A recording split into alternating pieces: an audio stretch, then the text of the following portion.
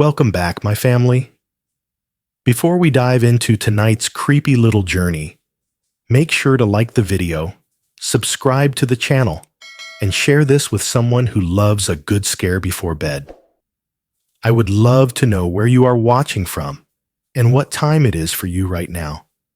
So drop it down in the comments and hype me up a little on YouTube. Now, get comfortable, dim the lights, and let us step into tonight's story. Nothing violent happened in my dorm. No one screamed.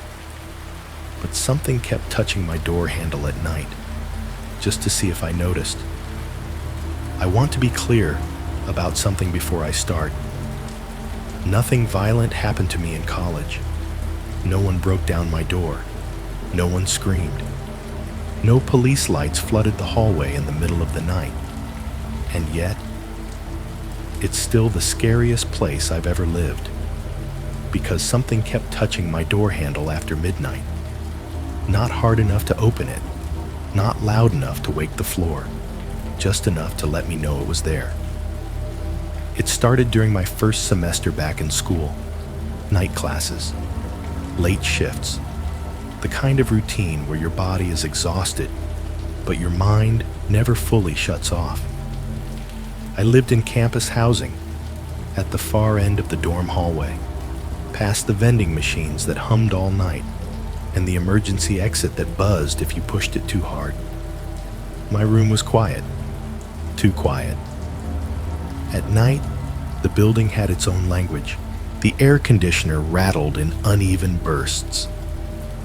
The refrigerator clicked, then sighed. Somewhere above me, pipes knocked like distant footsteps, and every few minutes, the fluorescent lights in the hallway outside flickered just long enough to make the shadows stretch under my door. The first time I heard it, I was half asleep. A soft sound, metal on metal, a faint, deliberate click. I rolled over, thinking it was part of the building. Old locks, cheap hardware. But then it happened again. Not random, not rhythmic. Testing. I muted the TV and sat up in bed. The room felt suddenly smaller, like the walls had leaned in without asking. I could hear my own breathing now, louder than the AC, louder than the fridge. Then I heard it clearly. The door handle moved, not turning, not forcing, just pressure. As if someone on the other side was gently checking whether I had remembered to lock it. I didn't get up. I didn't reach for my phone. I just stared at the door, counting the seconds between each sound. 5 seconds, 10, 15, nothing. I told myself I imagined it. That fear fills in gaps the way darkness fills corners. I turned the volume back up and eventually fell asleep with the lights on, telling myself I'd laugh about it in the morning. The next night, the sound came back. This time, I was wide awake. Click. Pause. Click. My chest tightened in a way that had nothing to do with panic and everything to do with instinct. The kind of fear that doesn't rush you, doesn't scream at you, just sits heavy in your stomach and waits. Then came the knock. 3 of them. Slow, even, polite. Not the kind of knock that says, "Open up." The kind that asks, "Are you paying attention?" I didn't answer. I didn't move. I listened as the footsteps outside my door walked away. Not running, not hiding, just leaving, like they knew they could come back whenever they wanted. And that's when I realized something that still keeps me awake years later. Whoever was out there wasn't trying to get inside. They were just learning me. And if you think that doesn't sound scary, stay with me. Because this was only the first night I noticed. I didn't call security because the sound was polite. That's the part people always get stuck on when I tell this story out loud. They tilt their head like they're trying to picture it. They assume a horror story has to start with something obvious. Shouting, pounding, a shadow under the door, someone trying to kick it in.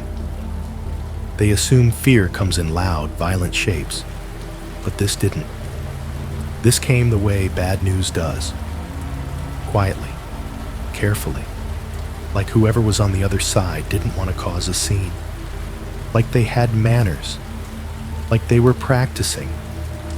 It was after 2 a.m, and the dorm had that dead-hour stillness that doesn't feel like sleep. It feels like the whole building is holding its breath. My room was dark, except for the thin strip of amber light that leaked in beneath my door from the hallway. The kind of light that doesn't comfort you. The kind of light that makes every shadow look deliberate. I was sitting on the edge of my bed, boots still on, my work jacket half open, because I hadn't even decided if I was going to shower or just collapse. My phone was face down on the mattress beside me. The screen was black. No music. No TV. No distractions. Just the low mechanical whisper of the air conditioner and the faint, constant hum of the vending machines down the hall. Then the sound came. Not a slam. Not a bang. A soft click. The kind of click you hear when someone touches a doorknob without turning it. The kind of click you make when you're trying not to be noticed. My entire body tightened at once, as if my muscles remembered a rule my mind hadn't caught up to yet. I turned my head toward the door slowly, like fast movement might invite whatever was outside to move too. Another click. A pause, long enough for me to think I'd imagined it. Then a third click, gentler than the first two, almost curious. I stared at the doorknob. The metal wasn't moving. The lock wasn't rattling. There was no scraping, no jerking. Whoever was out there wasn't trying to force it. They were testing the weight of it, feeling for the difference between locked and unlocked. That's when the knocking started. 3 knocks, evenly spaced, soft enough that if you were asleep, you might have missed them. Not urgent, not angry, polite. And in that moment, the most terrifying thought I'd had in years slid into place so cleanly, it felt like it had been waiting for me. They weren't knocking because they needed me to open the door. They were knocking to see what I would do. I held my breath. I didn't answer. I didn't move. I didn't even reach for my phone because the smallest shift of the mattress felt like a signal I didn't want to send. Silence returned, but it wasn't comforting silence. It was listening silence, the kind that presses its ear to your life and waits for you to slip. After what felt like a full minute, I heard footsteps, slow, unhurried, moving away from my door. Not running, not sneaking, just walking, like whoever it was had all the time in the world, like they'd be back.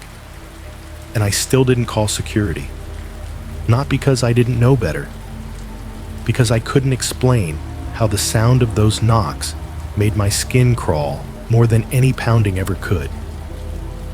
Polite knocks don't belong outside your door at 2 a.m. The place I lived that semester wasn't the kind of dorm you see in glossy brochures. This was a community college just outside the city, the kind with a small on-campus housing building meant mostly for students who didn't have cars, didn't have money, or didn't want to drive home after late classes. The dorm itself looked like an old office building someone tried to soften with beige paint and motivational posters. Every hallway had the same smell: microwaved food that never fully aired out, industrial cleaner, and something faintly metallic from the vents. If you walked the corridor at night, you could tell which rooms had someone awake by the tiny changes in sound: laptop fans, a muffled phone call, a chair scraping against the floor. My room was in the worst and best spot on the floor. It was the last door at the end of the hall, tucked past the vending machines and a glowing red exit sign that buzzed like an insect. To reach it, you had to pass the little common area where students sometimes sat on worn couches, then continue into the section that felt unfinished, like the building had run out of money before it ran out of hallway. The resident advisor's office was near the elevators. Mine might as well have been in another building. And there was something else about that corner. The security cameras, the ones everyone liked to mention when they talked about how safe the dorm was, stopped at the turn. I'd noticed it early because of how I walked home from work. I'd come in through the side entrance, past the front desk that was empty after midnight, and then walk into the corridor where the camera sat in its little bubble. The lens faced the common area. It watched the elevators. It watched the front stretch of hallway. But it didn't watch the last turn. There was a point, right by the vending machines, where you stepped out of coverage. You could feel it, even if you weren't thinking about it. Like the air changed. Like you'd crossed from public space into something that belonged to whoever knew the building better than you did. That corner was the only way to my room, which meant anyone who wanted to stand outside my door had a place to do it without being seen. At the time, I didn't think like that. I wasn't looking for danger. I wasn't paranoid. I was just tired and grateful to have a room with a door that locked. The door itself was heavy, painted an off-white that had been touched up too many times. The metal handle was cheap and a little loose if you wiggled it. The lock clicked loudly when you turned the key, and the chain on the inside had a harsh little snap when it caught, like a warning. Under that door was a thin gap, just big enough for hallway light to leak through at night. Sometimes, when I lay in bed, I watched that strip of light like it was the horizon of my world. Because in a dorm, you learn quickly. Privacy is an illusion. The only real boundary you have is a piece of painted wood, a lock you trust, and the quiet agreement that other people will leave you alone. That agreement is what I believed in. Until the night I heard polite knocks. Night in that building wasn't silent. It just sounded like everything was trying not to be noticed. The air conditioner in my window rattled in uneven cycles. 30 seconds of aggressive buzzing, then a softer hum, then a pause that left the room too quiet for comfort. Every time it shut off, I could hear the refrigerator click and settle, like it was shifting its weight. Outside my door, the hallway lights made a constant electric hiss. If you listened long enough, you could separate the sounds the way you separate instruments in a song. The vending machines down the hall had their own soundtrack, a low motor hum, the occasional whir, and every now and then a harsh clunk when something dropped into the tray. That clunk traveled through the walls like a blunt little heartbeat. The elevator was the loudest thing on the floor. It didn't glide, it groaned. When it arrived, you heard a distant metal shutter, then the soft ding, then the doors sliding open with a tired, reluctant scrape. Sometimes, especially on weekends, you'd catch snippets of laughter drifting down the corridor, not close enough to make out words, just enough to remind you other people were still awake, still living their lives. But on weeknights, after 2 a.m., most of that disappeared. What remained were the building sounds, the noises no one thinks about during the day, pipes knocking behind the drywall, a vent coughing and then falling quiet, someone's footsteps from an upper floor, thump, thump, thump, fading like a memory, and beneath it all, the steady, almost soothing presence of the neon exit sign near my end of the hall. It buzzed all night, a thin, constant vibration that felt like the building's pulse. At first, it helped me sleep. It gave the darkness a shape. It reminded me I wasn't alone in the world, just alone in my room.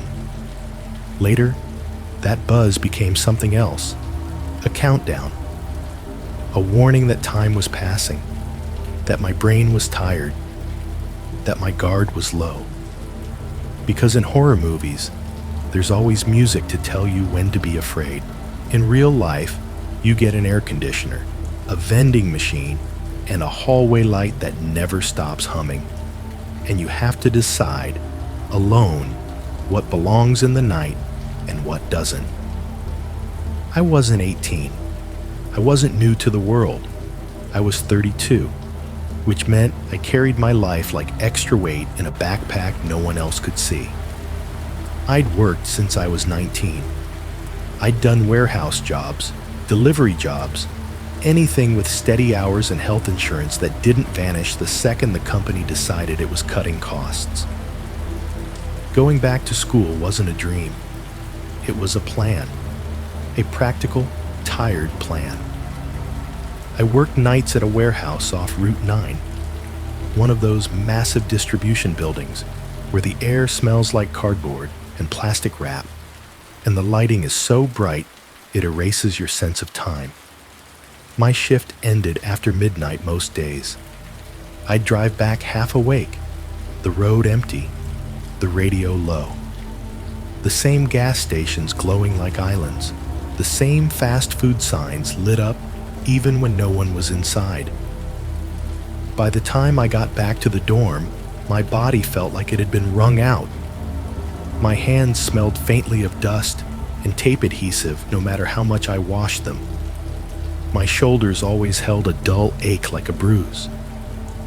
All I wanted, more than grades, more than social life, more than anything, was a room where the world wouldn't ask me for anything. I didn't party. I didn't rush fraternities. I didn't hang out in the common area. The younger students in the building lived like the night was something you spent, like you could waste it and still wake up fresh.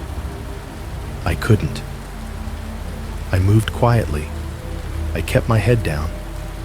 I nodded at people in the hall the way you do when you don't want conversation, but you don't want conflict either. My room was my refuge. My schedule was my anchor. My lock was my boundary. And that's why this messed with me so badly. Because when you're younger, you expect chaos. You expect drama. You expect people to be reckless. When you're older, you build your life around predictability, around routine, around small controls that make your days survivable. Someone touching my door handle at night wasn't just creepy. It was personal. It meant someone had looked at my routine and decided it was worth interrupting. Someone had heard the quiet in my life and stepped into it like they belonged there. I told myself it was nothing at first, because that's what adults do. We label fear as irrational and push it down. But fear doesn't disappear when you ignore it. It waits. The first sign something had been wrong didn't even happen at night. It was a chair. A cheap, plastic-backed desk chair with scuffed legs, the kind every dorm room had. It sat in front of a little desk built into the wall, right under a bulletin board that still had a faded campus map pinned on it from the last student who lived there. I had my own system.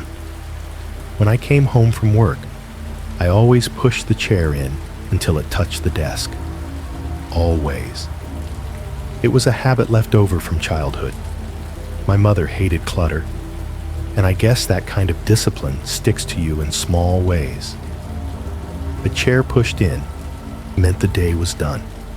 It meant nothing was left out waiting. One afternoon, I came back from class, late, tired, the sky already turning gray, and the chair wasn't pushed in. It was pulled out. Not dramatically. Not like someone had dragged it across the floor. Just out enough that the front legs sat a few inches beyond where they should have been. 6 inches, maybe. Just enough to catch your eye. Just enough to make you pause in the doorway with your keys still in your hand. I stood there staring at it like it was a question. Then I laughed, quietly, to myself, because of course it was nothing. Maybe I'd forgotten. Maybe I'd been distracted. Maybe I'd left it like that without noticing. I walked over, pushed it in, and told myself the uneasy feeling in my stomach was just stress. But as I pushed the chair, it scraped the floor and made a short, sharp sound that bounced off the walls. And for some reason, that sound made me think of a different kind of scrape. A doorknob being touched, a lock being tested, a person not quite inside your room, but close enough to rearrange things by accident, close enough to leave the air feeling disturbed. I shook it off. I made dinner in the microwave. I did homework. I checked my emails. I watched a few minutes of TV. And when I went to bed, I slept like someone who believed the world still followed rules. That night was the first time I heard the click. The polite click. The kind of sound that doesn't demand your attention. It invites it. And once you've noticed it, you never stop listening for it again. The next night, I told myself I wasn't going to be dramatic about it. That was the deal I made with my own fear. I'd listen, I'd stay aware, but I wouldn't spiral. Adults don't spiral. Adults don't become the person who jumps at every sound in a building full of cheap locks and restless students.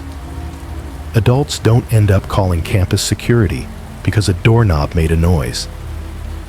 So when I came back from work the following night, I went through my routine like I always did. Almost aggressively normal. Keys in the same bowl by the door. Boots off at the same spot. Wallet in the same pocket of my backpack. I even forced myself to microwave something, one of those sad plastic trays of chicken and rice, just to give the night an ordinary smell. The room filled with steam and processed seasoning. The air conditioner rattled once, like it was clearing its throat. The refrigerator clicked and settled. Somewhere down the hall, the elevator groaned as it climbed, and then the ding sounded faintly, followed by the soft scrape of doors opening. All normal. I sat at my desk to check my email and do a little reading for class, but my eyes didn't stick to the screen the way they usually did. Every few seconds, I caught myself staring at the door, not because I expected something to happen, because I expected nothing to happen, and the waiting for nothing was somehow worse than waiting for something. I turned the TV on later, more as a shield than entertainment. A rerun of some crime show. People solving problems with clear beginnings and clear endings. The volume was low, just enough to give the room a human sound. I lay back on my bed and let the voices wash over me. That's when it happened again. A click. It was so soft it almost slipped under the TV dialogue. But I caught it, the way your brain catches your name in a crowded room. My muscles tightened before I even understood why. I hit mute. The room snapped into silence so fast it felt like someone had turned off the oxygen. Another click followed, not immediately, but after a pause, long enough to make me doubt what I'd heard. Then another. Not rhythmic. Not consistent. Not like a loose part rattling in the wind. It was deliberate. Click. Pause. Click, click. Pause longer. Click. The pattern didn't repeat. It didn't have a beat.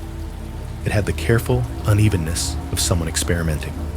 like a person who didn't know the exact pressure required, testing it in small increments, like they were learning the feel of my lock through the metal. I sat up slowly, keeping my eyes on the door. I didn't want to make noise. I didn't know why that mattered, but it did. I could hear my own heartbeat in my ears now, heavy and embarrassing, like my body was betraying me. I slid my hand across the bed until my fingers brushed my phone. I didn't pick it up. That's what haunts me when I think back. The phone was right there. All I had to do was dial campus security. There was literally a number printed on a sticker on the inside of my wardrobe door. But some part of me didn't want to break the spell of quiet. Some part of me believed that if I made a call, if I admitted this was real, it would become real in a way I couldn't take back. So I just listened. The clicks stopped. I waited. 30 seconds, a minute, 2 minutes. Then the doorknob moved. Not a turn. Not the full motion that would make the latch pull back. It was smaller than that. A subtle shift. Pressure. The faint sound of metal rubbing against metal, like skin sliding along a railing. I leaned forward without meaning to. The strip of hallway light under the door was still there, unbroken. No shadow passing across it. No shoes visible. Whoever was out there wasn't standing close enough to block the light, or they were standing so still they might as well have been part of the wall. My throat went dry. I remember thinking something stupidly practical. If it opens, I have nowhere to go. My bed was against the wall. My desk was behind me. The only exit was the door I was staring at. The room suddenly felt like the inside of a locked drawer. Another soft click, then nothing. I sat there for what felt like forever, hands still hovering over my phone, waiting for the next sound. It didn't come. Eventually, the TV show on the muted screen finished its scene and cut to commercials. Bright, silent faces trying to sell me car insurance. I unmuted the TV. The noise felt wrong, too loud, too cheerful. I watched for a while anyway, forcing my breathing to slow, telling myself I'd been spooked by normal dorm noises. I told myself the clicks had been the lock settling or the building shifting. I told myself I was the kind of person who always looked for danger because I'd spent years working nights. But when I finally turned the TV off and lay down, I didn't sleep the way I used to. I slept like someone who was waiting. And when I woke up in the middle of the night to use the bathroom, the first thing I did, before I even checked the time, was look at the door. The chain was hanging loose, not unhooked and dangling dramatically, not swinging, just not latched. The metal bar rested against the doorframe at the wrong angle, like it had been pulled, then let go. I stared at it so hard my eyes started to ache, because I knew my own habits. I knew my own routines. I didn't forget the chain. The chain was the last thing I did every night. It was muscle memory. It was the punctuation mark at the end of my day. I sat up slowly and reached toward it, half expecting the metal to be warm from someone else's hand. It was cold. I hooked it again. The snap sounded too loud in the stillness, and I didn't look away from the door while I did it. I should have called security then. I should have gotten out of bed and walked straight to the RA's office, banged on the door, demanded someone come with me to check the hallway. But fear doesn't always make you brave. Sometimes it makes you small.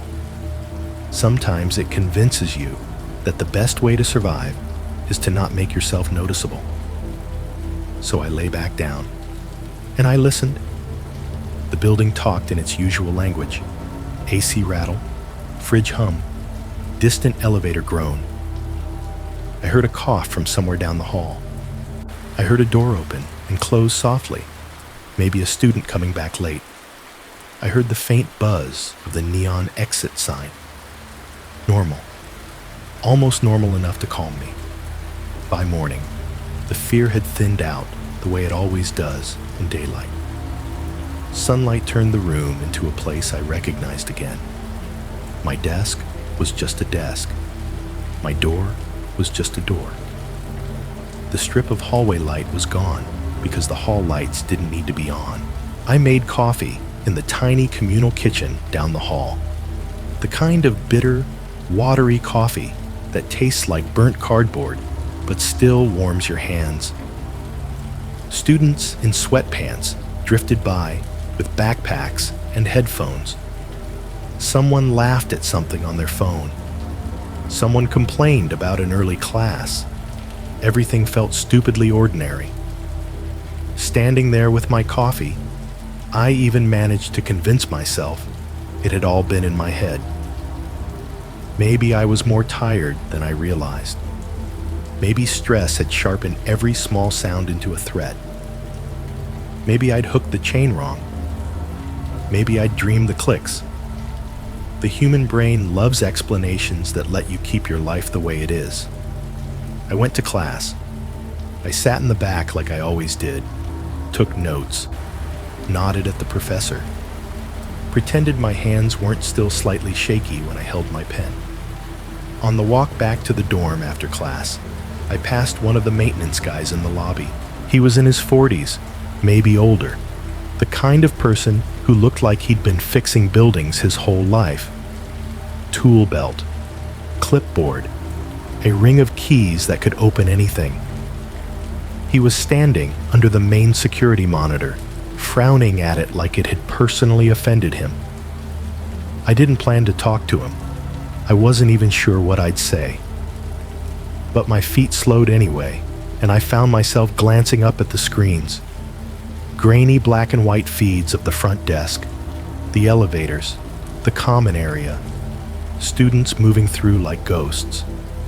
The vending machines area visible for a few feet, and then the blind corner where my hall turned away. The maintenance guy shook his head and muttered something under his breath. I hesitated, then asked, as casually as I could, "Everything okay with the cameras?" He looked at me like he hadn't expected anyone to care. Then he sighed. "Been acting up," he said. Tapping the side of the monitor with a knuckle like that might scare it back into place. That corner feed by the vending machines keeps freezing. Like, it'll run fine, then it'll glitch out for a bit. We put in a ticket. It says they're working on it. He said it with the bored frustration of someone who'd said it a dozen times already. But my stomach dropped, because he hadn't said, "The cameras are down." He'd said, "They keep freezing," which meant they worked most of the time. Which meant whoever stood outside my door didn't need to be invisible forever. They just needed to know when to move. I forced a nod. Forced a half smile like this was mild, inconvenient information. "Got it," I said. He went back to his clipboard, already done with the conversation. To him, it was a maintenance problem, a routine malfunction. To me, it felt like someone had just confirmed the one thing I'd been trying not to think since the first click. There was a reason it felt deliberate. There was a reason it felt tested. Because if the cameras froze at the right moment, someone could stand in that blind corner. Someone could walk to the end of my hallway. Someone could touch my doorknob. And no one would ever see it happen. I carried my coffee back upstairs, the cup warm in my hands, but I couldn't feel the comfort of it anymore. The hallway seemed longer than it had before. The buzz of the exit sign sounded sharper. The vending machine sounded louder. And when I reached my door, I stared at the lock like it had become a living thing. I unlocked it. I stepped inside. And before I could stop myself, I turned around and listened, just for a second, to the quiet outside. Because now I wasn't just wondering if I was imagining things. Now, I knew something far worse. If someone wanted to test me, the building was giving them time to do it. And the only question left was how long they'd already been practicing before I noticed. That night, I tried to do everything the right way. I told myself I'd be more careful. I double-checked my lock before leaving for work. I made a point of hooking the chain when I got back, even if it felt excessive. I kept my phone charged and within reach. I even rehearsed what I would say if I had to call campus security, as if having the words ready would make me feel less ridiculous. It didn't, because the truth was, I wasn't scared of being laughed at. I was scared of being told nothing was wrong. I was scared of being handed a polite, useless answer that would force me to live with my own fear like it was a personal flaw. Work dragged. The warehouse lights were too bright, the air too dry, the cardboard dust hanging in the air like a film. The conveyor belts screamed their constant mechanical whine, and every time I scanned a box, the handheld device chirped like a small electronic bird. By midnight, my body felt hollowed out. By the time my shift ended, I could barely remember the last hour. Only the ache in my feet and the sticky residue of packing tape on my fingers. I drove back with the radio off. When you work nights long enough, you learn that silence on the road isn't peaceful. It's watchful. Everything feels farther away, darker at the edges, like the world has rolled up its sidewalks and left you to move through the empty space by yourself. At 1:40 a.m., I pulled into the dorm parking lot. I remember the exact time because the dashboard clock glowed a harsh, tired green, and I'd been staring at it like it was a finish line. The lot was almost empty. Just a few cars parked in crooked, lazy angles, as if their owners had stumbled inside and never looked back. There were no voices, no footsteps, no doors slamming. Only the constant buzz of the sodium streetlights, that low, electrical hum that makes everything look sickly and flat, like you're seeing the world through old photographs. My tires crunched over loose gravel as I rolled into my usual spot. The sound echoed louder than it should have in the emptiness. I turned the car off and sat there for a second, hands still on the steering wheel, listening. Nothing. But nothing, at that hour, never feels neutral. It feels like the pause in a conversation when the other person doesn't answer right away, and you suddenly realize you might have said something wrong. I got out, and the cold hit me immediately. The air smelled like damp asphalt and distant exhaust. My breath looked too white under the lights. The building loomed ahead, dark windows scattered with a few glowing rectangles. Someone awake, someone studying, someone scrolling, someone living a normal night. My footsteps sounded too sharp as I crossed the lot. Each step carried, bouncing off the sides of parked cars and the concrete curb. The straps of my backpack creaked against my shoulders. I could hear my own clothing shifting as I walked, every small movement amplified by the quiet. As I reached the entrance, the glass door gave that soft suction sound when it opened, then clicked shut behind me with a finality that made my shoulders tense. The lobby lights were dim. The front desk was empty. A stack of flyers sat untouched. The air inside was warmer, but stale, like it had been recycled too many times. I scanned my key fob and headed down the main corridor toward the elevators. The building's sounds greeted me like they always did. The faint whir of the ventilation system, the distant clunk of the ice machine on the first floor, the soft hiss of fluorescent lights. When the elevator doors opened, the metal scrape made me flinch. I told myself it was just fatigue. I told myself I was jumpy because I'd been thinking about this too much. The elevator carried me up, stopping with a tired jerk at my floor. The door slid open. The hallway was empty. That long, straight stretch of beige walls and worn carpet looked almost peaceful under the dim ceiling lights. Almost.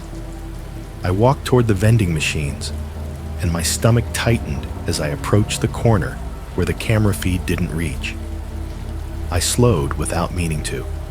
I listened. I looked ahead, down the small common area. A couch, a bulletin board with outdated posters, a discarded plastic cup on the floor near the trash can. No one.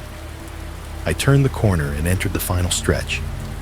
My stretch, where the exit sign buzzed and the lights felt a little weaker. The air was cooler there, or maybe it just felt cooler, because my body knew this was the part of the hallway where nobody was watching. My door was at the very end. Off-white paint, cheap metal handle, the little gap underneath, letting a thin blade of hallway light leak into my room. As I got closer, I reached into my pocket for my keys out of habit, and then I stopped, because my key didn't need to be in my hand. My door was already unlocked. I didn't realize it all at once. It wasn't dramatic. It didn't swing open. The handle wasn't turned. The door sat in its frame like it always did. Closed. Quiet. Ordinary. But the deadbolt was not engaged. The tiny thumb turn on the inside wasn't visible from where I stood, but I knew the difference by the feel of the handle. When the door is locked, the handle has a stiff resistance. When it's unlocked, it gives slightly when you touch it, like it's waiting. I stood there for a moment with my keys in my fist, staring at the door as if it had changed shape while I wasn't looking. My first thought was the simplest one. I forgot. My second thought came right behind it, colder. No, you didn't. I tried to picture myself leaving earlier that evening. I remembered hooking my backpack. I remembered checking the lock. I remembered the small ritual of turning the knob and hearing the deadbolt click into place. I remembered it because I'd been so careful. My hand hovered over the doorknob. I didn't want to touch it. Touching it would make it real. But I had to go inside. There was nowhere else to go. The hallway wasn't safer than my room. It was just more exposed. So I gripped the knob and pushed the door open slowly. The hinges barely made a sound, but the door's movement created that soft pressure change, a gentle whoosh of air shifting, like the room exhaled as it opened. Inside, the air felt wrong. Not cold, not warm, just disturbed. Like someone had been there recently. Like the room had held onto the memory of movement. The air conditioner was running. That alone shouldn't have meant anything. The unit sometimes cycled while I was gone. But it sounded different tonight, not in its normal, uneven rattle. It was steady, as if it had been turned on intentionally and left that way. The room smelled faintly of clean fabric and something else I couldn't place. Something like skin, like the stale warmth you notice when you walk into a car someone else has been sitting in. I stepped inside and shut the door behind me, and the latch clicked into place with a sharp final sound that made my heart jump. I locked it immediately. The deadbolt's click was louder than it should have been. I hooked the chain. The snap echoed in the small room. Only then did I allow myself to breathe out. I stood there, still wearing my jacket, still holding my keys, listening to the AC and the fridge and the building sounds beyond my walls. The room looked normal. My desk chair was pushed in. My bed was untouched. My backpack from the morning sat where I'd left it. Normal. But normal can be staged. Normal can be arranged. I set my keys down and forced myself to move. I walked across the carpet, turned on the lamp, and looked at my desk, my closet, the corner near the window.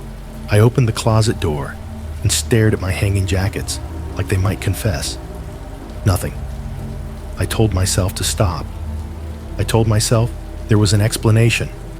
Maintenance. A glitch. My own mistake. Still, I didn't take my shoes off. That detail embarrasses me now. How I stayed half ready, half dressed, like I might need to leave quickly, like I might need to run. I sat on the edge of my bed and stared at the door again. That's when I heard it.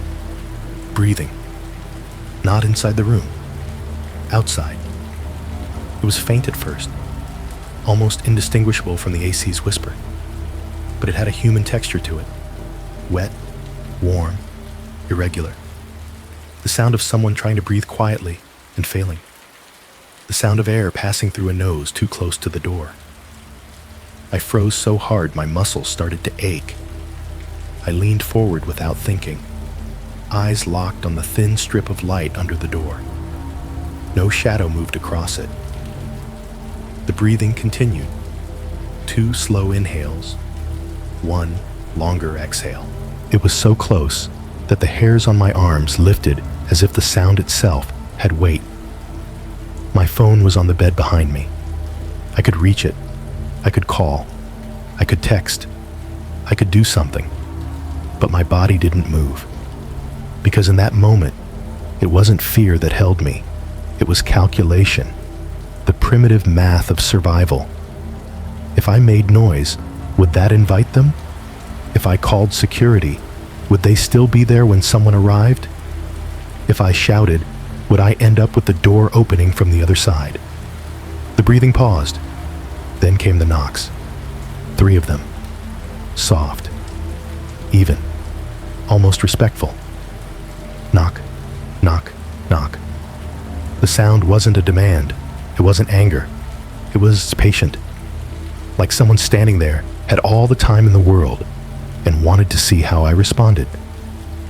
My throat tightened until swallowing hurt. I stared at the doorknob as if it might turn itself. No movement, just the pressure of presence on the other side. I held my breath again because breathing felt too loud. I could hear my heartbeat pounding in my ears, the blood rushing like surf.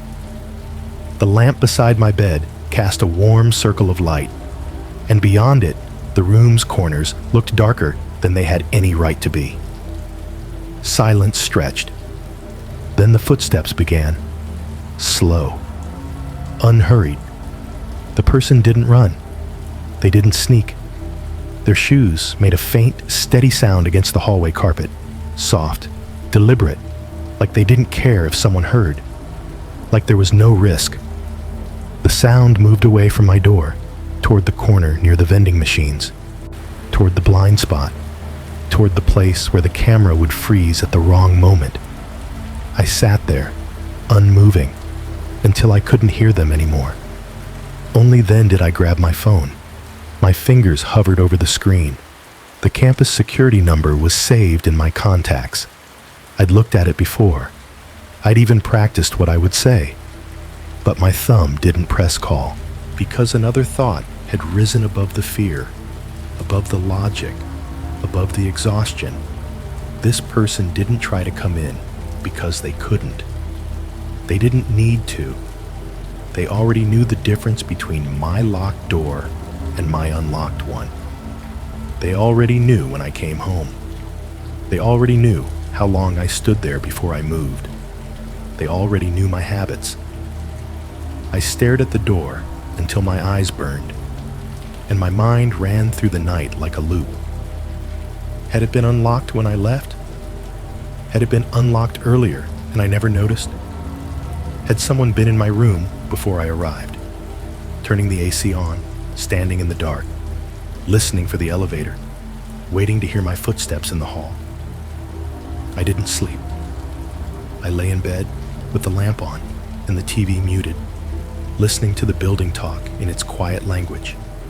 AC rattle, fridge hum, elevator clunk, while I listened for something that didn't belong. And the worst part wasn't the breathing. It wasn't the polite knocks. It was the realization that settled into my chest like a stone. No one had tried to break my door. They were doing something more careful. They were learning me. They were rehearsing. And if they were willing to stand outside my room at 1:40 in the morning just to test what I would do, then the night I actually heard them was probably not the first night they came. By the time the sun came up after that night, I had already decided on two things. First, I wasn't going to tell the story the way it really happened if anyone asked. Not because I wanted to lie, but because the truth sounded pathetic. I thought my door was unlocked, and I heard breathing, and the knocks were polite. It was the kind of sentence you could hear in your own mouth and immediately understand why people didn't take it seriously. Second, I wasn't going to ignore it anymore. Fear does that to you when it survives the night. It doesn't fade into a lesson. It hardens into a plan. I went to class like normal, because routine is what you do when you're trying to keep your life from unraveling. I sat through a lecture, scribbled notes I never reread, smiled when someone made a joke, and kept my hand steady on my coffee cup like that was proof I was still in control. But my mind kept drifting back to the same image, the strip of hallway light under my door, unchanged, while someone breathed on the other side. After my last class, I walked straight to the campus security office. It wasn't a police station. It wasn't even close. It was a small room off the lobby with a cheap counter and a few chairs bolted to the floor. The kind of place designed to look official enough to keep people calm without actually promising anything. A couple of printed signs on the wall. No weapons, report suspicious activity, emergency number, made it feel like safety was a procedure, not a guarantee. A security officer sat behind the desk, a middle-aged guy with a short haircut and the kind of expression you see on people who've spent years listening to other people's problems. He didn't look up right away when I walked in. He was eating something from a plastic container, chewing slowly, eyes on a computer screen. I cleared my throat. He glanced up, wiped his mouth with the back of his hand, and gave me a polite nod that looked practiced. "Yeah?" he said. I told him the cleanest version of the story I could. I kept it practical. I didn't mention breathing at first. I didn't mention the politeness of the knocks. I just said I believed someone had been messing with my door, that I'd come home late and found it unlocked, that I'd heard someone outside, that I wanted to check the cameras. His expression barely changed. Not disbelief exactly, more like familiarity, like he'd heard the same shape of complaint 100 times, and his brain had already filed it in a drawer labeled dorm stuff. He clicked around on his computer, asked me what floor I lived on, and then pointed to a small monitor set up behind him. Grainy camera feeds flickered across the screen. The lobby, the elevator doors, the common room, the vending machines. I leaned in, my stomach tightening as I watched the vending corner. The image froze, not permanently, just for a second, then jumped forward, skipping time. A student appeared out of nowhere, like they'd been teleported. Then another, then nothing again. "There," I said, pointing. "That, does it always do that?" The officer shrugged without looking concerned. "It's been doing that. It's got a ticket in, happens on and off." "What about past the vending machines?" I asked, trying to keep my voice level.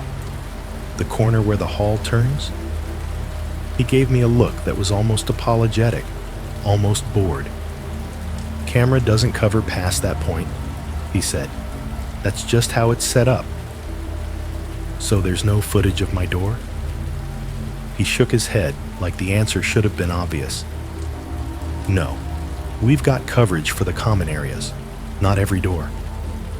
I felt something shift inside my chest, an anger that wasn't loud yet, but sharp. I wasn't asking for miracles. I wasn't asking them to install a guard outside my room. I was asking for the one thing everyone pretended existed: proof. He leaned back in his chair and said, in the same calm voice he probably used for noise complaints and stolen bicycles, "Look, keep your door locked. If you see someone, call us. That's what we can do." I stared at him for a second, waiting for him to say something else, waiting for him to ask if I felt unsafe, or if I needed an escort, or if they'd at least walk the hall that night. He didn't. He tapped his keyboard again, like he was already moving on. "Just keep it locked," he repeated, slower this time, as if the problem was my memory and not the building. I left the office with a bitter taste in my mouth. The hallway outside felt louder than usual. Students passed me laughing, talking about weekend plans. A girl brushed by with a tote bag full of textbooks, her perfume sweet and bright. I felt like I was watching normal life through glass. On the elevator ride back up, the metal box hummed and shook softly, and I caught myself listening for footsteps, even though there were other people in there with me. I hated that. I hated how quickly my brain had started scanning every sound for meaning. When I got back to my room, the first thing I did was lock the door and hook the chain. Then I stood there and looked at the lock like it had betrayed me. That was the moment the control part of my brain kicked in, the part that hates uncertainty and tries to buy safety with hardware. I went online and ordered a new deadbolt the same day. Not the cheap dorm one, a heavy, sturdy lock meant for apartment doors. I also bought one of those little door alarms that scream if the door opens. Something simple, battery-powered, the kind people use when they're staying in sketchy motels on road trips. I ordered a rubber wedge too, thick enough to jam under the door so it couldn't swing inward. By the time the packages arrived, I'd convinced myself that this was just a technical problem. A weak lock, a loose chain, a dorm built too cheaply. I thought if I upgraded the door, I'd upgrade the fear out of my life. I spent an entire evening installing everything. I tightened screws until my fingers hurt. I tested the deadbolt again and again, turning it until it clicked with a satisfying, solid sound. I stuck the door alarm along the frame and opened and closed the door just to hear it chirp. I wedged the rubber stopper under the door so tightly it took effort to pull it back out. When I was done, I stood back and looked at my door like it was a finished project. For the first time in days, I felt something like relief. The next 2 nights were quiet. Not quiet with a threat hiding under it, but genuinely quiet. No clicks, no handle pressure, no knocking, no weird pauses in the hallway sound. I came home, locked up, ate, studied, slept. I even started to feel embarrassed about how worked up I'd gotten. I caught myself thinking about how I'd tell the story later like a joke. Remember when I thought someone was messing with my door? Turns out it was just me being tired. On the second quiet night, I let myself turn the lights off. I lay in the dark and listened to the building in its usual language. The steady buzz of the hallway lights, the AC rattling, the elevator groaning. I felt my shoulders soften for the first time since the clicking started. I felt my mind drift. I remember thinking, okay, This is over. That's the dangerous part about false safety. It doesn't just calm you down, it teaches you to stop watching. The third night, after I installed everything, after I'd started to believe I'd solved it, I came home from work and noticed something I can't explain even now. The rubber wedge was not where I left it. It was still under the door, but angled differently, as if it had been pulled out slightly and then shoved back in. The difference was small, just enough to make me pause with my hand on the knob. Maybe it shifted when I closed the door, I told myself. Maybe the carpet moved. Maybe I was imagining patterns because my brain was still on high alert. I removed the wedge, stepped inside, and locked everything the way I always did. Deadbolt, chain, alarm. I pushed the wedge back under the door until it resisted, until it felt like the door couldn't possibly move. Then I went about my night. I microwaved dinner. I did a little homework. I watched some TV. The hours passed with that dull, late-night softness where everything feels half real. Eventually, I turned the TV off, set my phone on the bed, and lay down. The room was dark except for the faint glow of the alarm's tiny LED and the thin strip of light under the door. I was almost asleep when I heard the sound again. Not the click. Not the knock. A tap. Soft, precise, almost delicate. At first I thought it was coming from the door itself. My eyes opened. My body stiffened. I waited for it to repeat. Tap. But something about it felt wrong. Too high.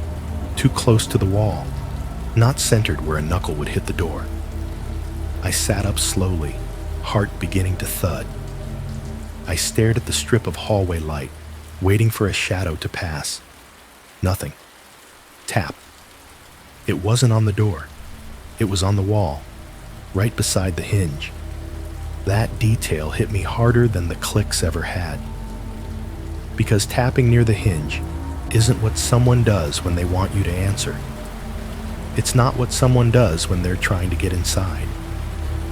It's what someone does when they're checking something mechanical, when they're learning how the door sits in the frame, when they're feeling where the pressure points are, when they're interested in the parts of the door that most people don't think about.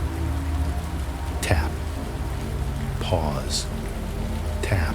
My gaze slid to the hinge area, even though I couldn't see it clearly in the dark. I could only picture it.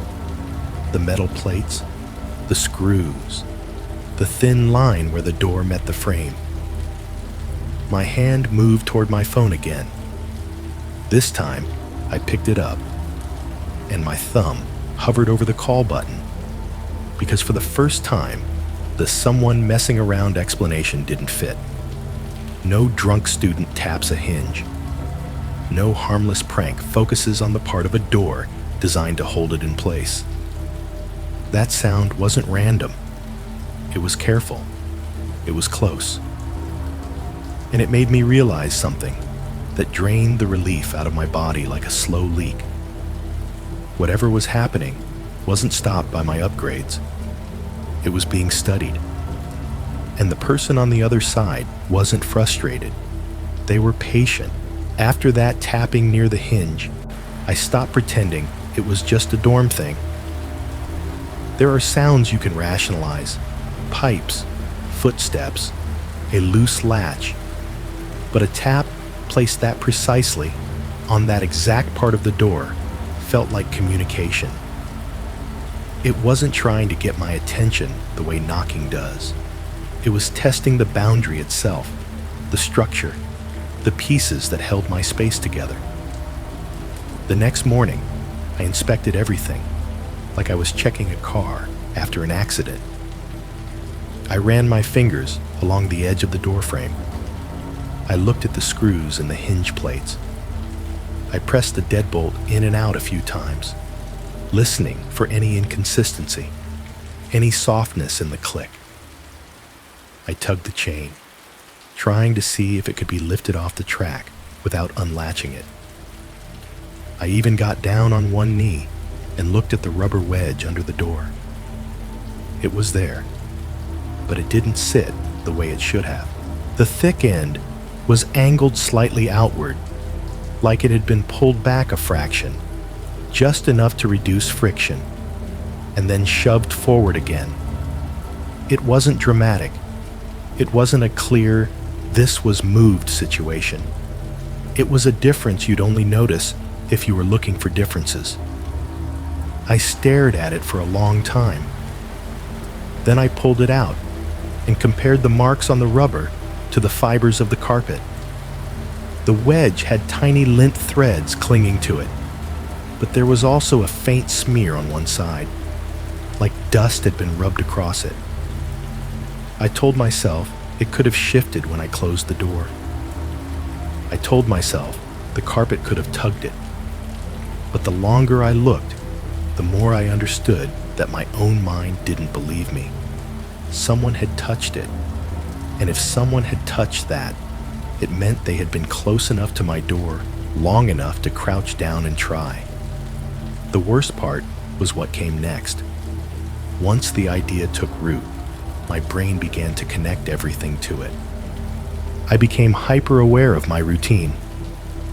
I started noticing how predictable I was, how my car always parked in the same space, how my footsteps always had the same rhythm when I walked back from the elevator, how my key fob beeped at the same time every night. I began to see my life the way a stranger might see it, a pattern easy to learn. That afternoon, I got a notification on my phone while I was in class.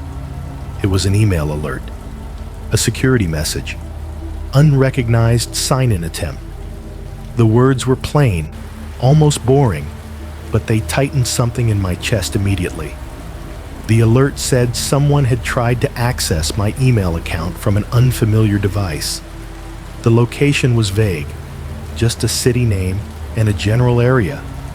So it wasn't like I could point to it and say that's the dorm. But the timing made my stomach sink. Because it wasn't just a random scam attempt in the middle of the day. It was the same day I noticed the wedge. It was the same day after the tapping near the hinge. I stared at the screen until the professor's voice faded into background noise. My mind ran through what was stored in my email. School logins, work schedules, the student housing portal, confirmation emails with dates and times.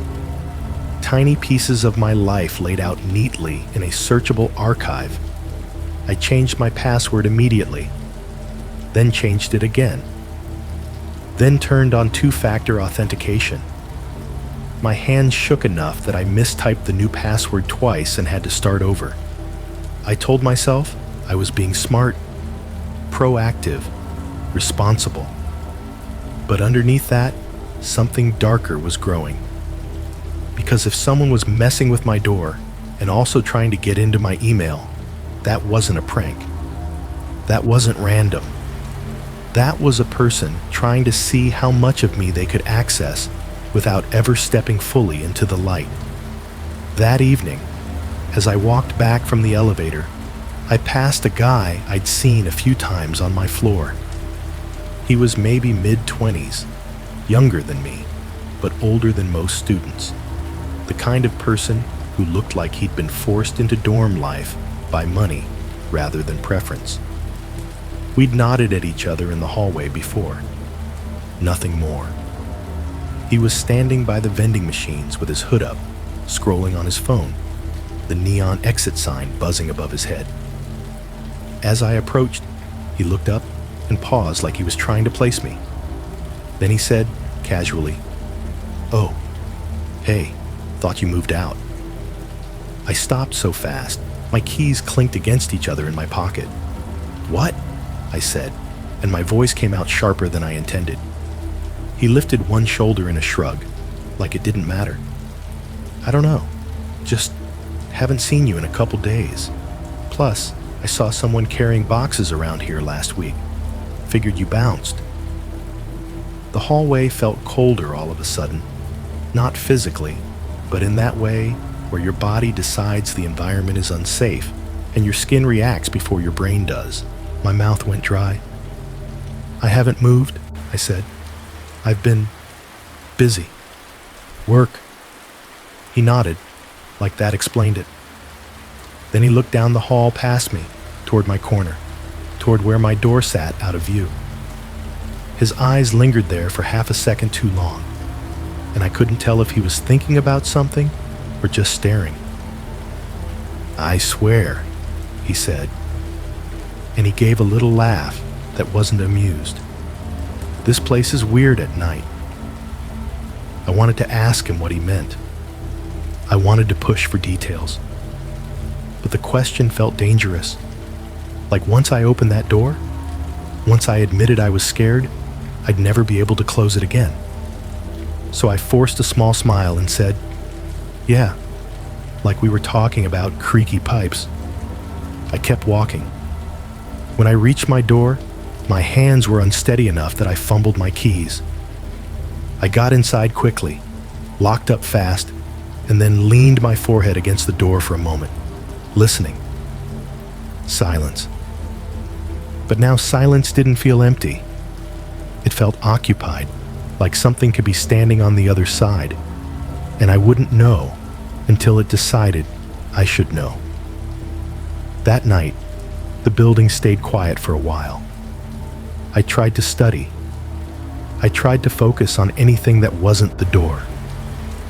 I forced myself to watch TV again because I needed the comfort of voices, even fake ones. I kept the volume higher than usual, then lower than usual, never finding the right balance between distraction and awareness. Sometime after midnight, as I was brushing my teeth, the intercom crackled. It was one of those old hallway speakers mounted near the elevator, connected to the front desk, meant for announcements and emergencies. It almost never got used. The sound of it turning on alone was enough to make my heart jump. An electronic pop, a burst of static, then a thin hiss, like radio noise. I froze in the bathroom doorway, toothbrush still in my mouth, foam bitter on my tongue. The speaker hissed again. Static. Then a voice came through, muffled and distorted. Room 217? The number hit me like a sudden shove. My stomach dropped. That wasn't my room number, but it was close enough to make my skin prickle. Close enough to sound like someone reading from a list and getting it wrong by one digit. Close enough to feel like a test. No one answered. The hallway remained silent. The intercom clicked, hissed, and then the voice came back, slightly clearer, like the person had leaned closer to the microphone. Room 217. Could you call the front desk? Then the speaker went quiet, leaving behind that faint electrical hum like a lingering presence. I stood there for a long moment, toothbrush still in my hand, listening for footsteps, for laughter, for anything that would make it feel like a harmless mistake. Nothing. I rinsed my mouth, but my hands were shaking enough that I splashed water on the counter.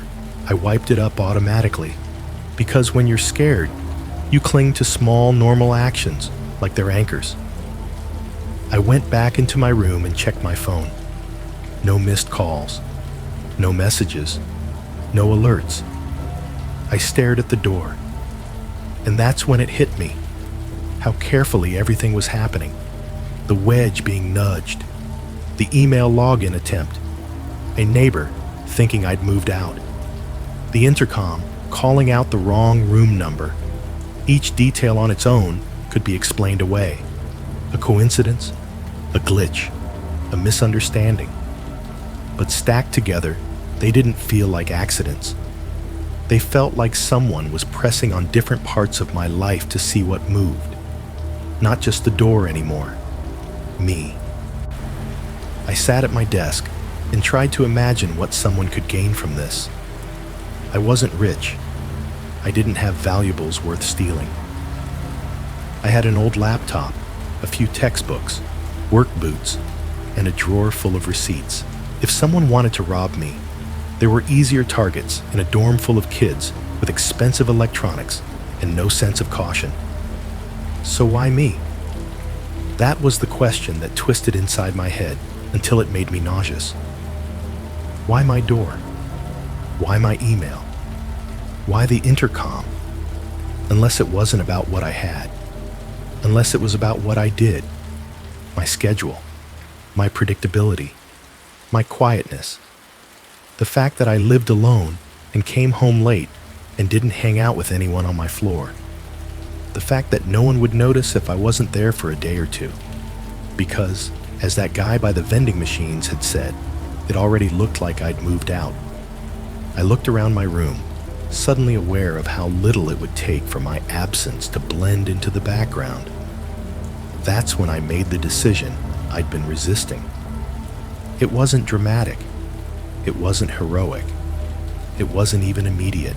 It was a simple, exhausted conclusion that settled in my chest with a heavy, quiet certainty. I couldn't outsmart this with hardware. I couldn't buy enough locks to protect a life someone had already started mapping. So I picked up my phone and opened the housing portal. My fingers hovered over the options. Transfer request, room change, early termination. I stared at the screen for a long time, as if clicking the wrong button would somehow make the situation worse. Then I submitted a request to move out. Not later. Not when things calm down. As soon as possible. When the confirmation email popped into my inbox, I didn't feel relief the way I thought I would. I felt something closer to defeat. Because moving out meant admitting something I didn't want to admit. That whoever was doing this had already succeeded in one thing. They had changed me, and as I lay in bed that night, listening to the AC cycle and the vending machines hum and the hallway lights buzz, one thought kept returning, sharp and relentless. If they were willing to test me here, behind a corner the cameras didn't see, then what would stop them from following the pattern somewhere else?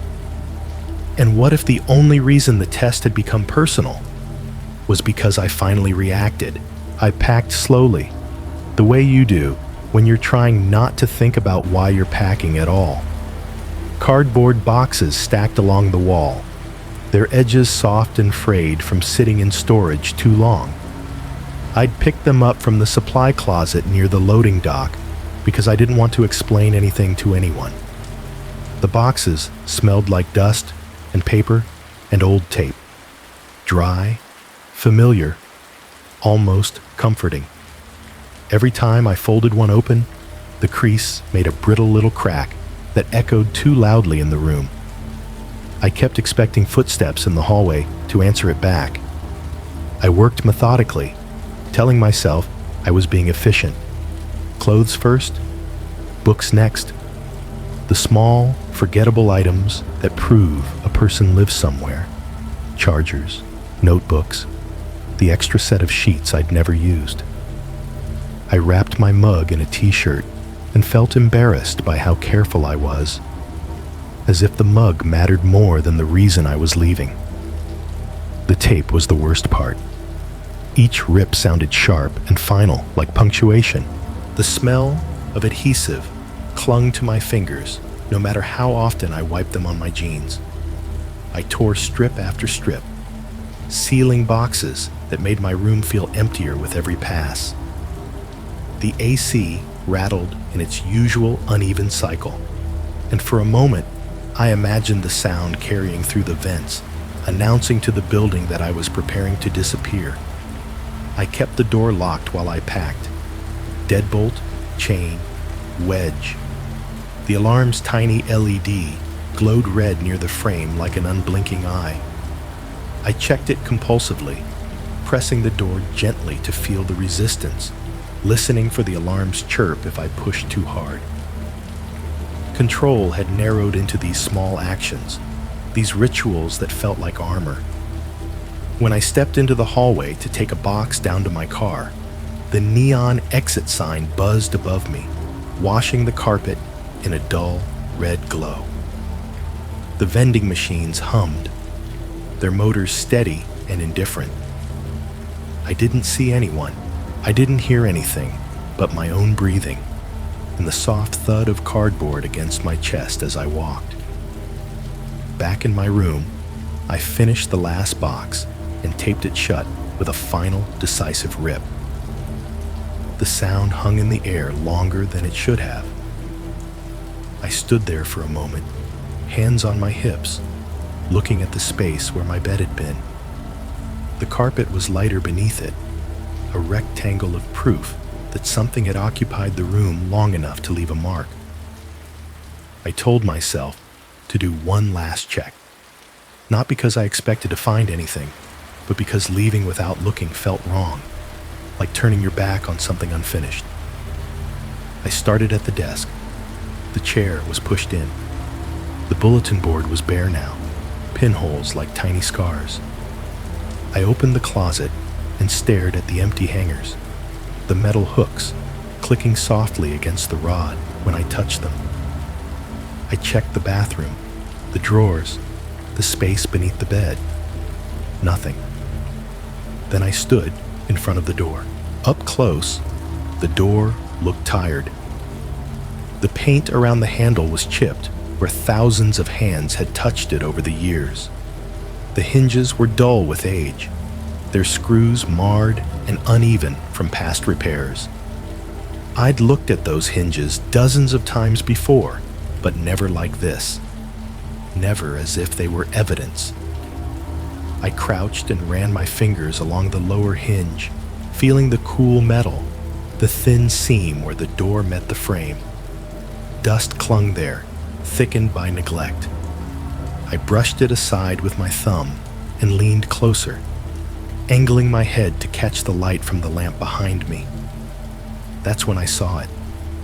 Something pale was wedged into the hinge gap, so small it could have been missed entirely. At first, I thought it was a scrap of paint or a bit of drywall that had chipped away and gotten stuck.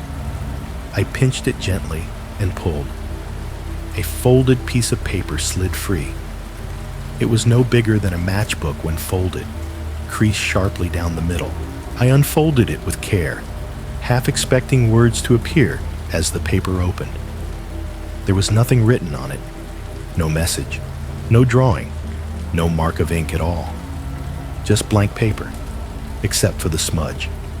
Near one edge, faint but unmistakable, was a greasy imprint, the shape of fingers that had pressed there too long, not fresh enough to be wet, not old enough to have completely faded. The paper felt soft where the smudge was, worn thin by repeated handling. My stomach dropped. I stared at that blank paper for a long time, my mind racing through possibilities that made no sense. A prank didn't fit. Trash didn't fit. Maintenance didn't fit.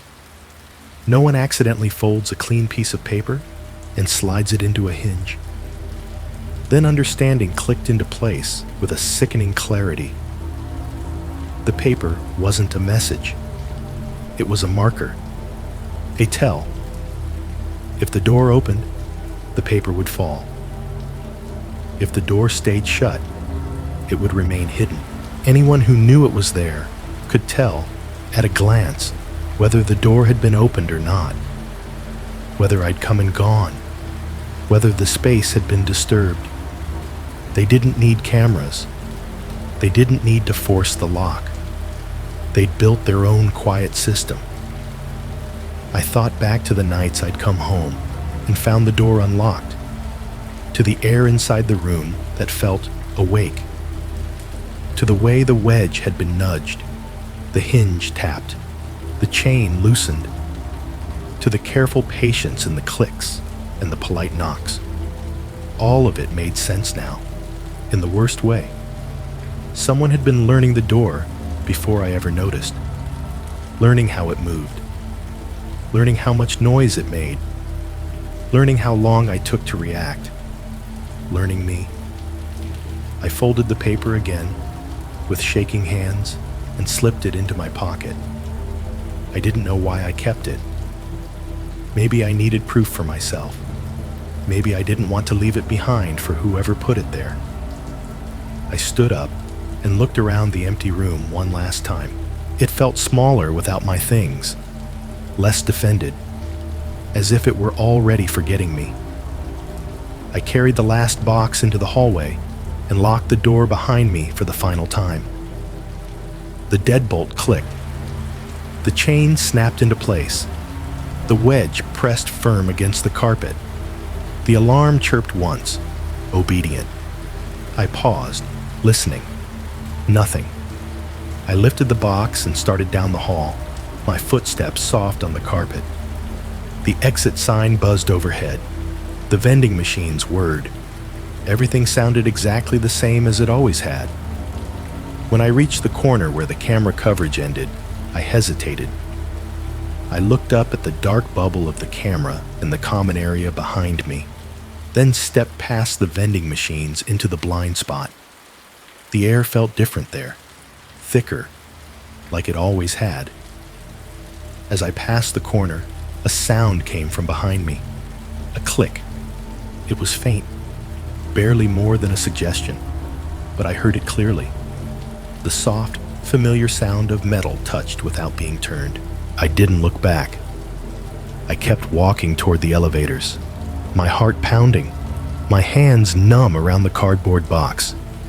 The click didn't repeat. No footsteps followed. No voice called out my name. The elevator arrived with its tired groan, and the doors slid open. I stepped inside and pressed the button without waiting for the light to respond. As the doors closed, I stared at my reflection in the scratched metal, older than I felt, eyes too alert, jaw set tight.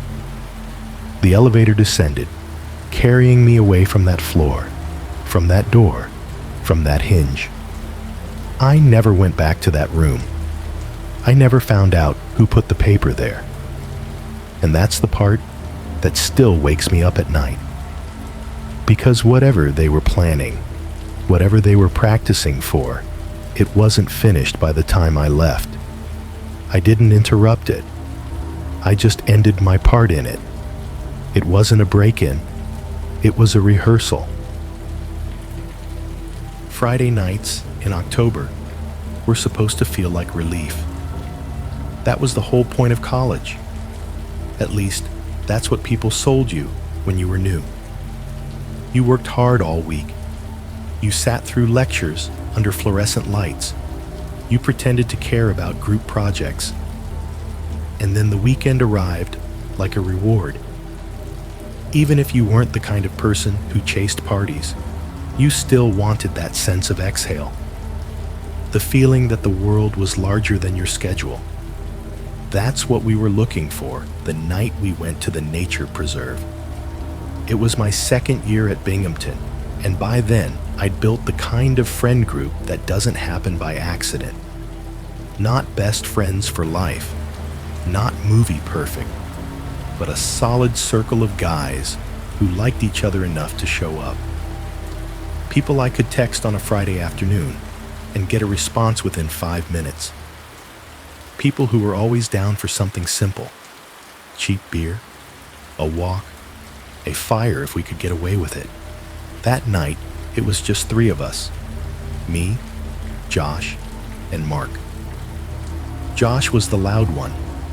Tall, sharp jaw, always laughing at his own jokes before anyone else had a chance. Mark was quieter, broad-shouldered, the kind of guy who looked intimidating until you heard him talk and realized he was mostly just shy. And me, I was the one who tended to overthink everything, even then. I liked the idea of adventure, but only the controlled kind. The kind where you could leave whenever you wanted. We didn't call it a campfire. like we were going on a wholesome little wilderness trip. We called it a bro chat, like giving it a stupid name would make it feel harmless. Like it was just a place to sit and talk without the noise of dorms and roommates and the constant feeling of being watched by someone, an RA, a professor, your own future. We met outside my dorm around 8:30. The sky was already dark, the kind of October dark that comes early and feels thick. The air had a bite to it, cold enough to make your breath visible, but not cold enough to keep you inside. Mark brought a backpack filled with beers wrapped in a sweatshirt to keep them from clinking. Josh brought a cheap lighter and a half-crushed bag of marshmallows, like he was trying to pretend we were doing something nostalgic. We walked across campus in that loose, comfortable way you do when you're half-buzzed on anticipation. The buildings were lit up, windows glowing with warm rectangles, students moving inside like silhouettes. Music leaked from somewhere in the distance, muffled bass, a party we weren't going to. The sidewalks were crowded near the main areas, but as we moved farther toward the edge of campus, the groups thinned out. The entrance to the preserve was marked by a wooden trailhead sign that looked like it had been standing there since the 70s. The letters were carved deep, but faded from sun and rain. A few staples held up laminated notices that curled at the corners. The most prominent one was a rule list, printed in bold: stay on trails, no littering, no alcohol, no fires. The no fires part was sun-bleached and half peeled away, like even the sign had given up on enforcing it. Josh tapped the sign with one knuckle and smirked. "Sure," he said, "no fires." Mark laughed softly. I didn't. Not because I was nervous about getting caught, but because something about that sign always made me feel like we were stepping into a different kind of space. One where rules existed only as suggestions, and consequences didn't always arrive with warnings. We went down the trail anyway. At first, the path was wide and clear, packed dirt under our shoes, fallen leaves scattered like thin paper. The trees rose on either side, tall enough to block out most of the campus glow, leaving the trail lit only by the weak spill of distant streetlights.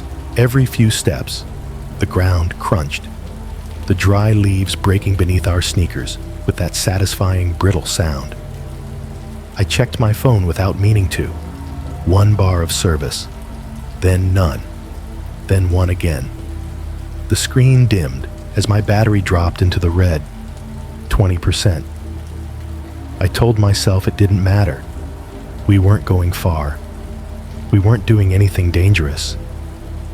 Still, my thumb hovered over the flashlight icon for a second longer than it should have. The preserve had a reputation on campus. It wasn't a haunted forest or anything dramatic like that. It was just secluded. A place students knew about but didn't talk about unless they had a reason.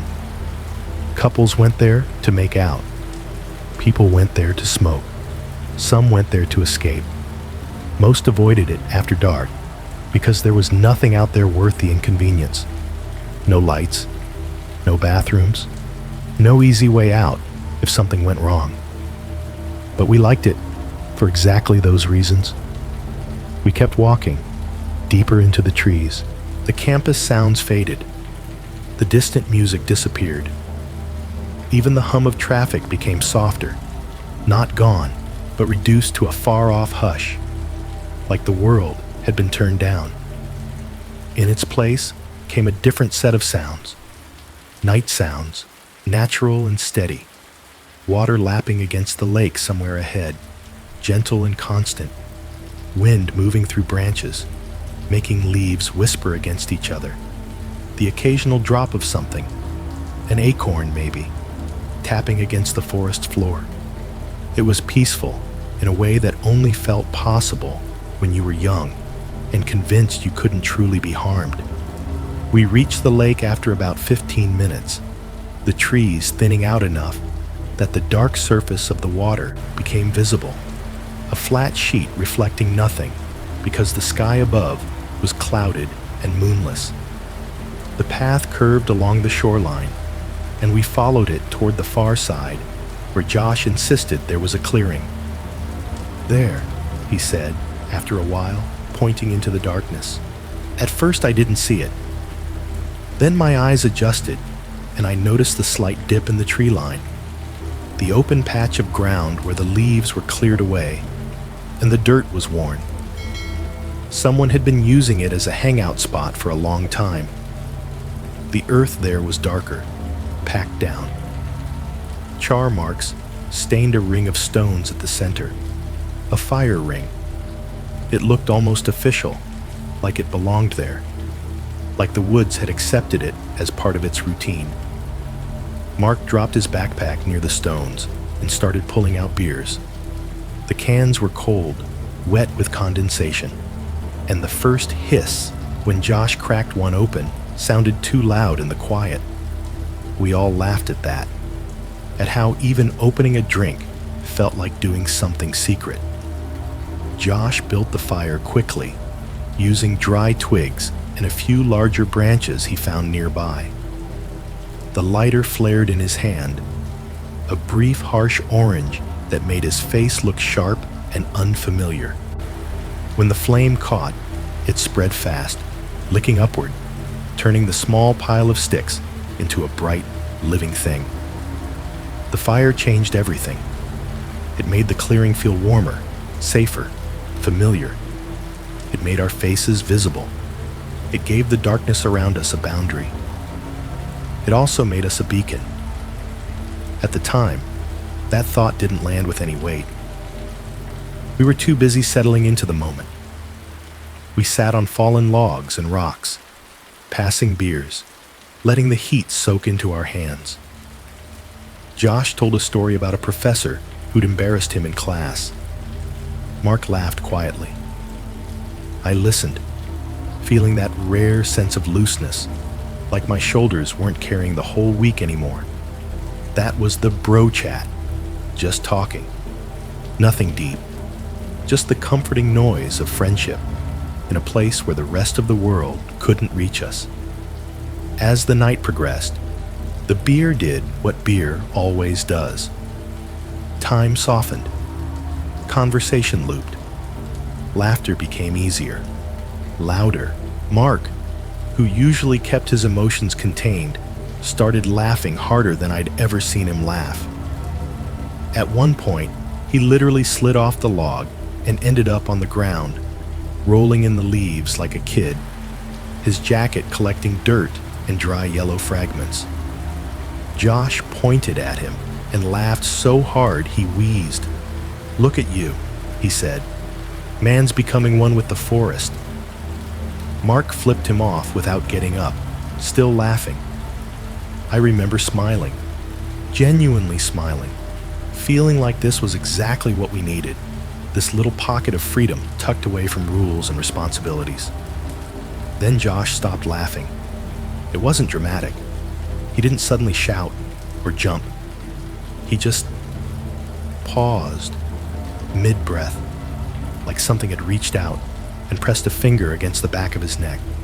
"Shh," he whispered. Mark sat up, leaves stuck in his hair. "What?" he asked, still half laughing. Josh didn't answer. His eyes were focused past the fire into the dark beyond the ring of light. I turned my head and listened. At first, I heard nothing except the fire crackling and the gentle movement of water at the lake's edge, the sound of my own breath, the faint distant hush of the highway miles away. Then I heard it, a crunch. Not the small crunch of a leaf falling, not the random shift of the wood settling, a step, somewhere out there, in the trees. Josh raised his hand slightly, palm down, signaling us to stay quiet. Mark's smile faded. My stomach tightened in that automatic way it does when your body senses a change in the environment before your mind decides what it means. Another crunch followed, then a snap, a single branch breaking, clean and sharp. The sound wasn't far away. It wasn't right next to us either. It was positioned at that uncomfortable middle distance where you can't see anything, but you know something is there. Mark leaned toward me and whispered, "Campus police?" Josh shook his head slowly. "No," he mouthed. "Too deep." I glanced toward the trail behind us, the direction we'd come. In daylight, it would have been easy. At night, it looked like a tunnel into thicker darkness. My phone was in my pocket, but I already knew it wouldn't help. Spotty service. Low battery. Even if I called someone, what would I say? We're in the woods. Someone stepped on a branch. Josh reached over and, without a word, picked up our empty beer cans and stuffed them back into Mark's backpack. The motion was quick, practiced, like he'd done this before, like the fear of getting caught was still his first instinct. But whatever made that branch snap didn't feel like campus security. It didn't feel like a student stumbling around drunk. It felt timed, like the woods had been quiet on purpose, and then something chose to make itself known.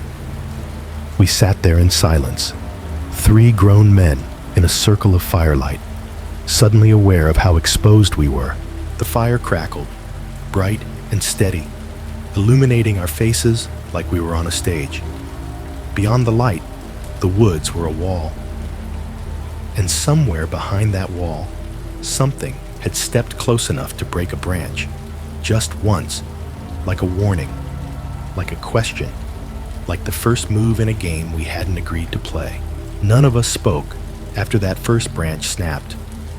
Josh's raised hand stayed frozen in the air, fingers slightly spread, the universal signal for don't move. Mark shifted where he sat, leaves whispering under his jacket, and then went completely still, as if he'd realized even that tiny sound had been too much. I leaned forward a fraction, elbows on my knees, eyes locked on the dark beyond the fire. The woods didn't rush us. They didn't erupt with noise or movement. They waited. That was the first thing that felt wrong. The restraint. If this had been someone drunk stumbling through the preserve, we would have heard uneven footsteps, muttering, laughter, the careless noise of a body that didn't care who noticed.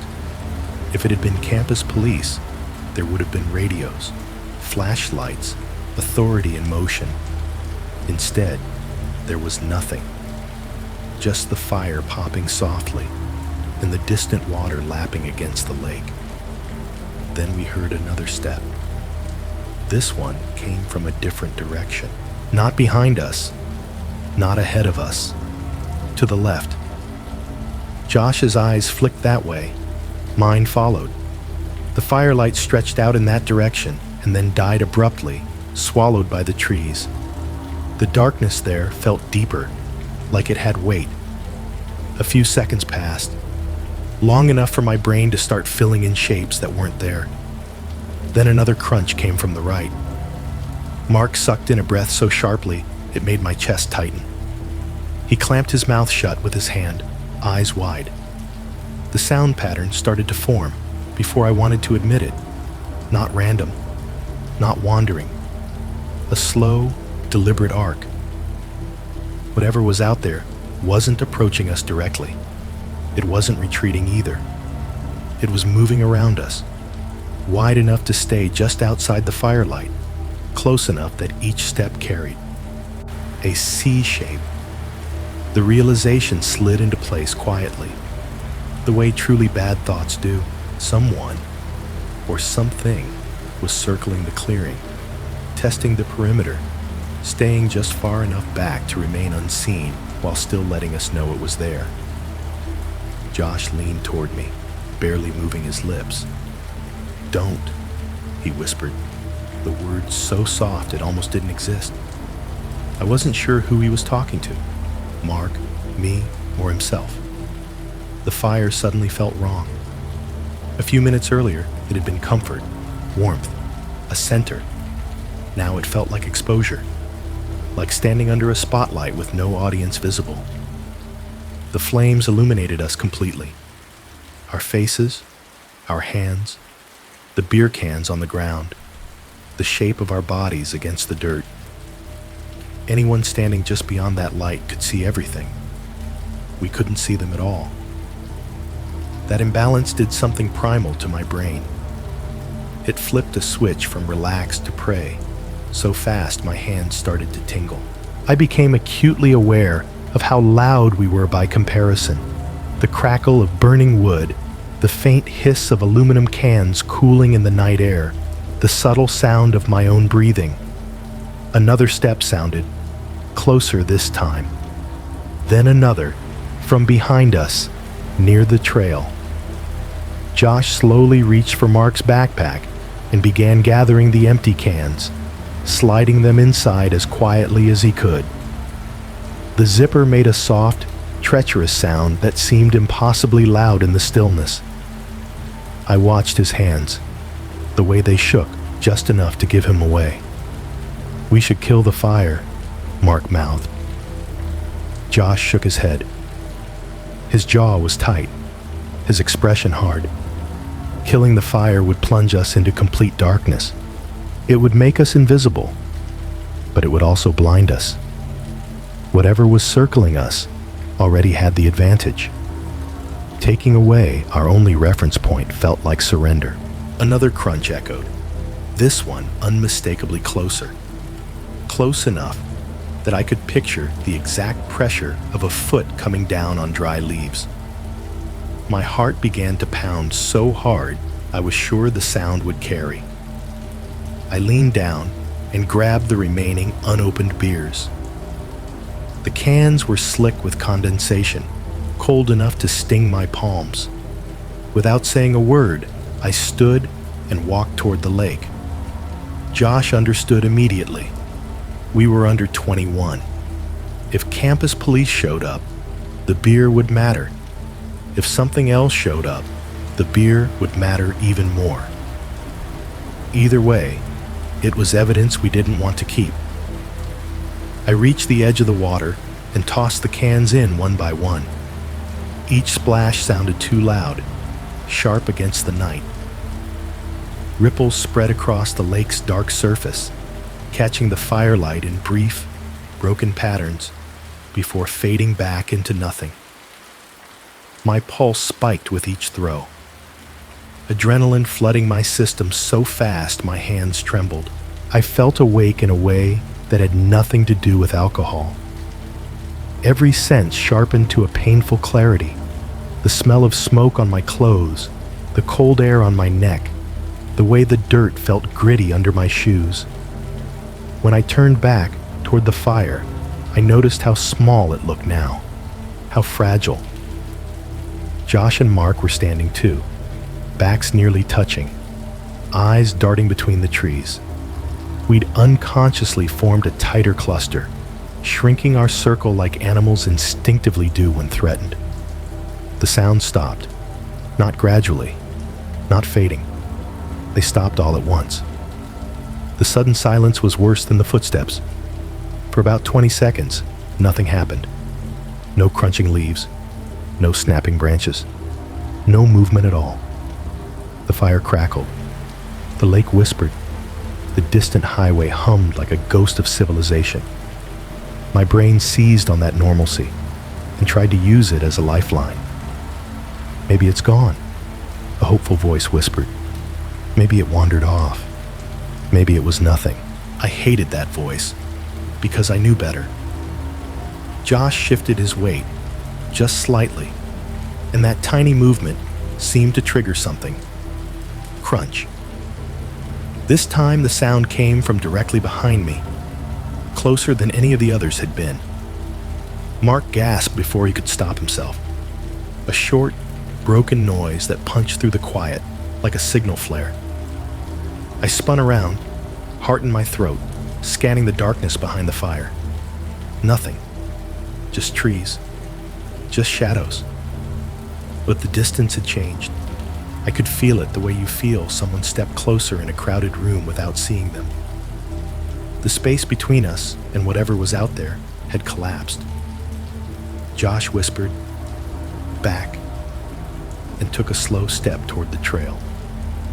We followed, careful not to turn our backs completely, careful not to break into a run. Running felt like the wrong move.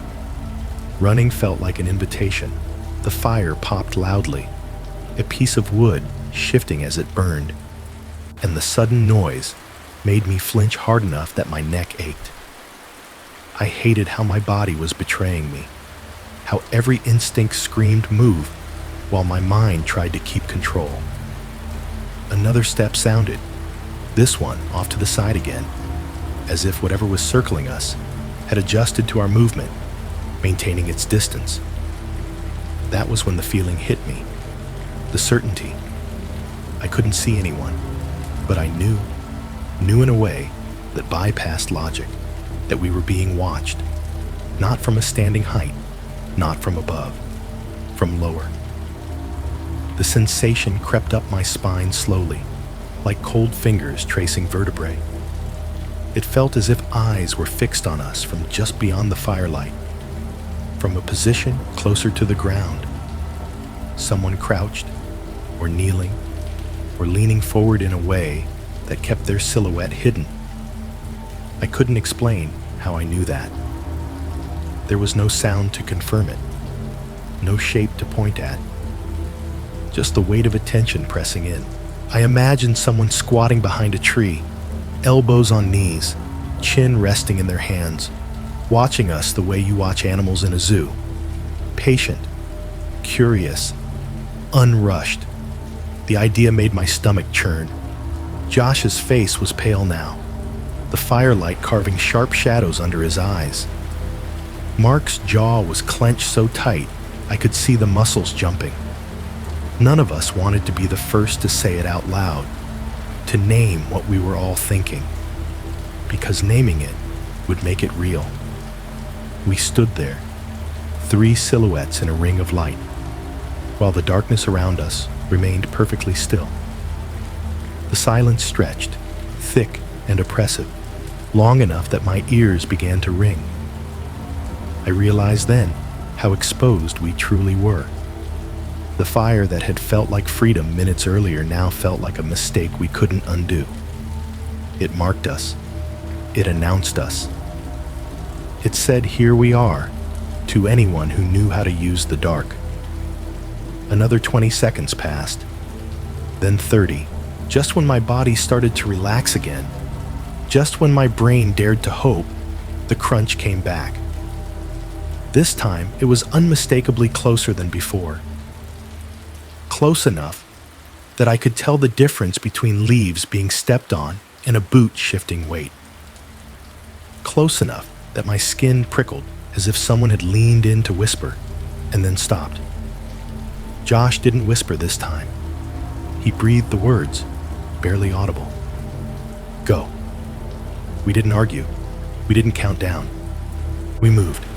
And as we did, I couldn't shake the feeling that whatever had been circling us wasn't surprised. It wasn't startled by our decision. It felt like it had been waiting for us to make the first real move. The first thing that hit the fire didn't come from the ground. It came from the dark. There was no warning sound this time. No crunch of leaves. No branch snapping underfoot. No shift of weight to announce movement. 1 second, the fire burned clean and steady in the center of the ring, flames licking upward in thin orange tongues. The next, something heavy crashed down into it with a violent hollow thud. A thick branch landed dead center in the fire ring. Embers exploded outward in a spray of sparks, popping and hissing as burning fragments scattered across the dirt. The flames buckled and flared, smoke surging up in a sudden choking cloud. For a split second, the firelight jumped high enough to illuminate the surrounding trees, and I saw motion retreating just beyond the edge of the clearing, too fast and too broken to identify. Then the light settled again. No one spoke. The sound of that impact echoed through the clearing, bouncing off the trees and coming back warped and wrong. My ears rang. My heart slammed so hard it hurt. Someone had thrown that branch, not dropped it, not kicked it, thrown it with enough force to clear the fire ring and land square in the middle. Josh was the first to move. He didn't shout. He didn't hesitate. He didn't look back. His body reacted before his brain had time to argue. He turned and bolted toward the trail, leaves exploding under his feet as he crashed through the darkness. Mark and I stayed frozen for half a second longer. That pause, those few heartbeats, would haunt me later. It was the most human reaction in the world. The part of you that still wants confirmation before panic. The part that whispers, maybe it was a coincidence. Maybe it fell. Maybe. Then something whistled through the air. I heard it before I saw it. A sharp, rushing sound, close enough to make me flinch. The branch struck Mark square in the face with a wet, sickening crack. He screamed. Not a shout, not a yell.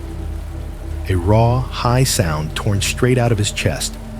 The kind of scream that bypasses thought entirely and exists only to say, I'm hurt and this is real. Mark went down hard, hands flying to his face, blood already darkening his fingers. He rolled onto his side, curling inward, the leaves beneath him whispering frantically as he moved. That scream snapped something in me. There was no doubt left, no room for explanation, no safe story to tell myself later. Someone was attacking us. I lunged forward, grabbing Mark under the arms, hauling him up with a strength I didn't know I had. His breath came in broken gasps, panic riding every inhale. Blood smeared across his cheek, warm and slippery. Josh was already 10 yards ahead, a dark shape weaving between trees. "Run!" I shouted, my voice cracking. Mark stumbled, but stayed upright. Adrenaline carried him forward, pain and fear mixing into something frantic and unstoppable. We crashed through the underbrush, branches slapping against our arms and faces, roots threatening to trip us with every step. Behind us, something moved. I didn't need to turn around to know that. Footsteps pounded through the leaves, not wild or careless, but fast and controlled. Whoever it was didn't stumble. They didn't crash blindly through the brush. Their steps were measured, efficient, keeping pace without closing the distance too quickly. That was the most terrifying part. They weren't chasing us in a panic. They were herding us. The trail loomed ahead, like a narrow escape route carved into darker forest. Josh reached it first and veered hard to the right, sprinting toward the road. Mark and I followed, lungs burning, legs screaming. The ground felt uneven, treacherous, as if the forest itself were trying to trip us and hold us back. My heart hammered so violently I thought I might black out. Every breath burned, my ears filled with the roar of blood and the sound of our own terror. Footsteps, gasps, Mark's ragged breathing punctuated by small sounds of pain. The footsteps behind us stayed steady, close enough that I could hear the difference between our frantic running and their controlled pursuit. Close enough that I could hear them change direction when we did. The trees thinned ahead, the darkness breaking apart as the faint glow of streetlights bled through the branches. The road, civilization, noise, witnesses. Hope surged through me like a drug. Josh burst out of the tree line first, skidding onto the asphalt and nearly falling. I dragged Mark after him, stumbling onto the road shoulder as headlights swept past. car roaring by close enough to make the wind whip our clothes. We didn't stop running until we reached the opposite side of the road, where the preserve gave way to a strip of scrub and grass near the edge of campus housing. Only then did we turn around. At the tree line, something stood. Not fully in the open, not fully hidden. A silhouette lingered just inside the woods, where the street lights couldn't quite reach. It was tall enough to be unmistakably human, but featureless in the darkness. No face, no clothing details, just a shape against deeper shadow. It didn't step forward. It didn't retreat. It paced, slowly, back and forth along the edge of the trees, like an animal testing the limits of an invisible fence. Each time a car passed, headlights washing over the road, the figure slipped backward into the trees, becoming part of the darkness again. Then when the light faded, it stepped forward once more, watching, waiting. Josh bent over with his hands on his knees, gasping for air, eyes fixed on the woods. Mark leaned against me, shaking violently now that the adrenaline had nowhere else to go. Blood streaked his face, already drying in uneven lines. I couldn't look away from that silhouette. The realization crept in slowly, cold and heavy. It wasn't chasing us anymore. It didn't need to. Whatever it wanted, whatever game it was playing, had rules. And one of those rules was witnesses. Every time a car passed, every flash of headlights, every sound of an engine, the figure retreated. It respected the light. It respected the possibility of being seen. But it never left. We stood there for what felt like an eternity, frozen on the edge of safety, watching that shape pace the tree line like it was deciding something. Eventually, after several long minutes and several passing cars, it slipped back into the woods completely. The darkness closed around the gap where it had stood. Josh straightened slowly, wiping sweat from his forehead with a shaking hand. "What the hell was that?" he whispered. Not to us, but to the night itself. Mark didn't answer. He just stared at the woods, eyes unfocused, breathing shallow. Neither of us answered Josh, because none of us had an explanation that didn't make things worse. We walked back to campus together, silent and shaken, staying under the streetlights the entire way. Every shadow made me tense. Every rustle of leaves felt loaded with meaning. Back in the dorm, someone handed Mark a towel and told him to go to the bathroom. Someone else offered to call campus police. We said no, not because it didn't matter, but because we didn't know what to say. Someone threw branches at us in the woods. Someone chased us. Someone stood at the tree line and watched us until cars passed. None of it sounded real enough. Within 10 minutes, laughter returned. Thin, brittle laughter. The kind people use to convince themselves they're fine. Someone cracked a joke. Someone else said we'd just freaked ourselves out.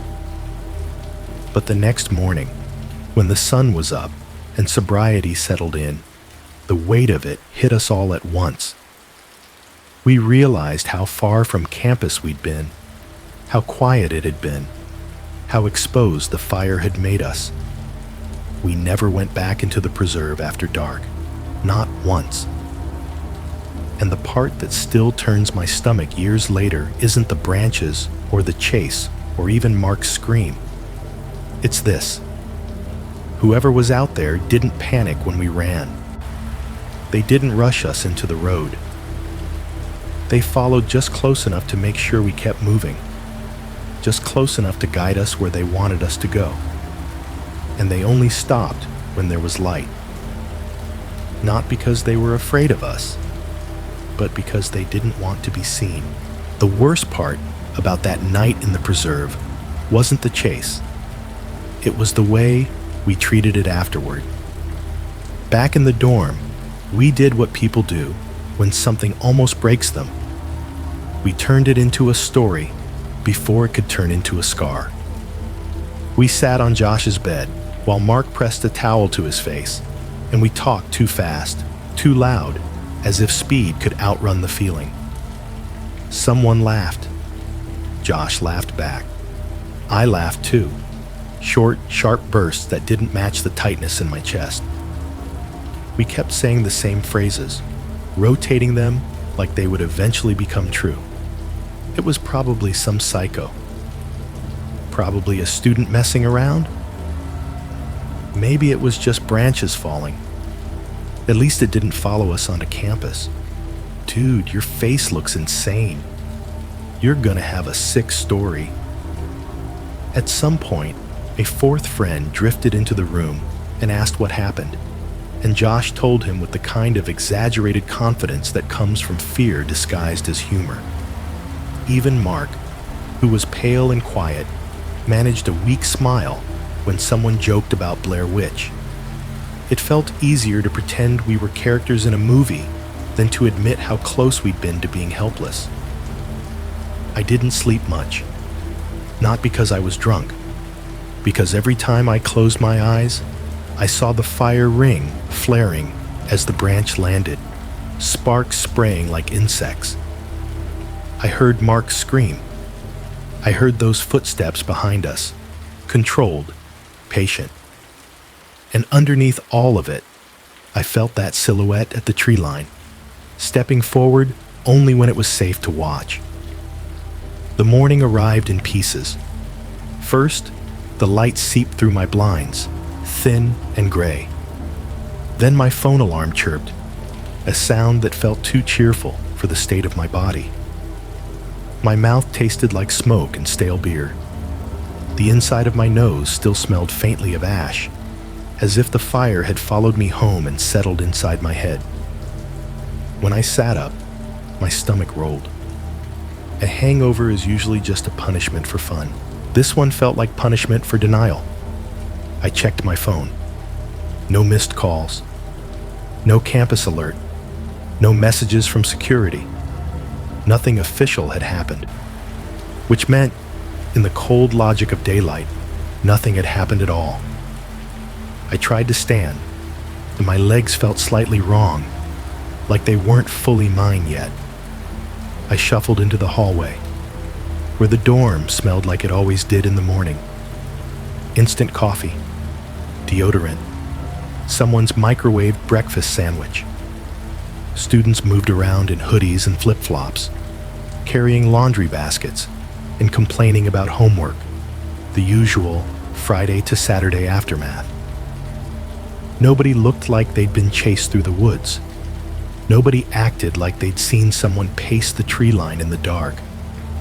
That normalcy was almost insulting.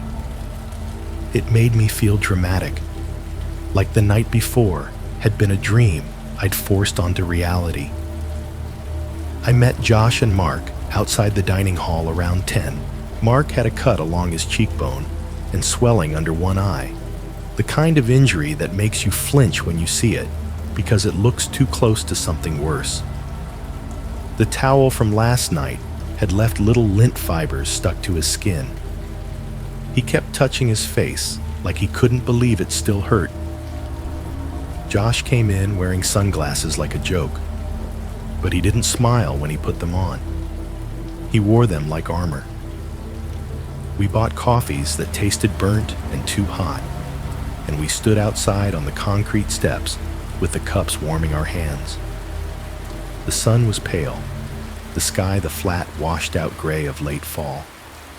There was a breeze that smelled like damp leaves and distant exhaust from the road. For a while, none of us said anything.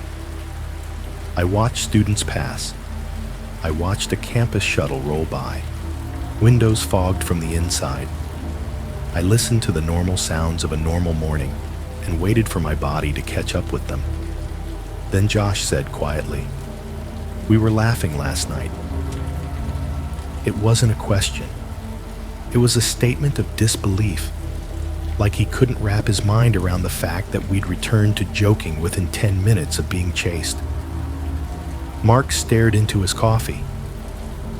"I didn't laugh," he muttered, but the way he said it made it sound like he wished he had, like laughter would have made it simpler. I swallowed hard. "We didn't call anyone," I said. Josh shrugged too quickly. "What were we supposed to say? Some dude threw sticks at us?" Mark's eyes flicked up. The swelling made his expression uneven, the hurt turning him serious. "He hit me," he said. "That wasn't a stick falling." Josh looked away, jaw tightening. "I know," he said, softer. I took a sip of coffee and immediately regretted it.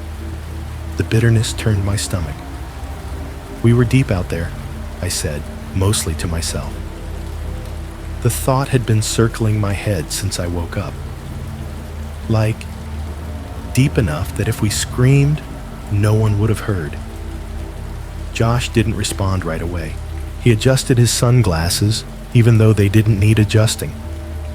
"Yeah," he finally said. "Deep enough." That sentence sat between us like a weight, because it wasn't just a detail. It was the detail. It was the one thing our laughter the night before had covered up. How far away from help we'd been. How easily we could have disappeared into those trees without anyone noticing until morning, if anyone noticed at all. Mark looked down at his hands. His fingers had faint soot smudges under the nails from feeding the fire. "I keep thinking," he said slowly. "What if we didn't run to the road? What if we ran deeper into the woods?" Josh's laugh came out short and sharp, but it wasn't humor. "Then we'd be idiots," he said. Then after a pause, "Or we'd be gone." The words landed harder than any branch had. I stared at the coffee cup until the surface stopped trembling. "I want to go back," I heard myself say. Both of them looked at me. Mark's expression tightened. "Why?" he asked, as if the question itself hurt. I didn't have a clean answer. The truth was messy and embarrassing. I didn't want to go back because I was brave. I wanted to go back because my brain needed to make the story less open-ended. I needed proof that we hadn't imagined it. I needed daylight to flatten the terror into something manageable, something I could file away as a bad Friday night. "To look," I said. "Just to see." Josh's shoulders rose and fell in a slow breath. "That's stupid," he said, but not convincingly. He glanced at Mark. "You good to go back?" Mark hesitated. His hand moved unconsciously to his cheekbone, testing the sore spot. "I don't want to," he admitted. Then he added, almost angrily, "But I also don't want to keep thinking about it like this." So we agreed. Not loudly, not dramatically. We just nodded at each other, in that quiet way people do when they're making a decision they know they might regret. We went back around noon. In daylight, the preserve looked harmless. The trailhead sign was just wood and fading ink. The no fires warning looked more like an old suggestion than a rule. Leaves lay scattered in clean, bright color. The trees weren't looming. They were just trees. The lake wasn't a black surface hiding depth. It was blue-gray and dull, rippling softly under the wind. The normalcy of it made my skin crawl, because the place hadn't changed. We had. We walked the trail in a tight line, close enough that our shoulders almost brushed. Our footsteps sounded loud on the dry leaves, crunchy and honest. Birds moved in the branches overhead. Somewhere off to the side, a squirrel darted through the undergrowth, and all three of us flinched anyway. Mark kept glancing behind us, as if he expected someone to appear from the trees in daylight. Josh kept his hands shoved into his pockets, shoulders tense. I kept checking my phone, even though I knew service was still spotty. watching the bars flicker between one and none. When we reached the clearing, my stomach tightened. The fire ring was there, exactly where it had been. The stones sat in a rough circle. The dirt inside was darkened with ash, but something about it looked disturbed, not destroyed, not wrecked, touched. The pile of half-burned wood we'd left the night before was scattered outward, as if someone had kicked through it. A few stones were shifted, not by much, but enough to change the shape of the ring. The center of the clearing looked churned, the dirt scuffed up in curved marks. Josh stepped closer, squinting. "We left it like this?" he asked, but his voice was already telling the answer for him. "No," Mark said immediately. His tone was flat, certain. I crouched near the edge of the ring and studied the ground the way you study a sidewalk after you almost fall, looking for what you missed. Leaves were pushed aside in strips. The dirt beneath showed partial impressions, not full prints the way you'd see in mud, but faint shapes pressed into the soil. Heel marks, maybe, or the edge of a boot. Enough to suggest someone had been standing here in daylight, shifting weight, pacing. But the impressions weren't all the same direction. Some faced the trail, some faced the lake, some faced inward, toward the fire ring, as if someone had stood here and watched the clearing from multiple angles. Josh laughed once, a hollow sound. Maybe it was us. Maybe we were stumbling around. Mark shook his head hard, jaw clenched. "We didn't come back," he said. "We didn't." I stood and turned slowly, scanning the tree line. In daylight, the woods looked thinner. You could see between trunks. You could see the underbrush. You could see how close the trees actually were to the clearing. And that made the memory of last night worse, because the night had made it feel infinite, like the darkness went on forever. In daylight, you could see the truth. Anyone could stand behind those trees and watch us without moving. Anyone could move in a wide arc around us while staying unseen. Anyone with patience. As I stared, the wind shifted. It moved through the reeds near the lake's edge, bending them in a slow wave. The sound that came from them was soft and continuous, like a long exhale. The reeds brushed against each other and made a whispering hiss, a breath-like sound that rose and fell. And it was the exact same kind of sound I'd heard the night before, right before the first branch hit the fire. My body reacted instantly. My shoulders lifted. My throat tightened. For a second, the clearing wasn't daylight anymore. For a second, it was night again, and the sound wasn't wind. It was someone breathing just beyond the light. I swallowed hard and forced myself to look away from the reeds. The rational part of my brain tried to step in. It's just the wind. But my skin didn't believe it. My stomach didn't believe it. My nervous system didn't believe it. Josh must have heard it too, because he went still, head tilting slightly. Mark's eyes narrowed, his face tightening with the same recognition. None of us said anything about the sound. We didn't want to give it power. But the silence between us changed. It sharpened. It became the kind of silence that means all three people are thinking the same thought, and none of them want to be the one to say it first, because saying it would make it impossible to laugh later. I took a step toward the fire ring and felt my heartbeat thud in my throat. "Someone came back," I said quietly. Josh's mouth tightened. Mark stared at the disturbed stones. The wind moved through the reeds again, that soft, breath-like hiss repeating. And this time, it didn't sound like nature. It sounded like the preserve remembering us. We didn't stay in the clearing long. At first, we walked around it like tourists pretending not to be nervous. Hands in pockets, eyes scanning, voices too casual. Josh nudged a stone with his shoe and muttered something about how the wind probably kicked things around. Mark kept glancing toward the tree line like he expected the silhouette to step out in daylight and wave. I tried to focus on the ground, on details, because details were the only thing that could turn last night into something concrete. That's when I noticed the first one.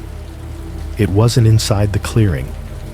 It was on the trail leading to it, about 20 feet back, where the leaves grew thicker and the dirt was less worn. Something looked too neat in the mess of autumn debris. A small pile of sticks gathered together, arranged with a kind of intentional symmetry that didn't belong in a place where everything else fell randomly. I crouched and examined it. 3 thin branches laid side by side, 2 thicker ones angled inward. The shape pointed forward, unmistakably directional, like an arrow, like a sign. My scalp prickled. In the woods, you see patterns everywhere if you stare long enough. Leaves cluster, branches fall. Nature makes shapes by accident. But this wasn't a cluster. It was assembled. The sticks were stripped clean of leaves, chosen for size, placed carefully on top of each other. I stood up slowly and walked further down the trail, eyes scanning the ground. Another pile. Same idea. Different materials. Longer sticks this time, placed in a sharper V shape, pointing toward the clearing. I felt my stomach drop as the realization formed. These weren't random. They weren't a one-off. They were markers. A path made out of quiet little signs that didn't look suspicious unless you already knew to look for them. "Hey!" I called out, keeping my voice low even though it was daylight. "Come look at this." Josh wandered over, hands still shoved in his hoodie pocket. Mark followed more reluctantly, still nursing his face. They both looked down at the sticks. Josh squinted. "It's sticks," he said. I pointed further down the trail.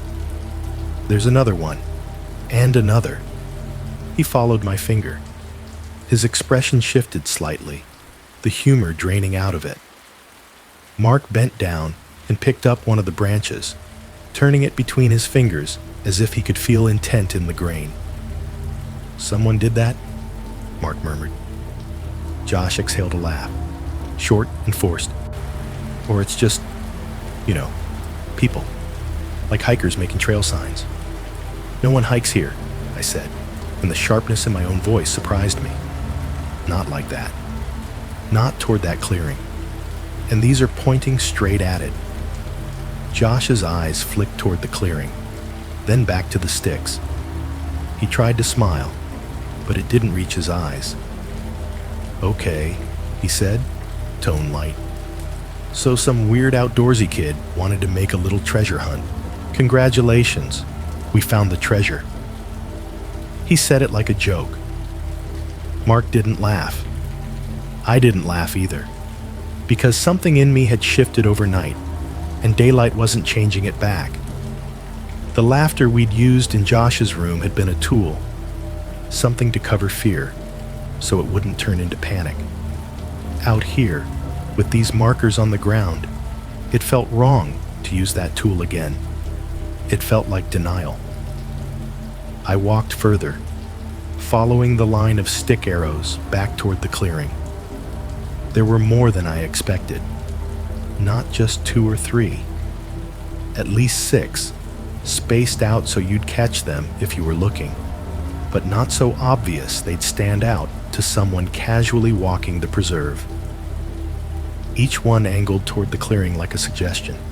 This way, this way, this way. Josh finally stopped pretending. "Why would someone do that?"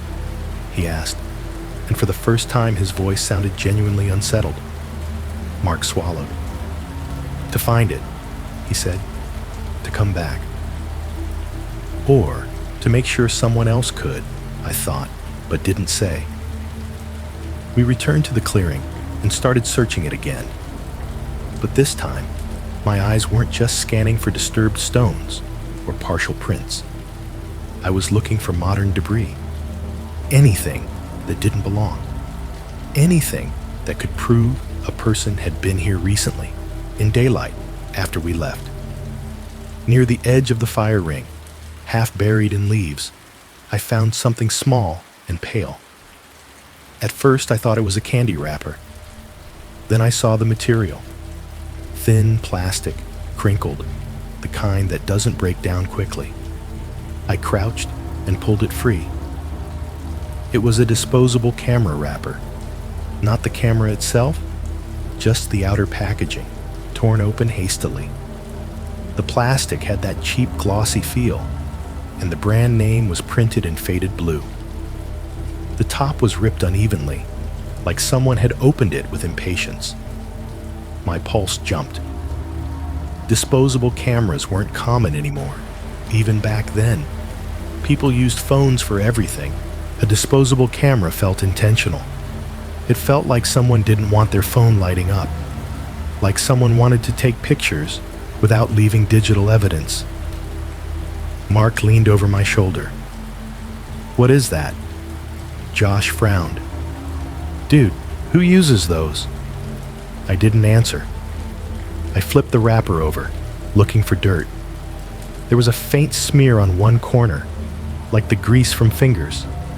The same kind of smear as the paper in the hinge from my other story. The same human residue that says, "Someone held this." I scanned the ground around it and found another detail that made my stomach tighten. A small zip tie, cheap and white, lying near a tree root, like it had been dropped. It was the kind you use to bundle cords, or tag something, or secure something quickly and quietly. There was no reason for a zip tie to be here. I held it up between my fingers. Mark's face went pale. Josh's jaw tightened. Maybe it fell off someone's backpack, Josh said automatically, but it sounded like he didn't believe himself. Or someone brought it, Mark said, voice low. The air in the clearing felt heavier now. The sunlight filtering through branches didn't feel warm. It felt exposed. The reeds by the lake whispered again with the breeze, making that breath-like hiss, and my skin crawled. Josh finally did what I'd been avoiding. He pulled out his phone and tried to get a signal. One bar flickered, then none. He swore under his breath. "We should tell campus police," Mark said, and he sounded tired of being brave. So we did. We walked back toward campus, still following those stick arrows in reverse, and I couldn't stop glancing down, half expecting to see fresh ones appear, where we hadn't noticed before. Josh kept looking over his shoulder. Mark kept touching his face.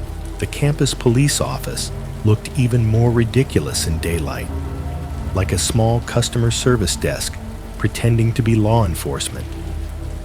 The officer behind the counter listened to us with a neutral expression that felt rehearsed. Josh did most of the talking because his tone was naturally confident. He described the branches thrown, Mark getting hit, someone chasing us. He mentioned the figure pacing the tree line. He emphasized the part about retreating when cars passed. The officer nodded slowly, like he was processing, but his face stayed calm in a way that made my stomach sink. When Josh described the stick arrows and the disposable camera wrapper, the officer's mouth twitched slightly, like he was holding back a sigh. "Look," he said, when Josh finished, "kids mess around out there all the time. People prank each other. It's a preserve. Lots of people walk through it." "Not at night," I said, before I could stop myself. The words came out sharper than I intended, and not that deep. He glanced at me. His eyes held that same tone I'd seen in adults who think you're exaggerating because they don't want to deal with what you're saying. "If you felt threatened, you did the right thing by leaving," he said. "Just avoid the area after dark. We can send someone to patrol, but unless there's something specific, an ID, a description, we can't do much." Josh's shoulders dropped slightly. Mark's eyes narrowed. I felt a cold frustration spread through my chest. "Someone hit him," Josh said, pointing at Mark's face. The officer nodded again, still calm. "Did you go to the medical clinic?" Mark said nothing. The officer leaned forward a fraction and lowered his voice like this was supposed to feel serious. "I'm not saying nothing happened. I'm saying we see a lot of nonsense out there. Guys drinking, messing around, scaring each other. If we have to respond to every report of noises in the woods, we'd do nothing else." Josh opened his mouth to argue, then closed it.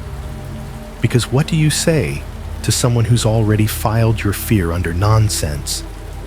We left the office with that same hollow feeling I'd experienced before, like we'd tried to hand someone evidence and they'd handed it back, lighter and smaller, until it felt like nothing again.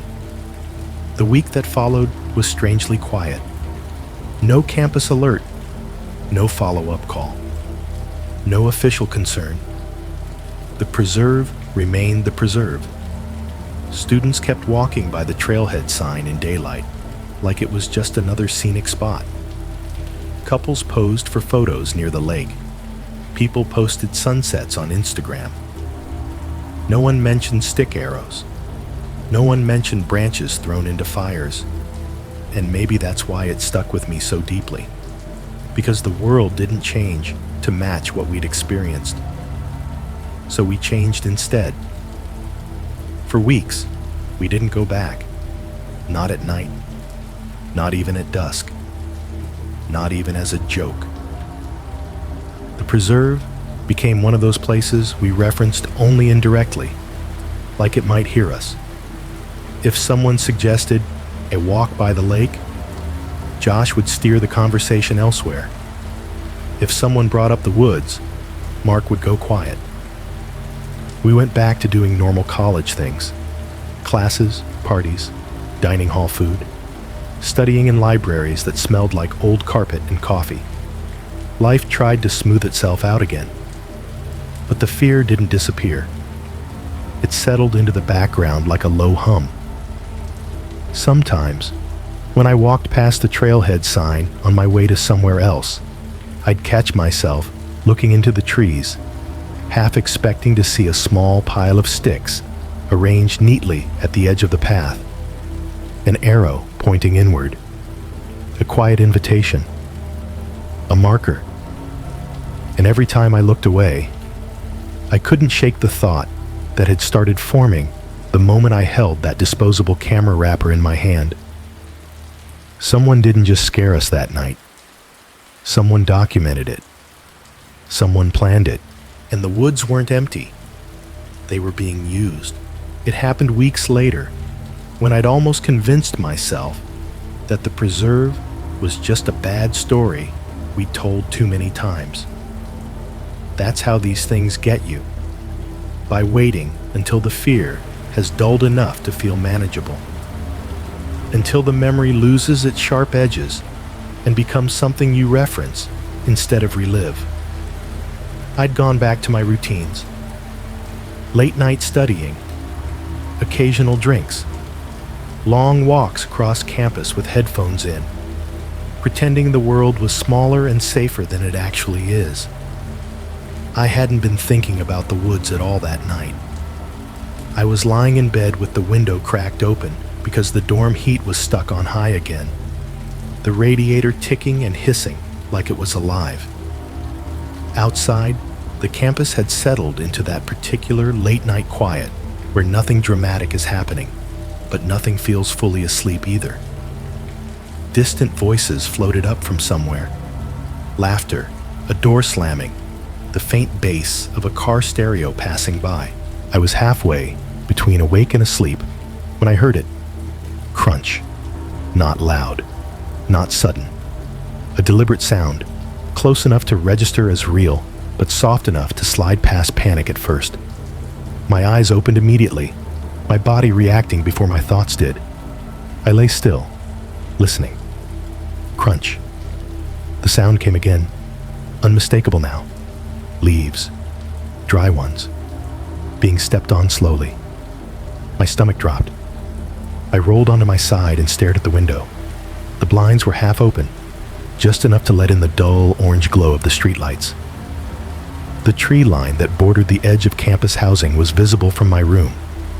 Nothing dramatic, just a strip of dark trunks and tangled branches separating dorms from what lay beyond. Crunch.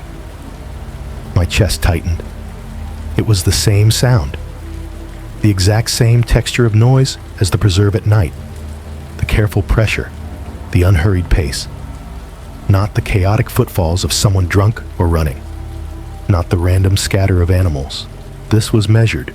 I held my breath and listened, counting the seconds between sounds. 5, 10, 15. Another crunch. I slid out of bed and crossed the room without turning on the light. My movements slow and quiet. The floor was cold under my feet. I reached the window and peered out, careful not to silhouette myself. At first, I saw nothing. Just trees. Just darkness. Just the empty stretch of grass between the building and the tree line. Then a car passed on the road beyond campus.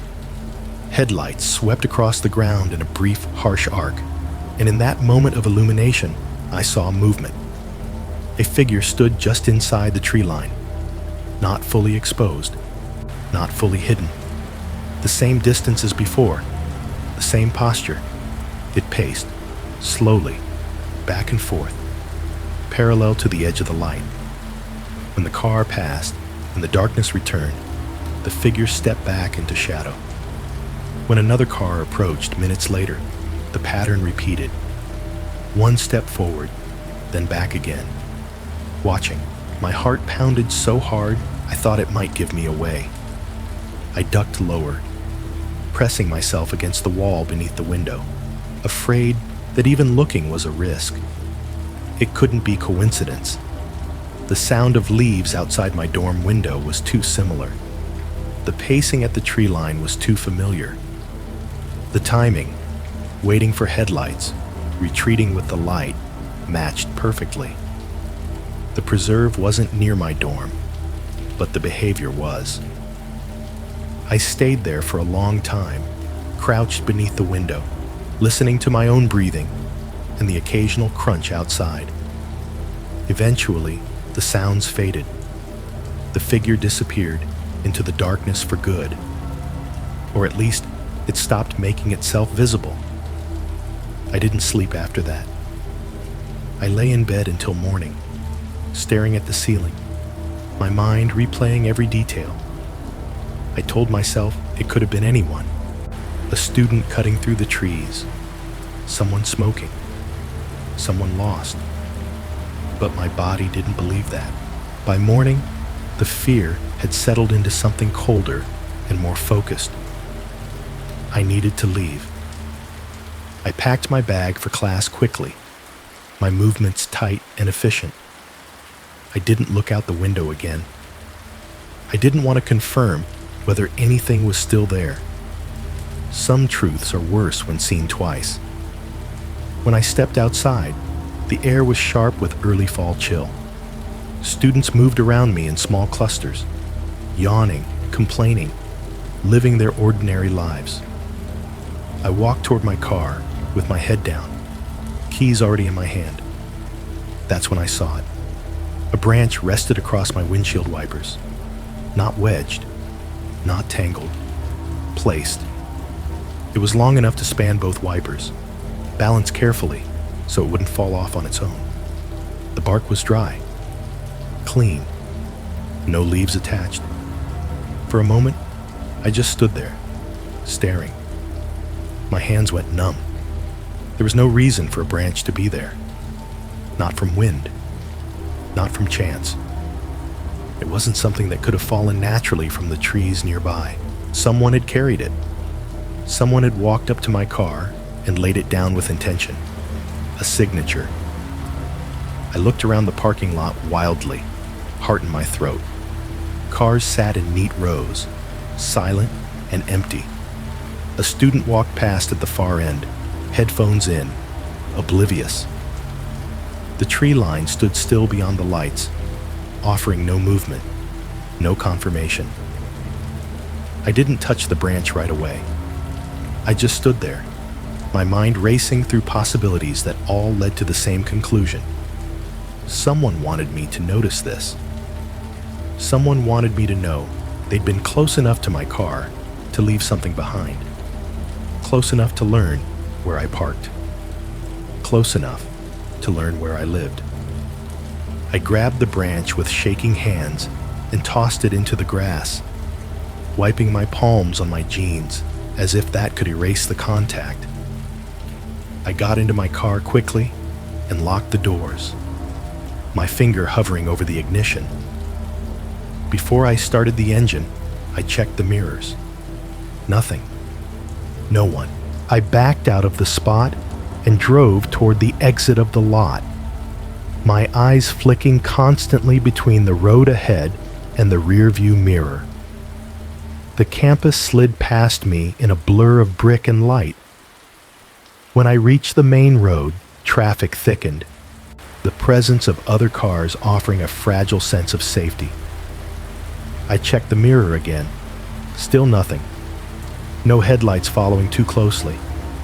No silhouette pacing at the edge of the road. No movement in the trees. But the absence didn't calm me. It made it worse. Because I understood something then that I hadn't fully allowed myself to consider before. The night in the preserve hadn't been a single event. It had been a beginning. The stick arrows, the disposable camera wrapper, the pacing silhouette, the branch on my windshield. These weren't random acts of intimidation. They were continuity. A pattern carried from one place to another. A behavior repeated with care. Whatever had been out there in the woods wasn't confined to the woods. It knew how to watch. It knew how to wait. And now, it knew how to follow. I didn't tell Josh or Mark about the branch right away. I didn't want to hear their voices tighten on the other end of the phone. I didn't want to confirm out loud what had already settled into my bones. Instead, I drove. I took the long way to class. I stayed on main roads. I kept my mirrors adjusted just a little wider than usual. Every time I stopped at a light, I scanned the cars around me, looking for something familiar, something out of place. I didn't see anything. And that was the most terrifying part. Because whoever it was didn't need to be visible anymore. They'd already made their point.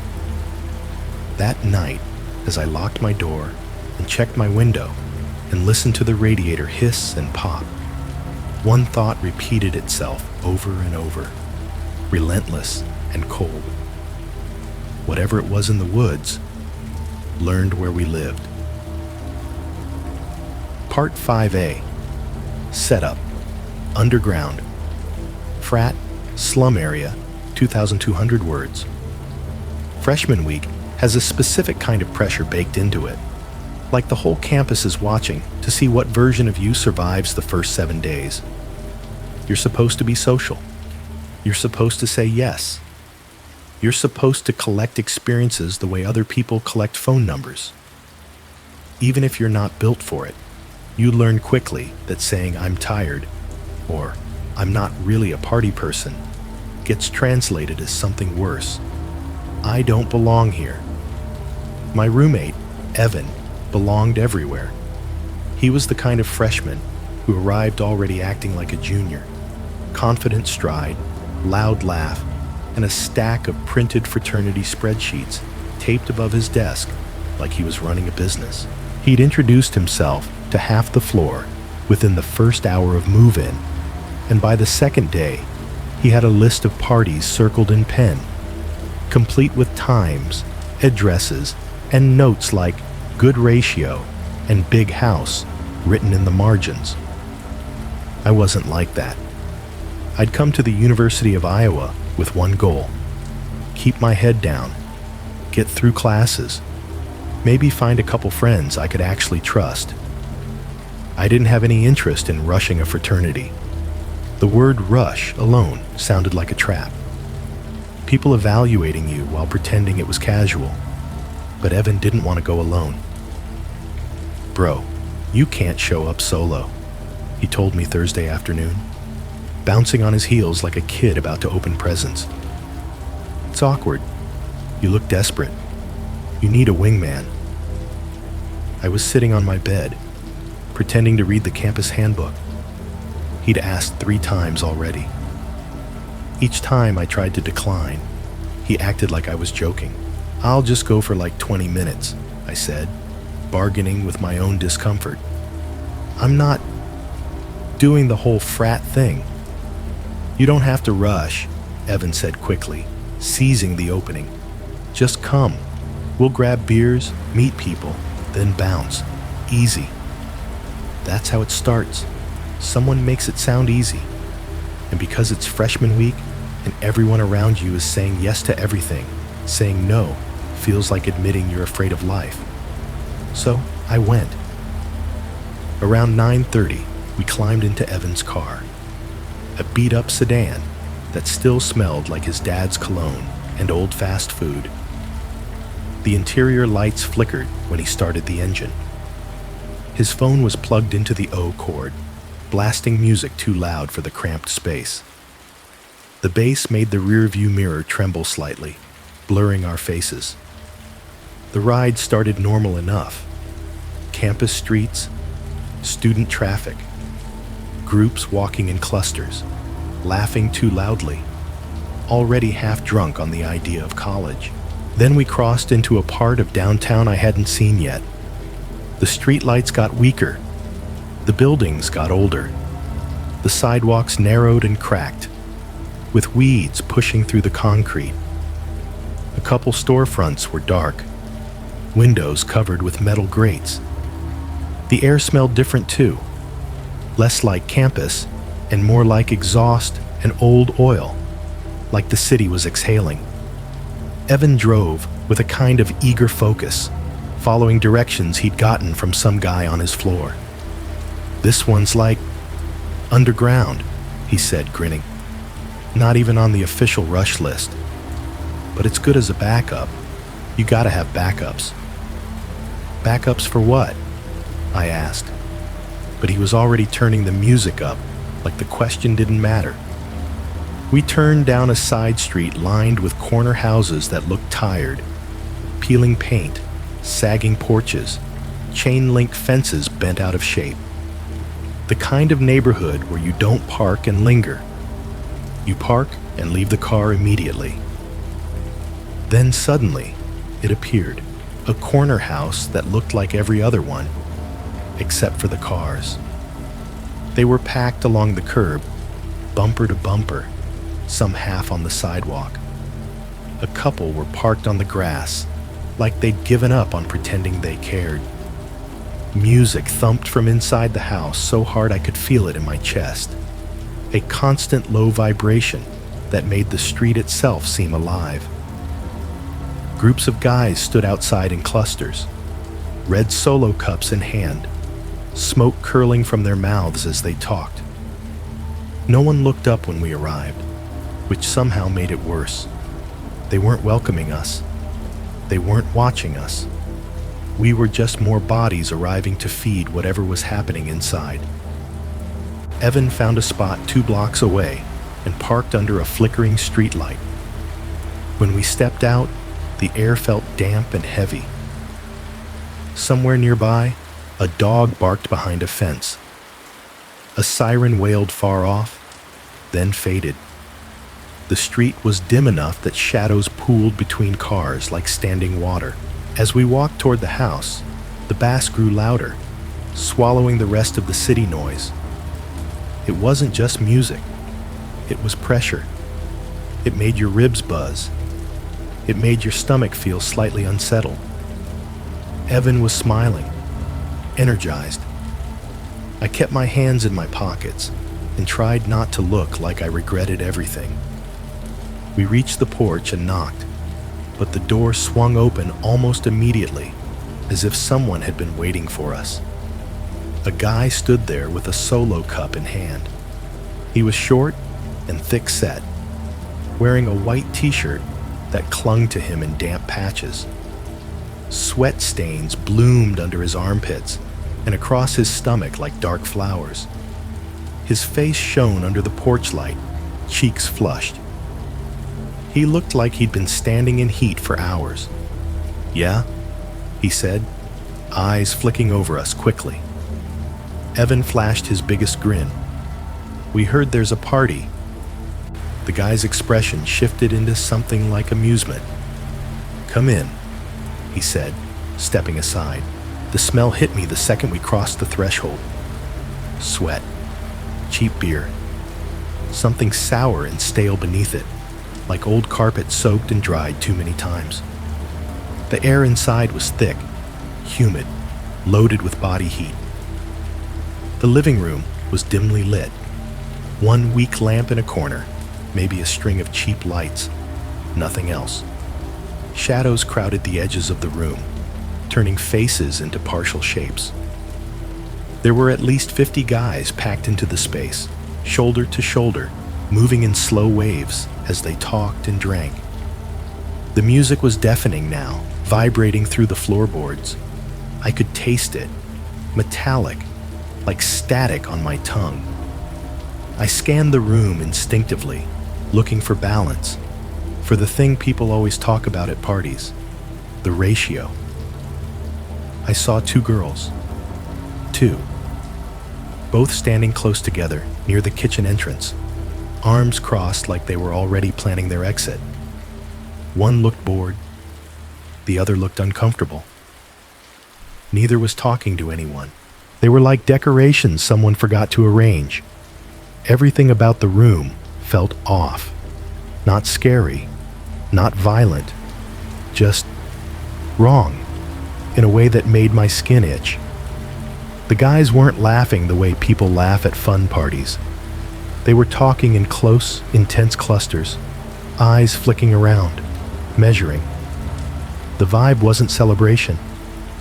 It was hunger, disguised as hospitality. Evan didn't seem to notice. He was already shaking hands, introducing himself like he was applying for a job. He leaned close to my ear and shouted over the music, "Just grab a beer, man. Loosen up." I did. There was a folding table near the back piled with open cases of the cheapest beer I'd ever seen. Warm cans floating in melted ice, condensation mixing with spilled foam.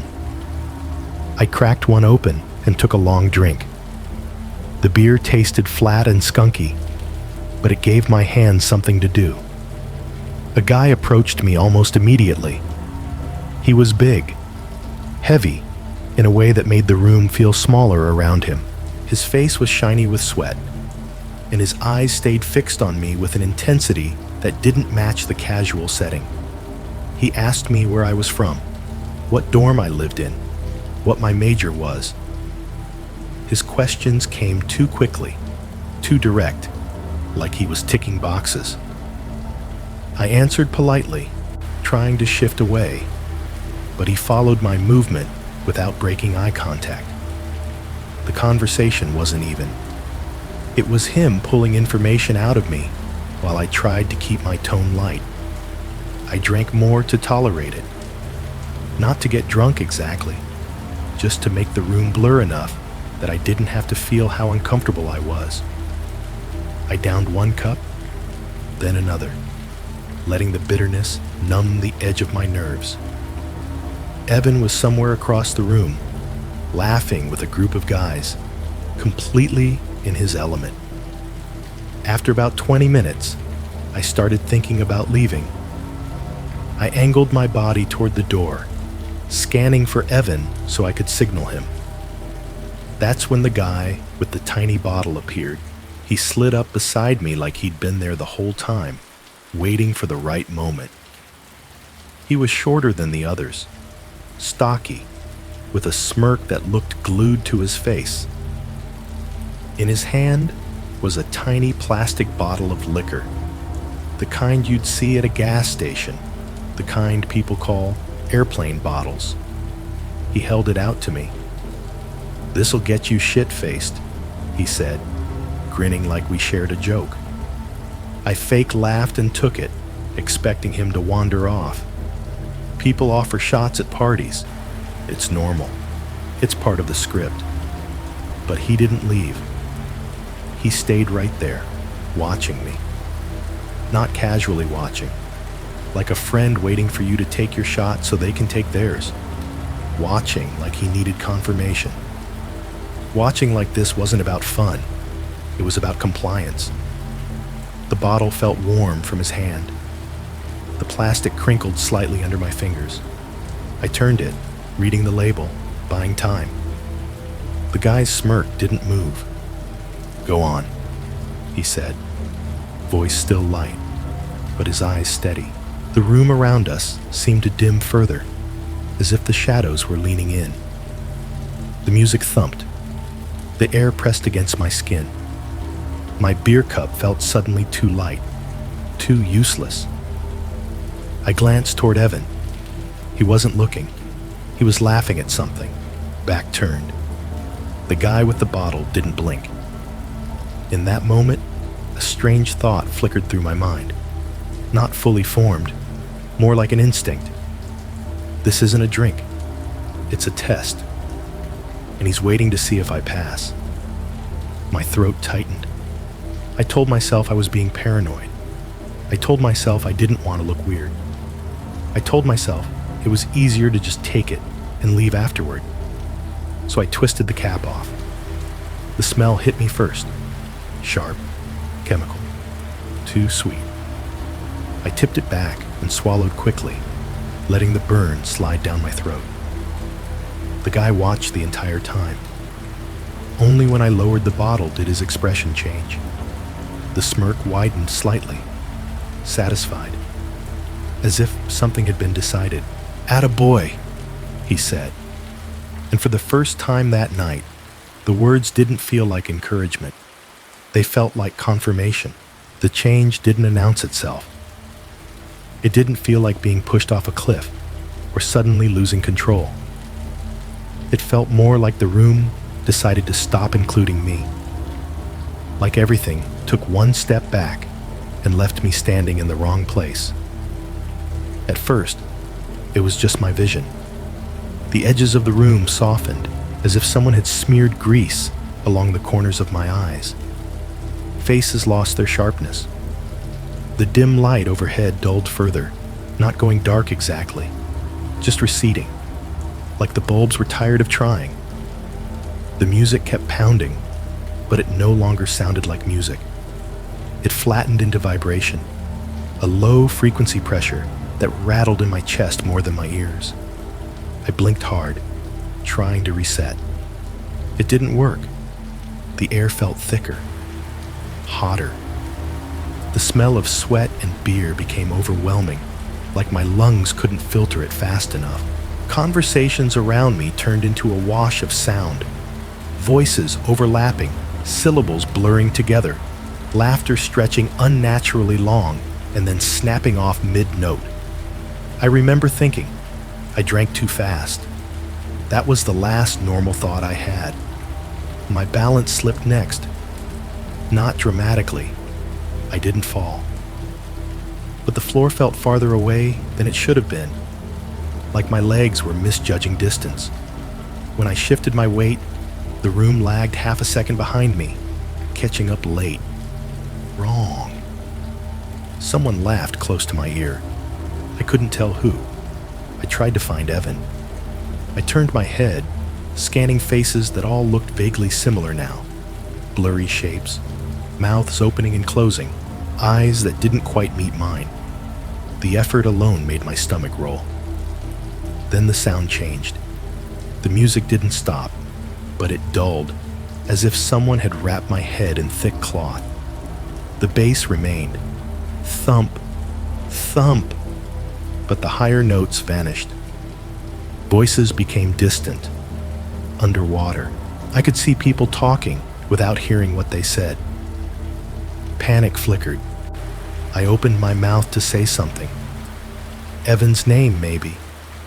But the word didn't come out right. It felt stuck somewhere between my chest and my tongue, like my body had forgotten the sequence. I remember gripping the edge of a table to steady myself. The surface felt slick under my palm, sticky with spilled beer. My fingers didn't respond the way I expected. There was a delay. Touch first, sensation later. Something's wrong, I thought. Not drunk wrong, not dizzy wrong. Wrong in a deeper, colder way. I tried to move toward the door. At least I think that's what I tried to do. The room resisted, bodies pressing in from all sides, the crowd shifting in a way that made navigation impossible. The walls felt closer than before, like the space had shrunk. That's when my vision darkened. Not black, just dimmer, like someone slowly turning a knob. The ceiling light smeared into a pale halo. Faces lost definition entirely. All I could make out were shapes and motion, and the occasional flash of teeth when someone smiled. I felt a hand on my shoulder. It wasn't rough. It wasn't gentle either. It was firm, possessive. That moment is my last clear memory. I remember the door frame, wood chipped and dirty, paint peeling near the edge. I remember thinking it looked closer than it had a second ago, like I'd been moved without noticing. I remember the pressure of fingers on my shoulder, guiding me, steering me in a direction I hadn't chosen. I remember trying to turn my head and realizing it felt too heavy to lift.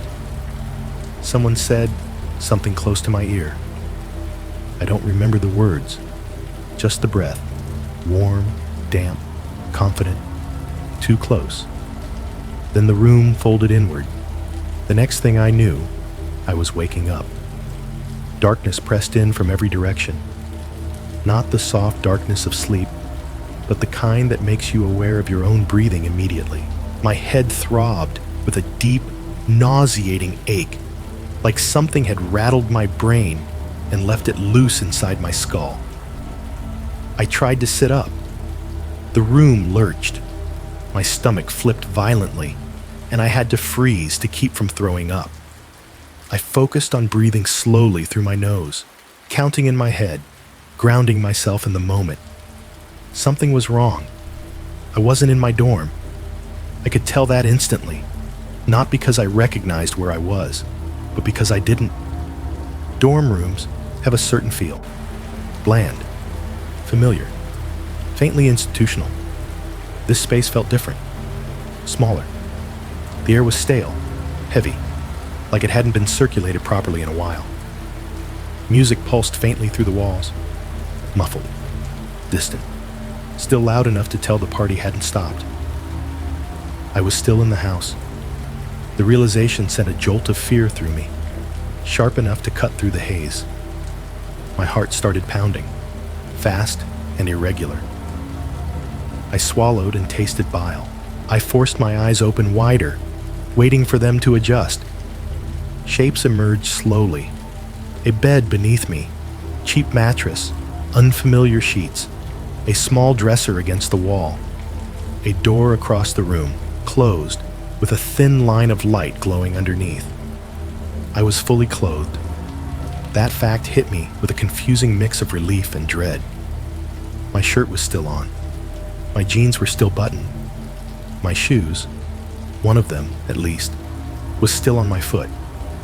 The other lay on its side near the bed.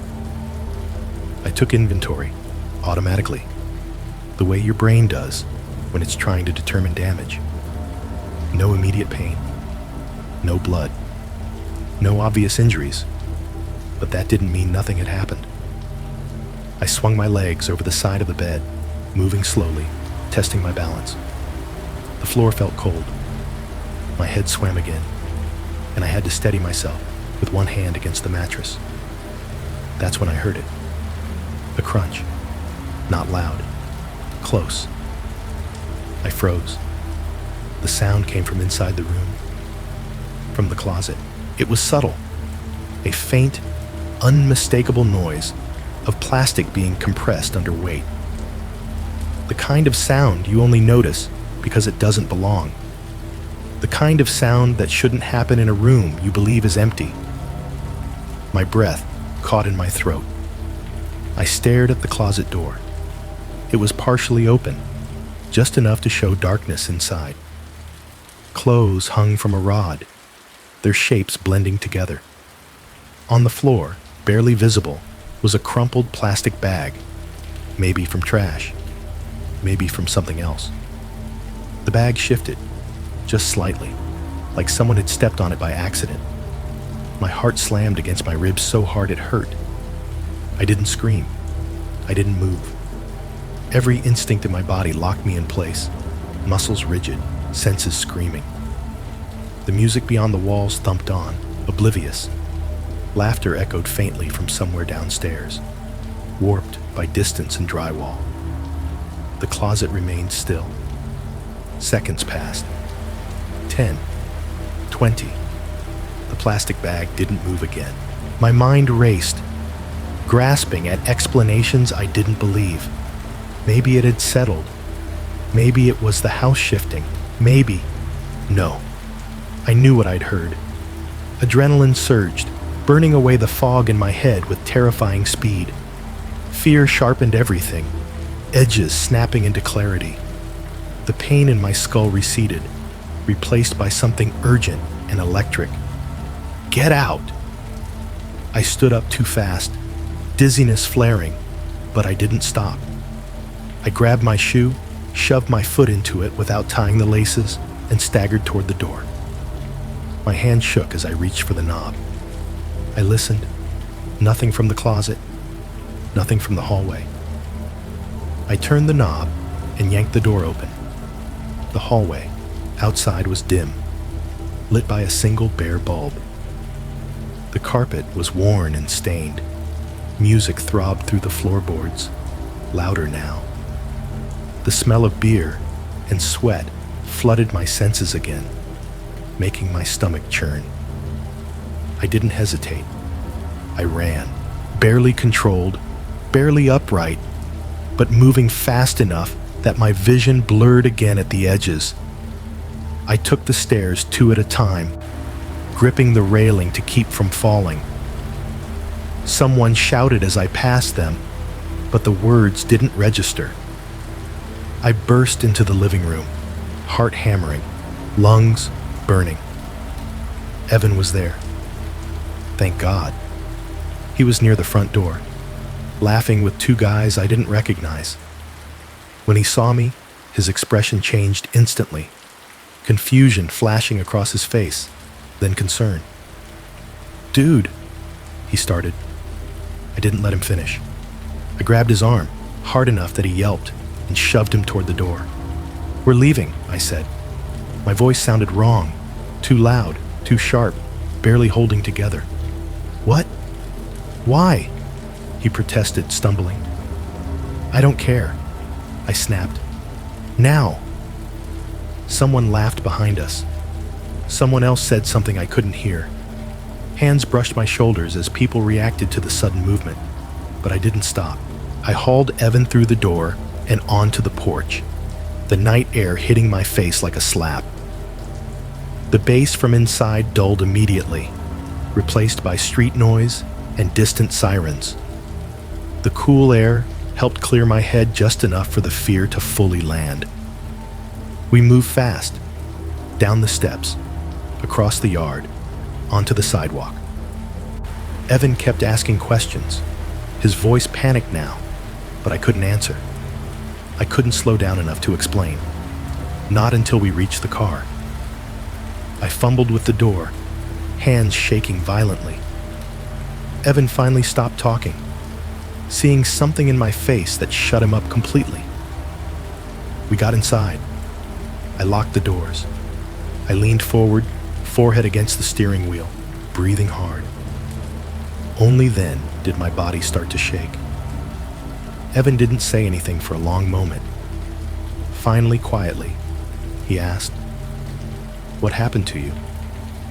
I didn't answer right away, because the truth was still assembling itself in my mind, piece by piece, and every piece felt worse than the last. The drink, the waiting, the hand on my shoulder, the room I woke up in, the sound from the closet. That night wasn't about partying. It wasn't even about getting me drunk. It felt like something else entirely. Like I hadn't been chosen randomly. Like I'd been selected. The drive back felt longer than the drive there, even though the route was the same. Streetlights smeared into pale orange streaks across the windshield as Evan pulled away from the curb too fast. The engine revved harder than necessary, and the tires chirped faintly against the asphalt. Neither of us commented on it. The music stayed off. The silence inside the car felt deliberate, fragile, like sound itself might shatter something neither of us wanted to face yet. My heart wouldn't slow down. It hammered in my chest with a violent insistence that made my ribs ache, like my body was trying to run, even though I was already moving. Every time Evan stopped at a light, my foot twitched instinctively, ready to push an imaginary brake or accelerator. The city slid past us in chunks, storefronts, closed diners, dark windows, nothing familiar enough to ground me. I pressed my forehead lightly against the cool glass of the passenger window and focused on breathing, in through the nose, out through the mouth. My hands shook anyway. Shame crept in quietly, slipping into the space fear had left behind.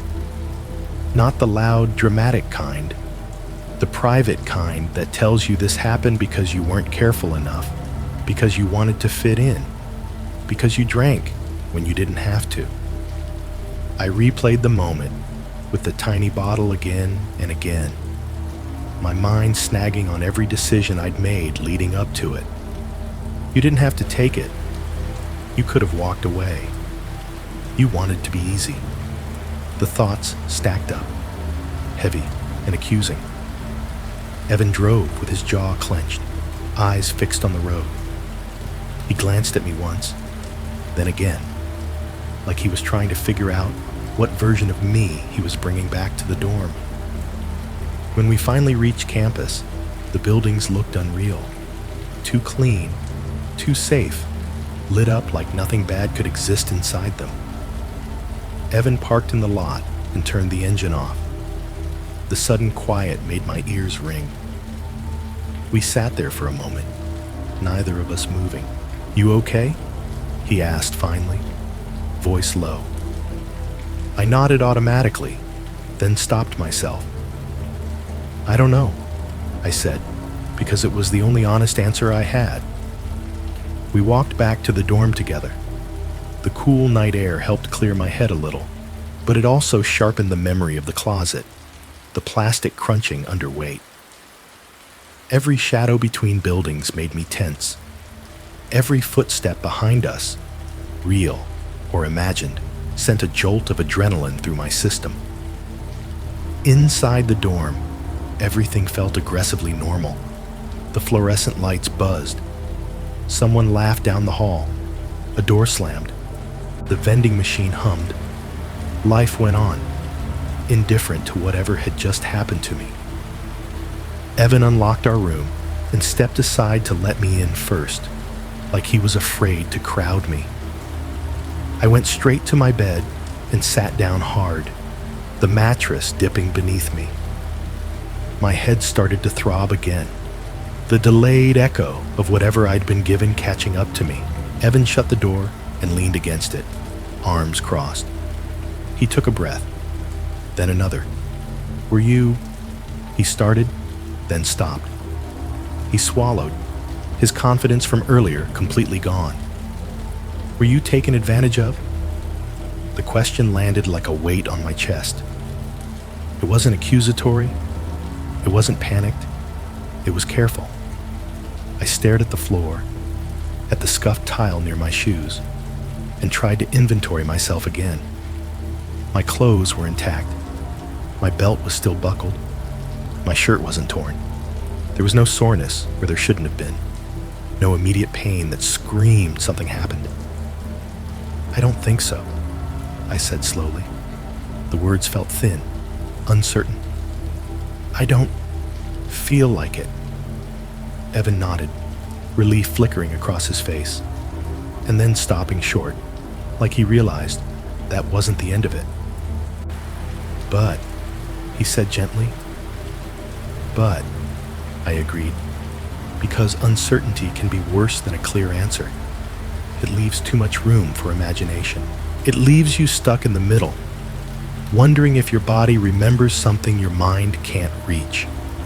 I stood up and went to the bathroom, turning on the light too fast.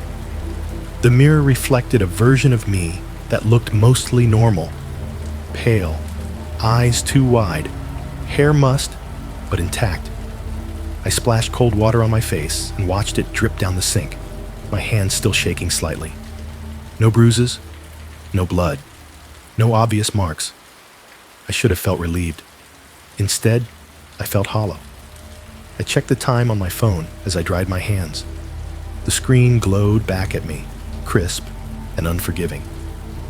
11:47 p.m. My chest tightened. I scrolled back through my messages, through the photos I'd taken earlier in the evening, trying to reconstruct the timeline. I remembered arriving at the house around 9:30. I remembered the beer, the conversation, the tiny bottle. I checked the timestamp on the last photo I'd taken.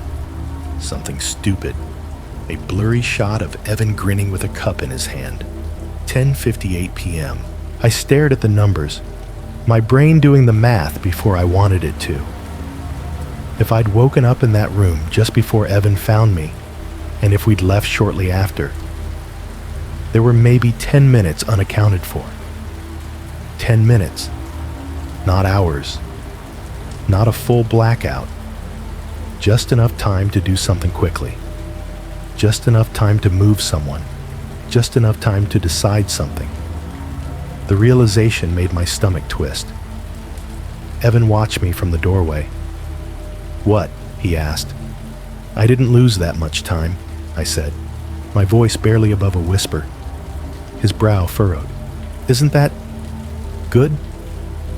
"I don't know," I said again, hating how often I had to use that phrase. "It doesn't feel good." He didn't argue. We sat on our beds in silence after that, the room filled with the low hum of the radiator and the faint noise of the building settling around us. Evan eventually lay back, staring at the ceiling. I stayed sitting up, my mind replaying fragments on a loop. The door frame, the hand on my shoulder, the sound in the closet. At some point, exhaustion dragged me down. I lay back and stared at the dark, waiting for sleep that didn't come easily. It came in pieces instead, short, shallow dips into unconsciousness, broken by sudden wakes. My heart racing each time like I'd missed something important. When morning finally arrived, it felt less like rest and more like survival. I skipped my first class. Evan did too. We didn't talk much. We didn't joke about the night before the way people usually do after bad parties. We existed in parallel, careful not to push each other too hard, careful not to ask questions we weren't ready to answer. Later that afternoon, after Evan left to meet someone on his floor, I cleaned my desk. It was a meaningless task, something to keep my hands busy. I gathered empty water bottles, old receipts, and the cup I'd used at the party. The red plastic one Evan had shoved into his pocket when we left saying he didn't want to litter. I turned it over absent-mindedly as I went to throw it away, and then I stopped. On the inside of the lid, right near where your thumb naturally rests when you hold it, was a faint, greasy mark. Not a smudge from the beer, not condensation. A print. The pad of a thumb, slightly oval, pressed there long enough to leave residue. It caught the light when I tilted the cup, a subtle sheen against the matte plastic. My breath caught. I stared at it, my mind racing backward through the night. I remembered holding the cup. I remembered drinking from it, but I didn't remember gripping it hard enough to leave a mark like that, especially not there. The mark wasn't where my thumb usually rested. It was offset, placed higher, as if someone else had held the cup first, or held it longer. A chill ran through me. I set the cup down on my desk and just looked at it. The room suddenly too quiet. The radiator hissed. The hallway buzzed faintly. Normal sounds, suddenly suspicious. The thought formed slowly, reluctantly, but once it was there, it refused to leave. The drink hadn't just been spiked. It had been handled, marked, selected. I thought about the guy with the tiny bottle, about the way he'd watched me until I drank, about the satisfaction on his face afterward, about how quickly everything had shifted once I passed whatever test he'd set. My stomach churned. I threw the cup away after that, wrapped it in paper, dropped it deep into the trash like it might look back at me if I didn't. I washed my hands longer than necessary, scrubbing my skin until it was red. But the feeling didn't wash off, because the mark on that cup wasn't an accident. It was a sign. And as I lay in bed that night, staring at the ceiling, the final, unbearable thought settled into place. Whatever happened to me didn't happen because I was unlucky. It happened because someone chose me. I told Evan not to call the police, and I did it fast. Before the rational part of his brain could turn my night into a report, he'd hovered at the edge of the room with his phone in his hand, thumb already poised above the screen, like all it would take was one tap to make the situation official. I saw the conflict on his face, the urge to do the right thing versus the fear of making it bigger than it already was. "Dude," he said quietly, "we should tell someone." I shook my head hard. "No." Evan blinked. "Why not?" "Because how do you explain it without sounding weak?" That was the truth. I didn't say it like that, of course. I dressed it up in logic, because logic is easier than humiliation. "I don't have anything concrete," I said. "I don't know what happened. I don't even know where in the house I was. They're just going to ask me a million questions and then... What? File it away?" Evan's eyebrows pulled together. "But you said you woke up..." "I know what I said," I cut in, sharper than I meant. Then I lowered my voice. "Look, it's pointless, and it'll just make it a thing." He stared at me for a long second. His jaw worked, like he wanted to argue. Then he exhaled slowly and put his phone down on his desk. "Okay," he said. But the word didn't sound like agreement. It sounded like surrender. I hated myself for that. Not because I'd convinced him, but because I'd needed to. Because I'd chosen silence, even when silence felt like the wrong kind of safety. The next day, I told myself I'd do something about it. I told myself I'd go to the campus clinic at least. I told myself I'd report the frat house anonymously. I told myself all kinds of things. Then the hours passed, and none of them happened. Because once you start imagining having to repeat the story out loud to a nurse, to an officer, to some administrator who would nod politely while already deciding what they believed, you realize something awful. The story isn't just scary, it's embarrassing. It makes you feel stupid. It makes you feel like you volunteered for it, even when you didn't. So I buried it. That's what denial looks like from the inside. Not grand, not dramatic. Just small choices that add up. Don't mention it. Don't think about it. Keep moving. A few days passed. Classes resumed their normal pace. Evan went right back to rushing like nothing had happened, because he could. He still talked about bids and brotherhood and networking, like those words were magic spells. When I didn't react, he interpreted it as me being tired, not traumatized. We stopped talking about that Thursday night entirely, as if silence could rewrite it. I tried to pretend it was nothing too. I went to lectures. I sat in the library. I did my homework. I ate in the dining hall under bright lights and forced myself to laugh at jokes that weren't funny. I even went to another party later that week, smaller, safer, closer to campus, just to prove to myself that I wasn't the kind of person who got scared out of life. But something inside me had shifted, and it didn't shift back.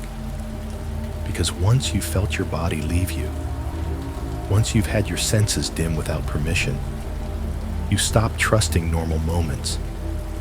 And the sound from the closet didn't stay in that room. It followed me. It started subtly. A crinkle from a trash bag in the hallway when someone walked past it. The soft crunch of plastic under a shoe near a dumpster outside the dining hall. The sound of someone stepping on a wrapper in a quiet classroom. Every time I heard it, my chest tightened instantly, my brain snapping back to that dark room and the half-open closet door. It wasn't the sound itself that terrified me. It was the association. The way my mind linked that tiny noise to the presence of someone unseen. The first few times it happened, I told myself to relax. You're jumpy. That's it. Then it started happening in places where it shouldn't. I was in the library one evening, the quiet section where the air smells like paper and carpet cleaner. I was sitting alone at a long table with headphones in, trying to focus on a reading assignment. Someone walked behind me, and I heard a plastic bag crunch softly near the trash bin. I froze. My headphones suddenly felt useless, trapping me inside my own panic. I pulled them off and listened, breath held. Nothing. Just the faint hum of fluorescent lights and the soft turning of pages. My heart didn't slow down for minutes. Another time, I was alone in our dorm room while Evan was out. I was sitting on my bed, scrolling on my phone, when I heard a faint crinkle from the corner near the closet. I sat up so fast, my neck snapped tight. The sound didn't repeat. I stared at the closet door, half expecting it to shift open on its own. The radiator ticked. The hallway buzzed faintly. Nothing else. I laughed once, out loud, just to break the spell. But it sounded strained, wrong. Sleep became thin after that. Every time I drifted off, my brain hovered close to waking, listening. Any small noise, pipes, footsteps, even the soft click of the thermostat pulled me back to alertness. I started keeping my closet door fully closed, then fully open, then closed again, never satisfied. I started checking under the bed like a child. I hated myself for it. I hated that a single sound, plastic under pressure, had rewired me. By the end of the week, the need to make sense of it became unbearable. Denial only works as long as you don't touch the edges. I kept touching the edges. So one afternoon, in daylight, I went back. I didn't tell Evan. I didn't tell anyone. I told myself it was just curiosity, just closure. The truth was simpler. I needed to see the house in daylight to convince myself It was ordinary. I needed to shrink the nightmare into something I could name. I drove to the same slum downtown area with my heart pounding the entire way. Without music, the car felt too quiet. The city sounds too sharp. I kept glancing at pedestrians on the sidewalks, wondering if any of them had been there that night, wondering if any of them were watching me. When I reached the street, the house looked almost pathetic in the afternoon sun. Paint peeling, porch sagging, cheap plastic chairs stacked in a corner, a faded flag hanging limply near the door. No music, no crowd, no cars packed along the curb. Just a normal, run-down house. For a second, I felt relief so strong it almost made me dizzy. See? My brain tried to insist. It's just a house. It was just a party. You're making it bigger than it is. I parked across the street and sat there with my hands on the steering wheel, staring. A couple neighbors walked by without looking at me. A dog barked behind a fence. Somewhere inside the house, a TV played faintly, the sound drifting out through a cracked window. Ordinary, ordinary, ordinary. I told myself I wouldn't get out of the car. Then I did. I crossed the street slowly, pretending I belonged there. My shoes scraped lightly on the sidewalk. The air smelled like exhaust and damp wood. As I approached the house, I noticed a detail that made my throat tighten. A basement door on the side of the house, one I hadn't noticed at night, had a new padlock. The metal was bright and clean, catching sunlight sharply. The lock looked freshly installed, the kind you buy at a hardware store when you suddenly care about keeping something closed. I stopped walking. My pulse spiked. The lock wasn't rusty. It wasn't old. It didn't belong to a house that looked like it didn't fix anything else. It looked like someone had added it recently, urgently. Why would you put a new lock on a basement door if everything was fine? I stood there, staring at that padlock, feeling my skin go cold. The house around it stayed quiet. No one came out. No one noticed me. The neighborhood carried on like I was invisible, but I wasn't thinking about being seen. I was thinking about the room I woke up in, the closet, the plastic crunch, the hand on my shoulder, and now that lock. It felt like a tiny, ugly stitch pulled into view. Proof that something had changed after that night. Proof that I wasn't the only one who remembered it. I backed away from the house slowly, eyes still fixed on the basement door. My body wanted to run, but I forced myself to move calmly, like panic would make it realer. When I got back to my car, I didn't start the engine right away. I sat with my hands trembling in my lap, staring at the house through the windshield. The afternoon sun made everything look harmless, but the new padlock didn't. It looked like someone was trying to keep something in, or keep something out.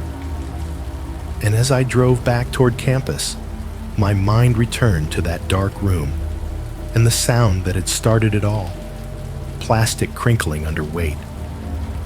A sound you only hear when someone is already there, not after. Already. I tried to keep the downtown house out of my head after I saw the new padlock, but it was too late. Once you notice a detail like that, something clean and deliberate on a building that looks like it doesn't do clean and deliberate, your mind treats it like a hook. It digs in. It tugs every time you try to look away. For a couple days, I moved through campus like I was carrying a secret I didn't want to name. I went to class. I nodded at people. I pretended to care about the syllabus. But the whole time, my thoughts kept looping back to the same questions. Why the lock? Why the closet? Why did I wake up at all? Evan didn't notice the change in me at first. He was in full rush mode now, meeting guys, going to events, keeping a calendar like he had a job. When he came back to the room at night, he'd talk at me the way people talk at a TV. This house is chill. That one's full of weirdos. I think I'm getting a bit. Threes? He was excited enough to fill the air with noise, and I let him, because noise felt safer than silence. Then one afternoon, Evan came back looking different. Not hungover, not tired, just unsettled in a way he didn't know how to hide. He dropped his backpack on the floor and sat on his bed without taking his shoes off, which was unusual for him. He stared at his hands for a second, then looked up at me like he was about to ask permission. "Hey," he said. "So, I heard something." My stomach tightened immediately. "What?" He hesitated. "About that house, the one we went to." I didn't respond. I just waited, because waiting felt like the only way to keep my voice from shaking. Evan lowered his voice, even though we were alone. "Apparently it's not even registered," he said.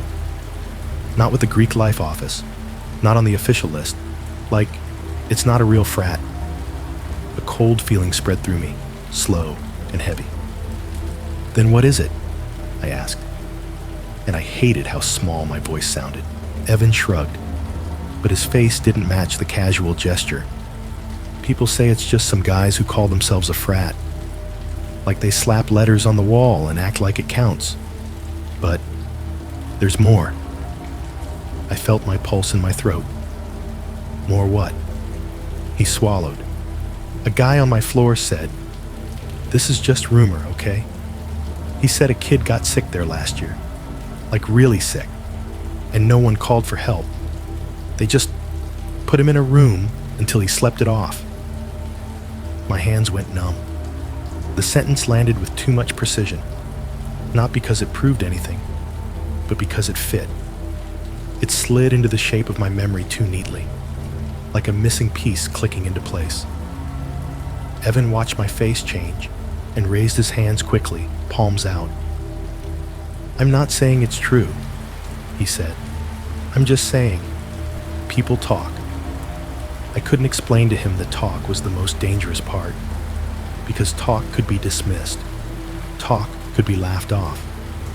Talk could become a story and then disappear. But my body remembered the closet sound in a way rumor never could. That night, after Evan went to shower, I sat on my bed and opened my phone with a kind of dread I couldn't name. I didn't have a plan. I just needed to look. Needed to search for something that would either reassure me or confirm what I already feared. I started with my notifications. I scrolled back through the days around the party, reading them like evidence. Most of it was normal. Campus emails, class reminders, a weather alert. Then I saw something I hadn't noticed before, buried in the clutter. AirDrop. Evan's iPhone would like to share a file. My stomach dropped so hard it felt physical. The timestamp was Thursday night, around the time I'd started feeling strange. I tapped it, but the request was gone. Expired. No file name, no preview, nothing. Just the memory that it had existed. I stared at the screen, trying to understand what it meant. AirDrop requests don't come from nowhere. They come from nearby devices, from someone close enough for their phone to reach yours. You can get random AirDrop attempts in crowded places. Sure, people messing around on campus, sending memes or worse. But I hadn't been on campus. I'd been in that house. I scrolled further and found something else, even smaller, even easier to miss. A Bluetooth prompt from that same night. New device detected. No name. No pairing completed. Just a brief ping. Your phone, acknowledging a presence. Like something had come close. Like someone had leaned over me with a phone in their hand, and my device had reacted before I could. My mouth went dry. I set the phone down and stared at the wall, trying to slow my breathing. There was an urge in me to stop, to put the phone away, to choose ignorance. Because once you start finding these tiny confirmations, you can't unfind them. But another part of me, the part that had carried shame like a stone in my stomach for days, wanted proof, not for campus police, not for Evan, for me, for the version of myself that kept trying to convince the fear it was exaggeration. So I opened my photo gallery. At first, everything looked normal. Freshman week pictures, screenshots, random shots of campus buildings. I scrolled to Thursday night and saw the blurry photo of Evan with the cup, time-stamped 10:58 p.m. I'd already stared at that one until it felt like a joke. Then I saw something that made my hands go cold. A photo I didn't remember taking. It was dark, almost entirely black. At first glance, it looked like an accidental pocket photo, the kind you take when you bump the camera button. But when I tapped it and the screen brightened, the image sharpened into something else. A corner of a room. Not my dorm. Not any room I recognized. The angle was wrong. Too low. Tilted slightly, as if the phone had been held carelessly. The only light in the photo came from a thin line beneath a door, slicing the darkness like a faint blade. My breath caught. I recognized that door, not because I'd seen it clearly, but because my body reacted to it like a trigger. The line of light, the shape of the baseboard, the heavy shadow beyond, the room I'd woken up in. My thumb hovered over the screen as if I was afraid it would change if I touched it again. I checked the timestamp, 11:06 p.m., 8 minutes after the last photo I knew I'd taken. My head started to swim. I zoomed in, fingers trembling. The picture was grainy, but as I enlarged the dark corner, details emerged. A strip of carpet, the edge of a dresser, the faint outline of a closet door, partially open, just like I remembered. My stomach turned, and then I saw it. Near the bottom edge of the closet opening, almost blending into the shadow, was the tip of a shoe. Not mine. I knew that with a certainty so sharp it felt like pain. My shoes were simple sneakers with white soles. This shoe tip was darker, narrower, the toe slightly scuffed, the sole thick. A boot, maybe. Or something heavier than what college kids wore to parties. I zoomed in further until the pixels broke apart, until the shape became abstract. But I'd already seen enough. There had been someone in that room. Not outside the door, not in the hallway. In the room. I lowered the phone slowly, my hands shaking hard now. The radiator hissed, an ordinary sound, but it made me flinch as if it were a whisper. The dorm room felt suddenly too bright, too open, like it couldn't contain what I'd just discovered. Evan came out of the shower a few minutes later, hair damp, towel around his neck. He started talking about something, an event, a guy he'd met, some fraternity nonsense, and then he stopped because he saw my face. "What's wrong?" he asked. I didn't answer immediately.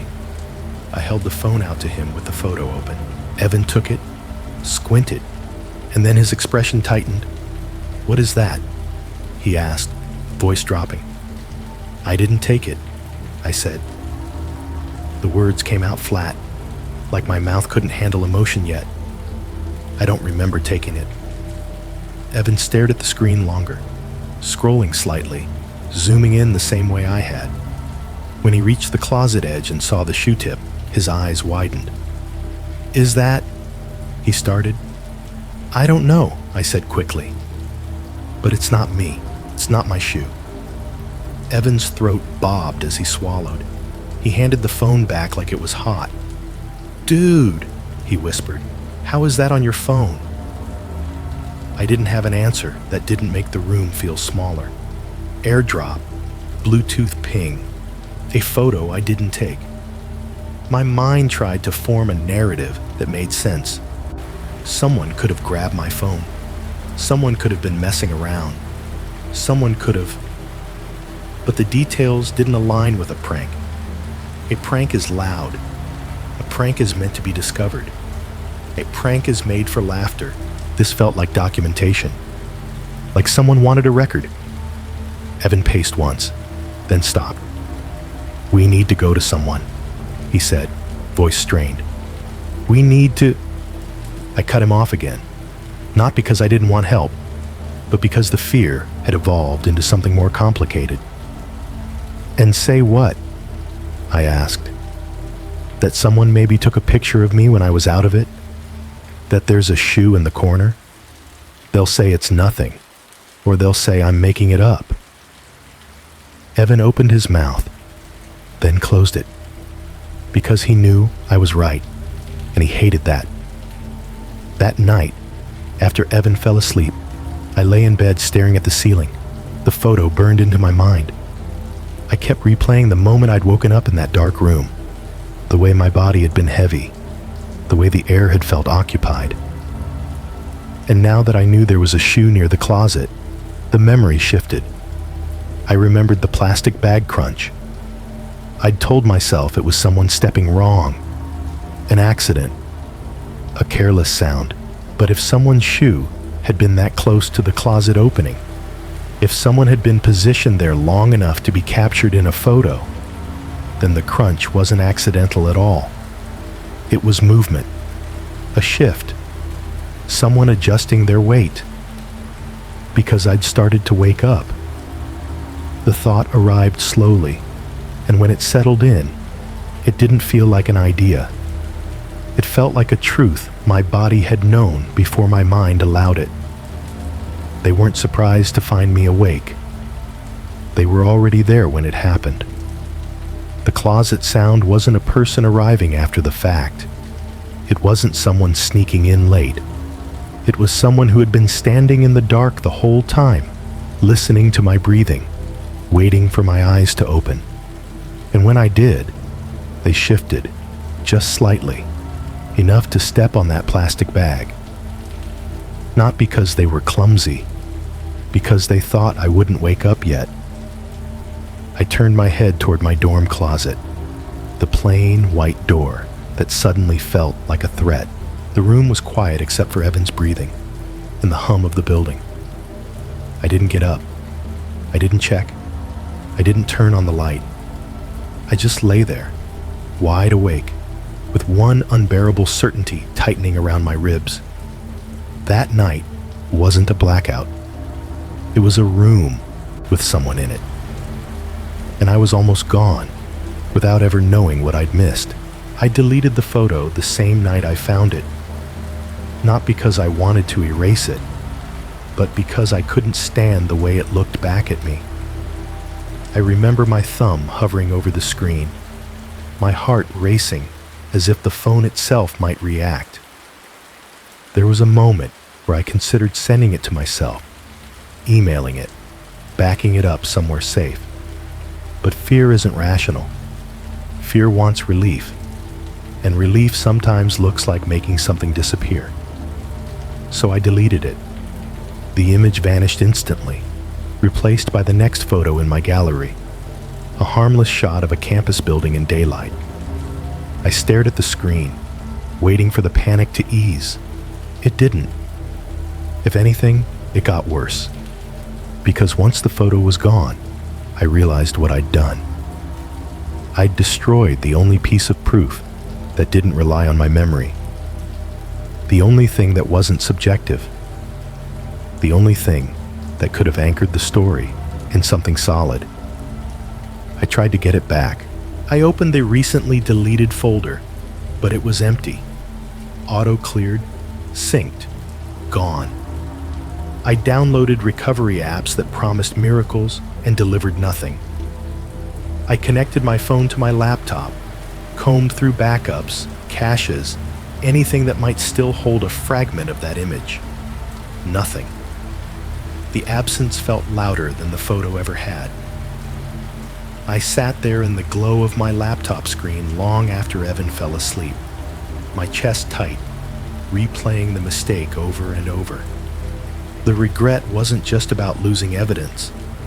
It was about choosing comfort over truth, even for a second.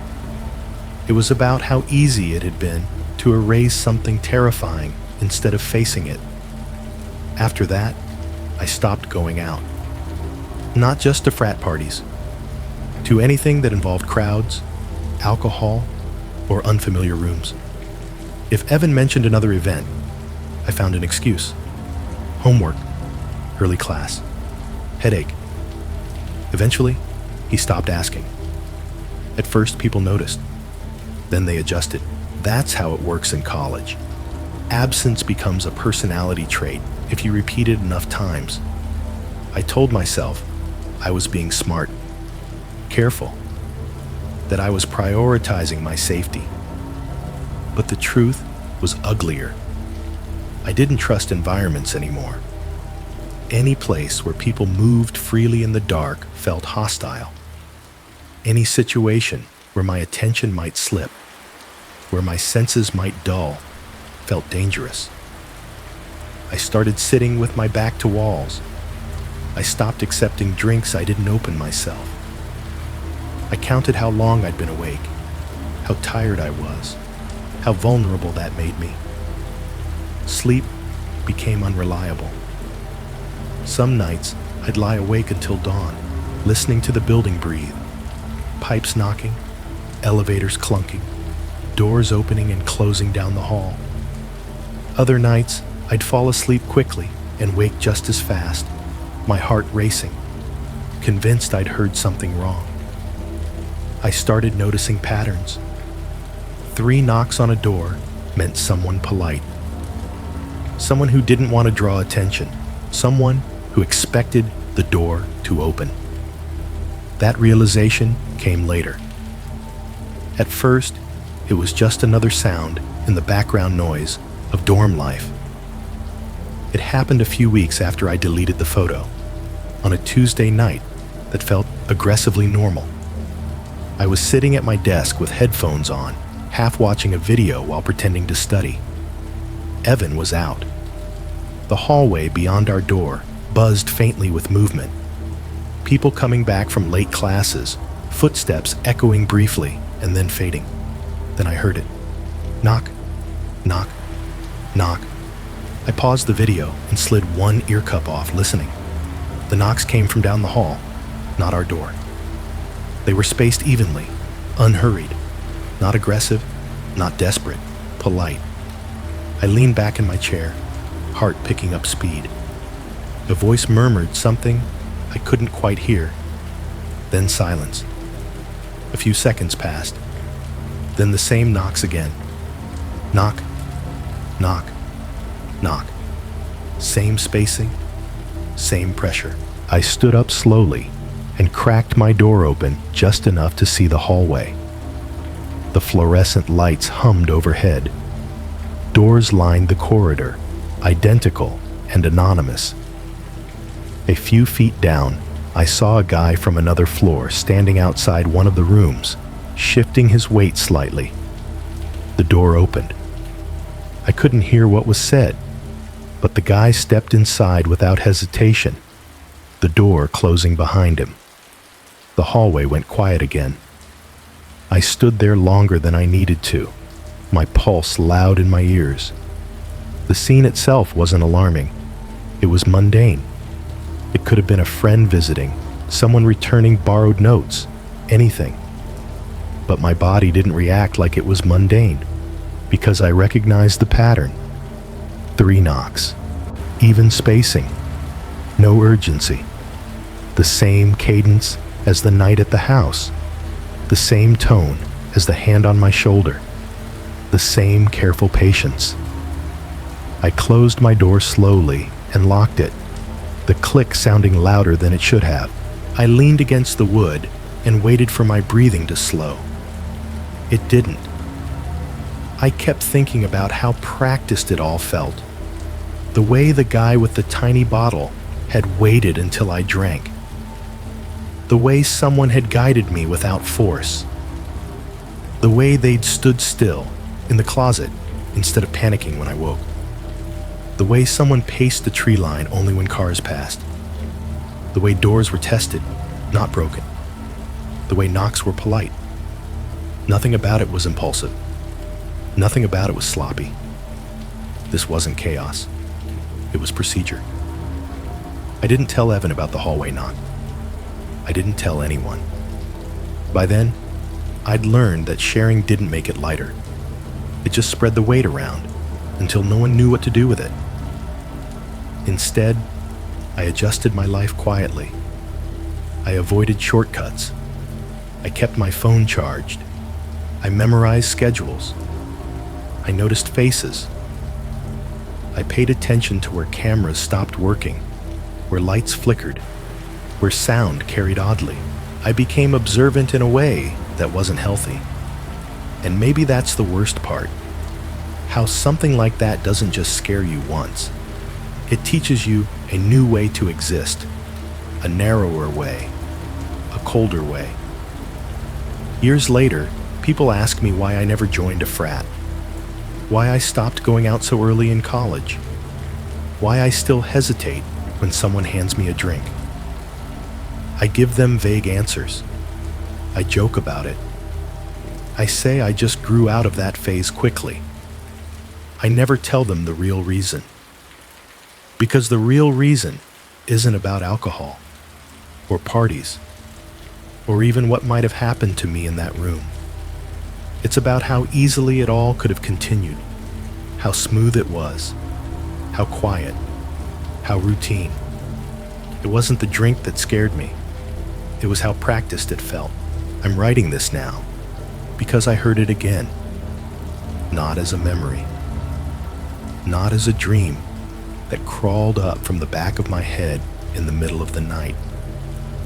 I mean, I heard it the way you hear a real sound in a real room, clear enough that your body reacts before your brain catches up, clear enough that my hand moved toward my phone on instinct, the same way it did years ago, the same way it still does when the world feels slightly too quiet. It was a click, soft, controlled. Not the kind of click that comes from a loose hinge or a settling building. Not the random pop of cheap plastic. It was the kind of click that has intention behind it, like someone testing whether something gives, like someone touching the edge of a boundary to see if it holds. I hadn't heard that sound in a long time, not in the present tense. That's why I'm sending this in. Because I used to believe those 3 stories were just that, stories. 3 separate chapters of my life that happened in college and then stayed there, packed away with old textbooks and faded ID cards. I used to tell myself that if I survived them and moved on, they'd lose their power. They'd become the kind of thing you mention at a bar once in a while.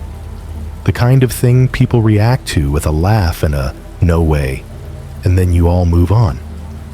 But lately, it's been coming back.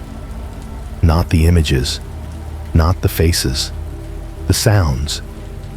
And sounds are worse, because they don't need context to hurt you. They just arrive. I'm 32 now. I don't live on campus. I don't share a cramped dorm room with a roommate I barely know. I don't stand in a crowded party with warm beer in my hand trying to pretend I'm comfortable. I have a job, responsibilities, receipts, the dull adult weight of things that matter. I pay rent. I have a car with a reliable engine. I have a routine that should make me feel safe. That's the thing about adulthood. You build your life around the assumption that you're no longer that vulnerable version of yourself. And then one small sound reminds you how thin that assumption really is.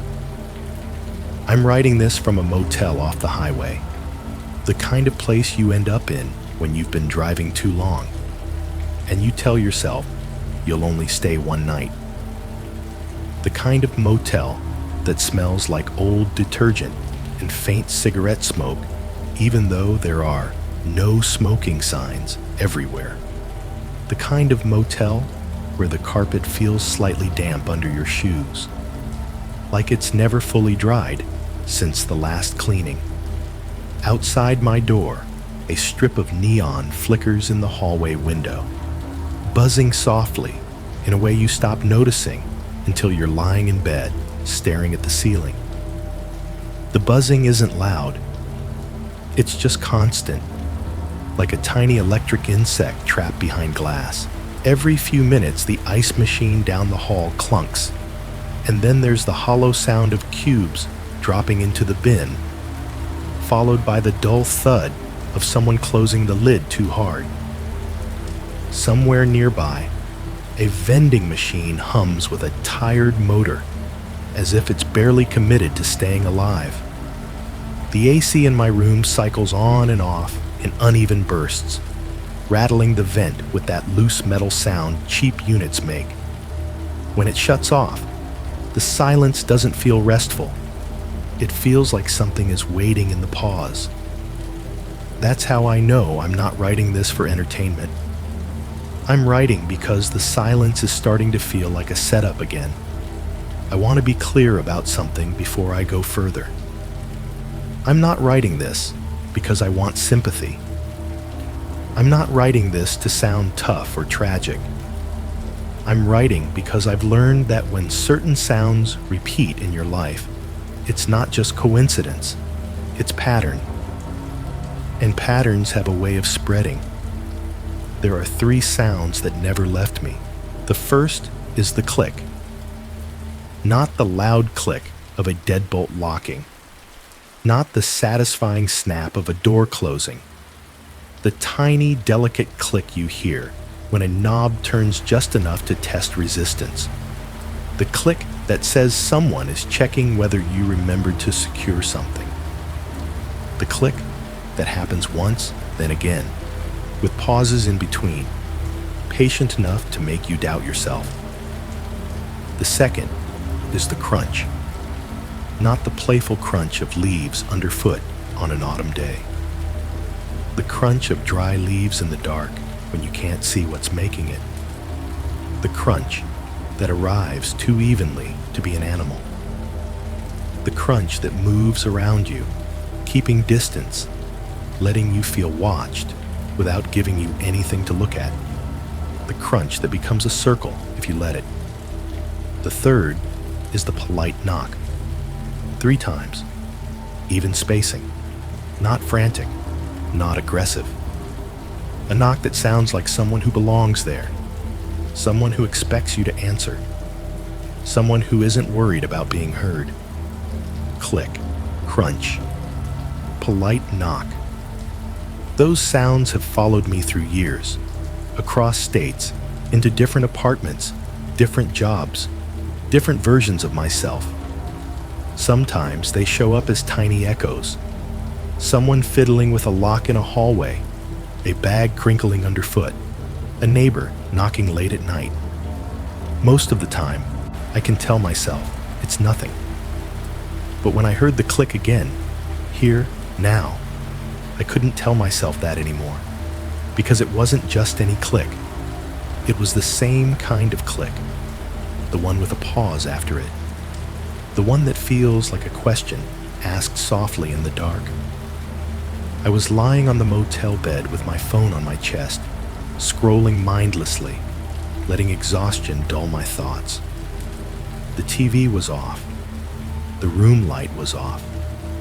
Only the faint neon from the hallway was leaking through the curtains, turning the ceiling a sickly, uneven orange. The ice machine clunked. The hallway neon buzzed. The AC cycled. Then, through all of it, came the click, small and controlled, from the direction of my door. I sat up immediately, my heart reacting, like it recognized an old predator. My hand went to the nightstand without thinking, fingers closing around my phone. I held my breath and listened. Nothing. For a moment, the motel was just a motel again. The ordinary sounds returned. Distant footsteps, a car passing outside, the neon buzz. Then the click came again. Same volume, same deliberate pressure, same pause afterward. Not a random noise, not the building settling. A test. I didn't move for a long time. I stayed sitting on the bed, phone in my hand, eyes locked on the dark shape of the door, as if staring hard enough could make it transparent. I could feel my pulse in my ears. I could hear my own breathing, too loud, too present. And then, in the space between the second click and whatever might come next, a realization landed with sick clarity. All three sounds, the click, the crunch, the polite knock, share one thing. They happen at the edge of light, not fully hidden, not fully seen. The click happens behind a closed door while you're still deciding whether to turn on a lamp. The crunch happens just outside the firelight where the wood swallow everything else. The polite knock happens in a hallway where the light is on, but the person behind the door remains unknown until you open it. Each sound is a pressure point, a moment where you're suspended between safety and exposure, between certainty and doubt. A moment where your next choice matters more than it should. They aren't attacks, they're rehearsals. They're tests of habit, tests of curiosity, tests of whether you'll open what you shouldn't. And for years, I used to think those tests were separate. I used to think the door in the dorm was one kind of fear, the woods were another, the frat house was another. Different places, different threats, different people. Just bad luck stacked weirdly close together. But sitting in this motel room, listening to the deliberate click at my door, I realized something that made my stomach go cold. I used to think they were separate. Now, I'm not so sure. I didn't sleep after the second click.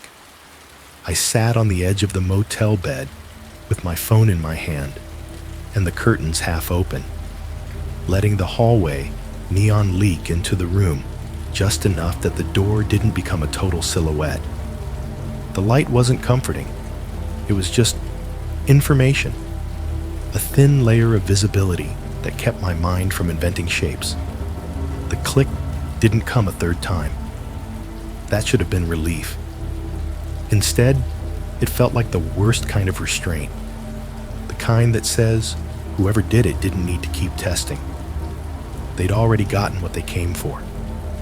The sound itself, my reaction, proof that it still worked. By 4 a.m., I gave up on lying down. I flipped on the lamp, the cheap shade casting a dull yellow circle across the room. And I did what I always do when I'm trying not to spiral. I looked for something to do with my hands. My moving boxes were stacked against the far wall, still half taped from the last transfer. I'd been on the road for work, bouncing between warehouses, temporary housing, short-term leases, living the kind of adult life that's stable on paper and transient in practice. A life where half your belongings stay boxed, because you never fully believe you'll be somewhere long enough to unpack. I stood and walked to the boxes, barefoot on the cold motel carpet. The cardboard smelled faintly sweet and dusty. I found the one labeled Old School Misc, written in black marker in my own handwriting, and peeled the tape back with my thumbnail. The rip of adhesive felt too loud in the quiet. Inside were things I hadn't touched in years. Notebooks, a cracked binder, an old lanyard, a cheap keychain, receipts that meant nothing now. I shifted items carefully, as if I might wake something up by moving too fast. Then I saw it.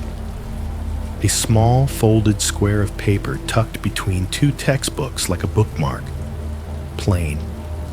Blank. No writing. My stomach tightened instantly because my mind recognized the shape before my eyes fully registered it. I lifted it out with 2 fingers like it might stain me. The paper felt soft, slightly worn at the edges, folded cleanly into a tight rectangle, too neat to be accidental. For a second, my brain tried to rationalize. It's just paper. You probably folded it years ago and forgot. But my hands remembered. That dorm door, that hinge, that tiny tell used to prove whether the door had been opened or closed.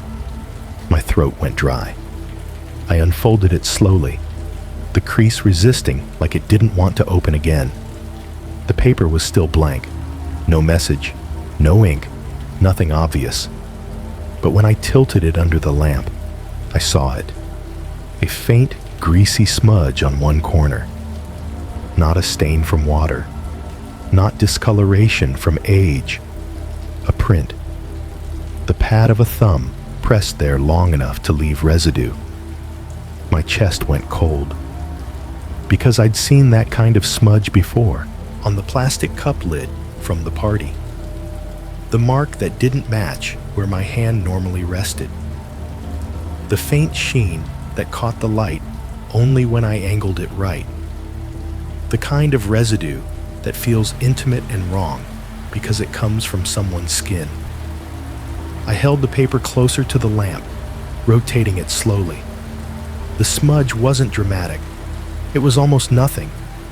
But it was in the exact kind of almost nothing that patterns live. A memory surfaced, sharp and unwelcome. The branch on my windshield wiper. I hadn't thought about it in a long time, not with full clarity.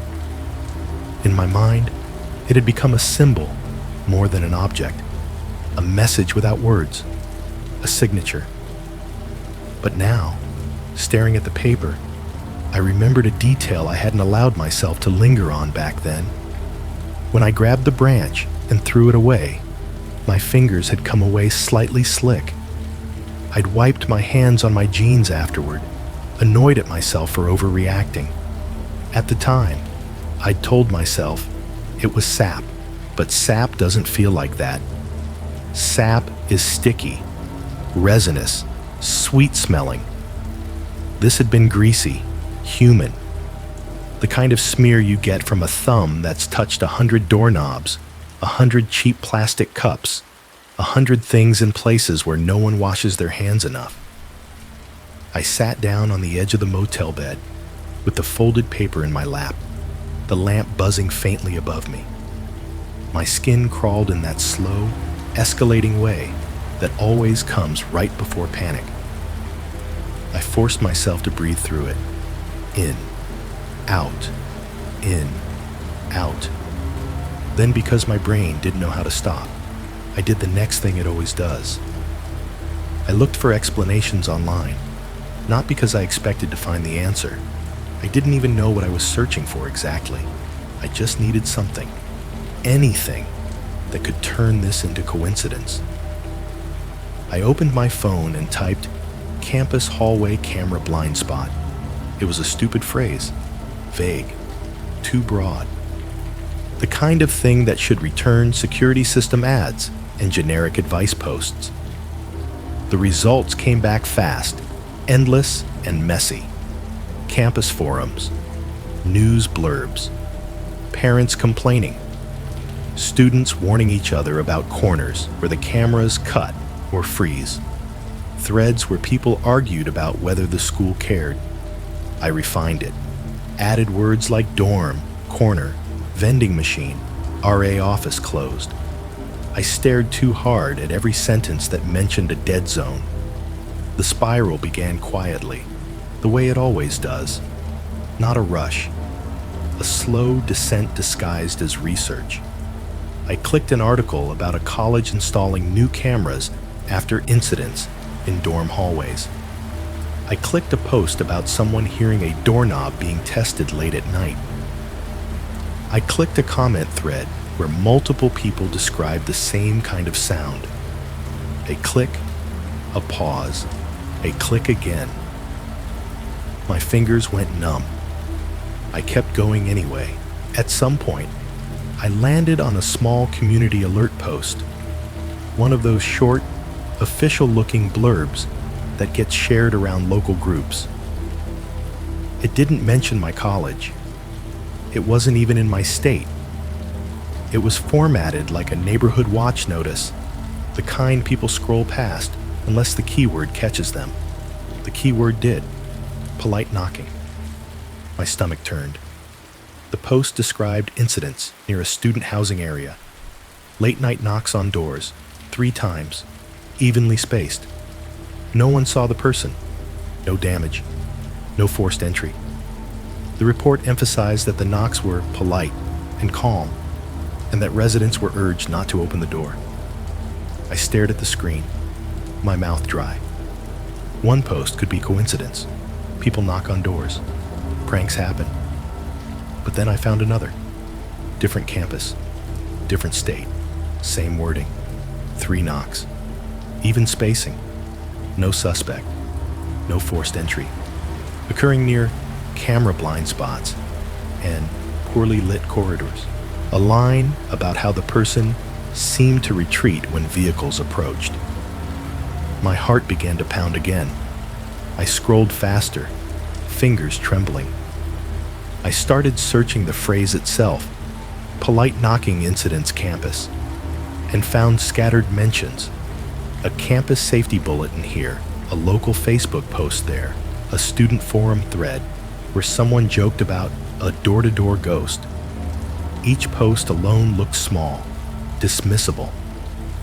Together, they formed something worse, a repetition, not enough to prove anything, not enough to point to a single person, not enough to make a headline, enough to make your skin crawl if you already knew the pattern. I sat back against the motel headboard, phone glowing in my hand, and listened to the building around me. The neon buzz, the ice machine clunk, the distant footsteps of someone walking down the hallway and then stopping, the AC rattling once, then going quiet again. I stared at the folded paper on my lap. The blankness of it felt aggressive now, like silence with intent. My brain tried to fight it. These are just posts. People copy each other. Rumors spread. The internet makes patterns out of nothing. I clung to those thoughts like they were a railing, but the physical world kept insisting otherwise. The click I'd heard tonight wasn't on my phone. It wasn't in a forum thread. It was at my door. And the paper in my hand wasn't a memory. It was something I could touch. I zoomed in on one of the alert screenshots until the words blurred into blocks. I didn't need to read them anymore.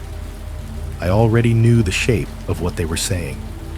The pattern wasn't tied to one location. It moved. It adapted. It didn't require force. It didn't require violence. It didn't even require being seen. It required only one thing: a boundary, and a human on the other side of it, deciding whether to open. My phone buzzed suddenly in my hand. I flinched so hard the paper slipped off my lap and fluttered onto the carpet. The screen lit up with a notification. For a split second, my mind went white. Then I saw what it was. Just a generic system prompt. Some app refreshing in the background. Nothing meaningful. Nothing dangerous. The kind of thing that happens 100 times a day. But my body didn't calm down right away. Because the fear wasn't coming from the notification. It was coming from the way my nervous system had learned to interpret timing. Coincidences stacked too neatly. Sounds arriving at the edges of silence. Patterns repeating across places. I picked the paper up off the floor and refolded it carefully along its old creases, as if returning it to its original shape might contain whatever it represented. My fingers brushed the smudge again, and I wiped my hand on the motel blanket without thinking. Then I looked at the door. It sat there, plain and closed, like it had no idea what it meant to me. I checked the peephole. Nothing but an empty hallway and the sickly glow of neon. I didn't open it. I didn't call the front desk. I didn't do anything that would make me feel foolish if nothing happened. Instead, I did what I'd done every time in my life when the pattern returned. I listened. And in the silence, the most unsettling thought of all settled into place, not as a dramatic twist, not as a revelation with a neat ending, but as a slow, cold conclusion. Those sounds weren't attached to my college years. They weren't attached to one dorm, one preserve, one house. They were attached to a method, a way of testing people, a way of learning them. And if community alerts from multiple campuses were describing the same polite knocks with no suspect and no explanation, then maybe the truth was simpler than any story I could tell myself. This wasn't a single event. It was a practice. And practice, by definition, doesn't stop at one rehearsal. It's 2:17 a.m. I know the time because the number burned itself into my head the second I glanced at my phone, and now I can't look away from it. The digits sit there, clean and sharp against the dark, like they're trying to be remembered. The motel room is doing what cheap rooms always do at this hour, failing quietly. The AC cycles on with a tired rattle, the vent clicking twice before the air finally pushes through. Cold air spills across the room in uneven bursts, then fades. When it shuts off, the silence doesn't settle. It stretches. The neon in the hallway buzzes faintly through the door, a thin electric whine that crawls under my skin if I focus on it too long. Somewhere down the hall, the ice machine clunks. I wait for the familiar sound of cubes falling, the lid slamming shut. It doesn't come. Instead, my phone vibrates in my hand. Not loudly, not insistently, just enough to make my thumb twitch. I look down. No app icon. No preview. No sender. Just a blank notification bar that flashes once and disappears. Like the phone itself wanted to say something and then thought better of it. My heart starts pounding immediately. I sit up in bed, the sheets tangling around my legs, my back straightening without my permission. The room feels smaller now, the walls closer, as if the air itself has decided to lean in and listen. I don't touch the phone again. I listen. The AC shuts off. The room settles into that hollow quiet where every tiny noise carries too far. I can hear my own breathing, shallow and fast. I force it slower, counting in my head the way I learned years ago when fear stopped being abstract and started being practical. In, out. The hallway remains quiet. Then, soft, controlled, unmistakable. I hear it. A click. Not loud, not sudden. The sound of a doorknob turning just enough to test resistance. My stomach drops so fast it makes me dizzy. I don't move. I don't reach for the lamp. I don't let my breath catch. I sit there, eyes locked on the door, waiting for my brain to tell me I imagined it. Waiting for the motel to make a normal noise that will absorb the moment and turn it into nothing. It doesn't. I hear a faint shuffle outside, fabric brushing fabric, a shoe adjusting its position. The sound is close enough that I know they're standing right in front of my door, not down the hall, not near the stairs, right there. My fingers curl into the sheet, gripping it hard enough that my knuckles ache. My phone lies face up beside me, dark and useless. I think about calling the front desk. I think about the police. I think about how ridiculous that would sound if nothing else happens. I think about how many times in my life I've stood at this exact edge. The click comes again. Same pressure. Same pause afterward. Not a mistake. Not impatience. Confirmation. My heart is beating so hard now I can feel it in my throat. I swing my legs out of bed slowly, careful not to make the mattress creak. The carpet is cold under my feet as I stand. I take one step toward the door, then stop myself, remembering every time curiosity has been the wrong answer.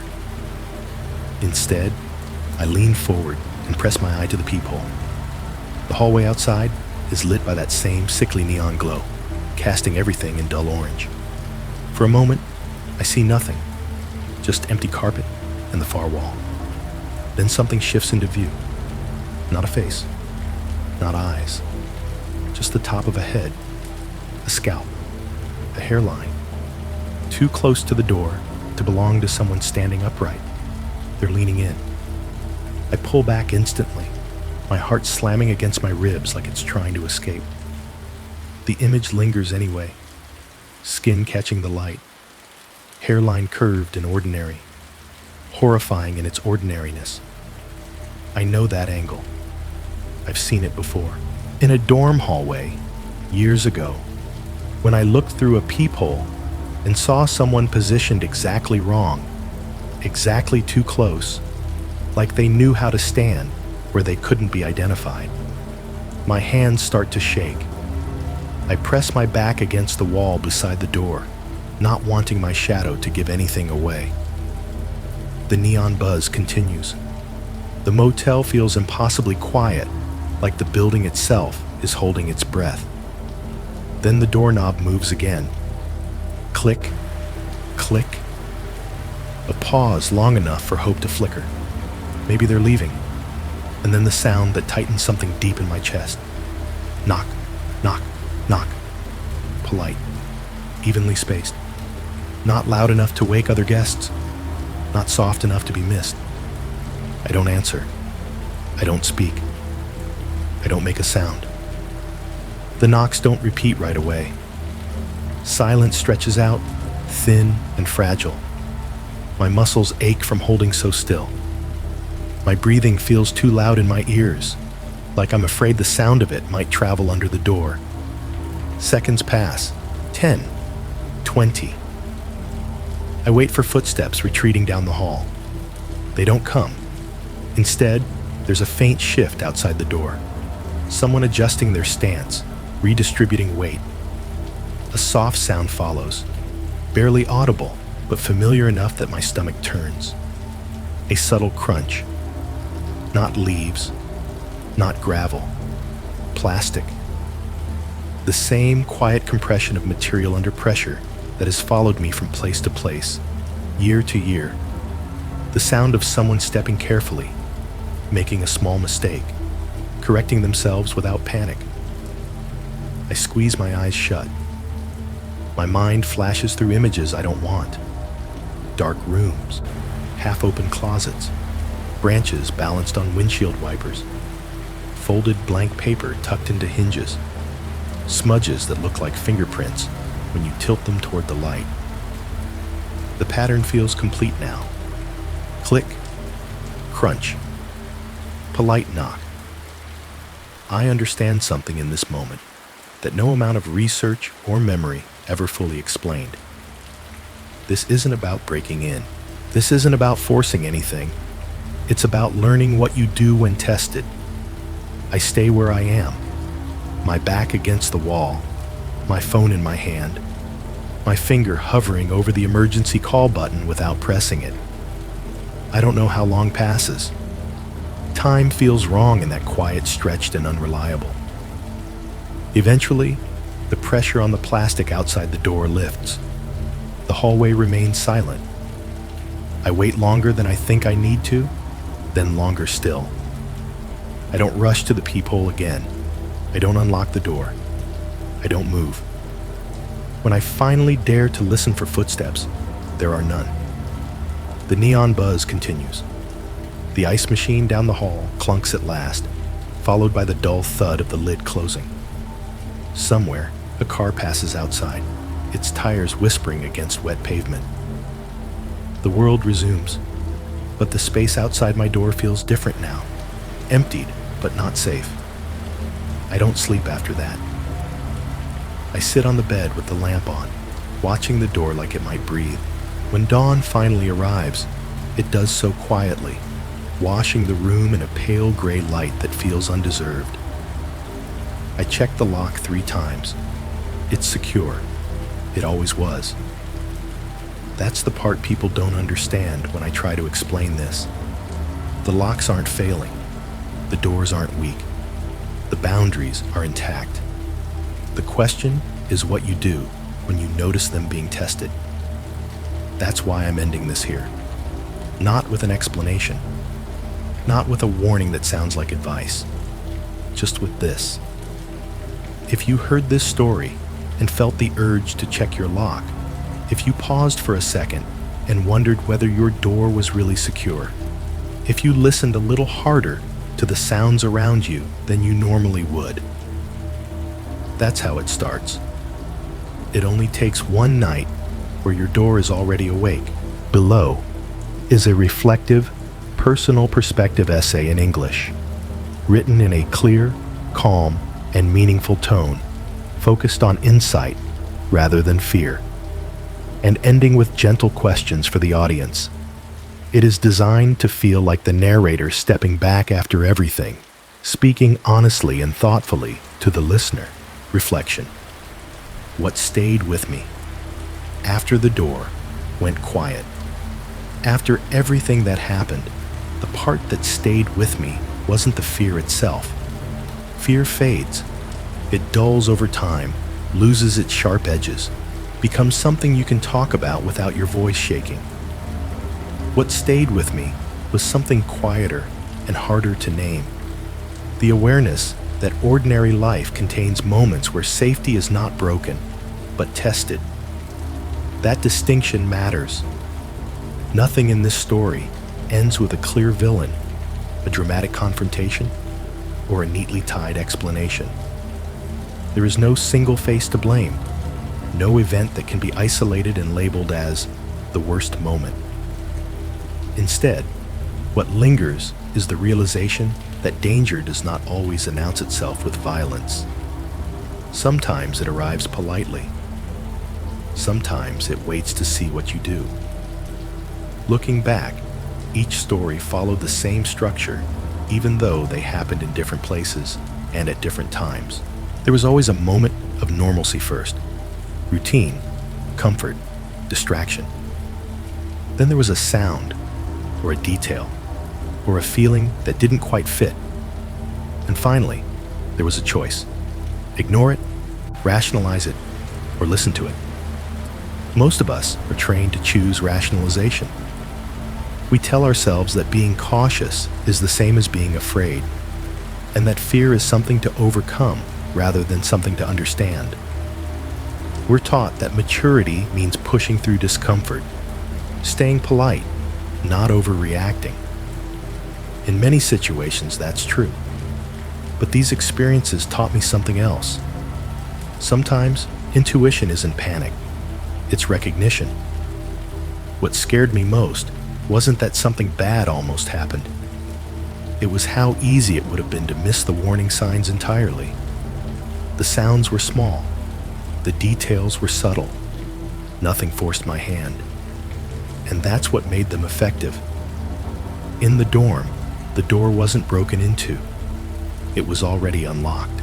In the woods, no one ran at us screaming. They stayed just outside the light. At the party, nothing overtly violent happened. I simply woke up somewhere I didn't belong. Each situation depended on hesitation, on uncertainty, on social pressure to downplay discomfort. That pattern changed the way I think about safety. I used to believe safety was something external. Locks, rules, numbers, lighting. Now I understand. It's also internal. It's about noticing when something feels slightly off and giving yourself permission to take that feeling seriously, even if you can't explain it yet. There's a quiet strength in that kind of awareness. It doesn't mean living in fear. It doesn't mean assuming the worst about people or the world. It means understanding that your comfort matters, even when there's no obvious reason to defend it, especially then.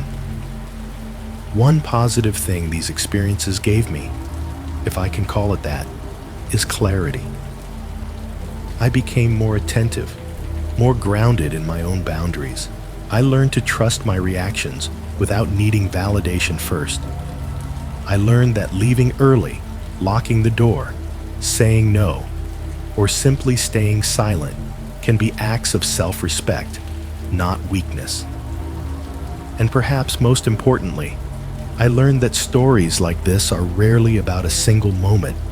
They're about accumulation, about how small signals add up over time until you either listen or don't.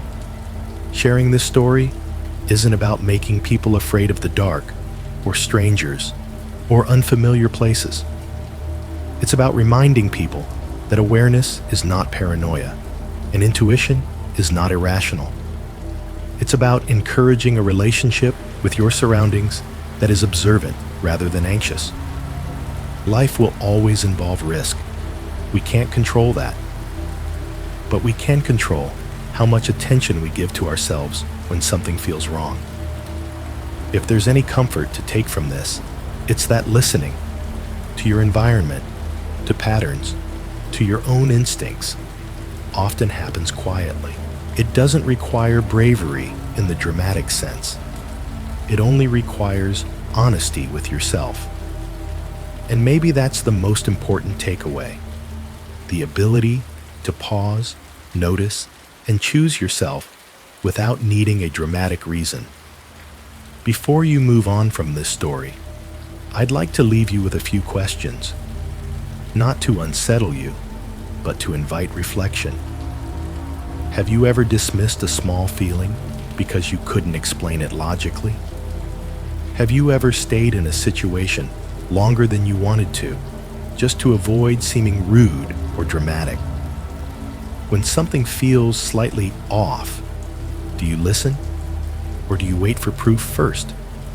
And finally, if you're honest with yourself, what's one moment in your life where listening sooner might have changed how you remember it now? Thank you for listening, not just to the story, but to yourself. After everything that happened, the part that stayed with me wasn't the fear itself. Fear fades. It dulls over time, loses its sharp edges, becomes something you can talk about without your voice shaking. What stayed with me was something quieter and harder to name. The awareness that ordinary life contains moments where safety is not broken, but tested. That distinction matters.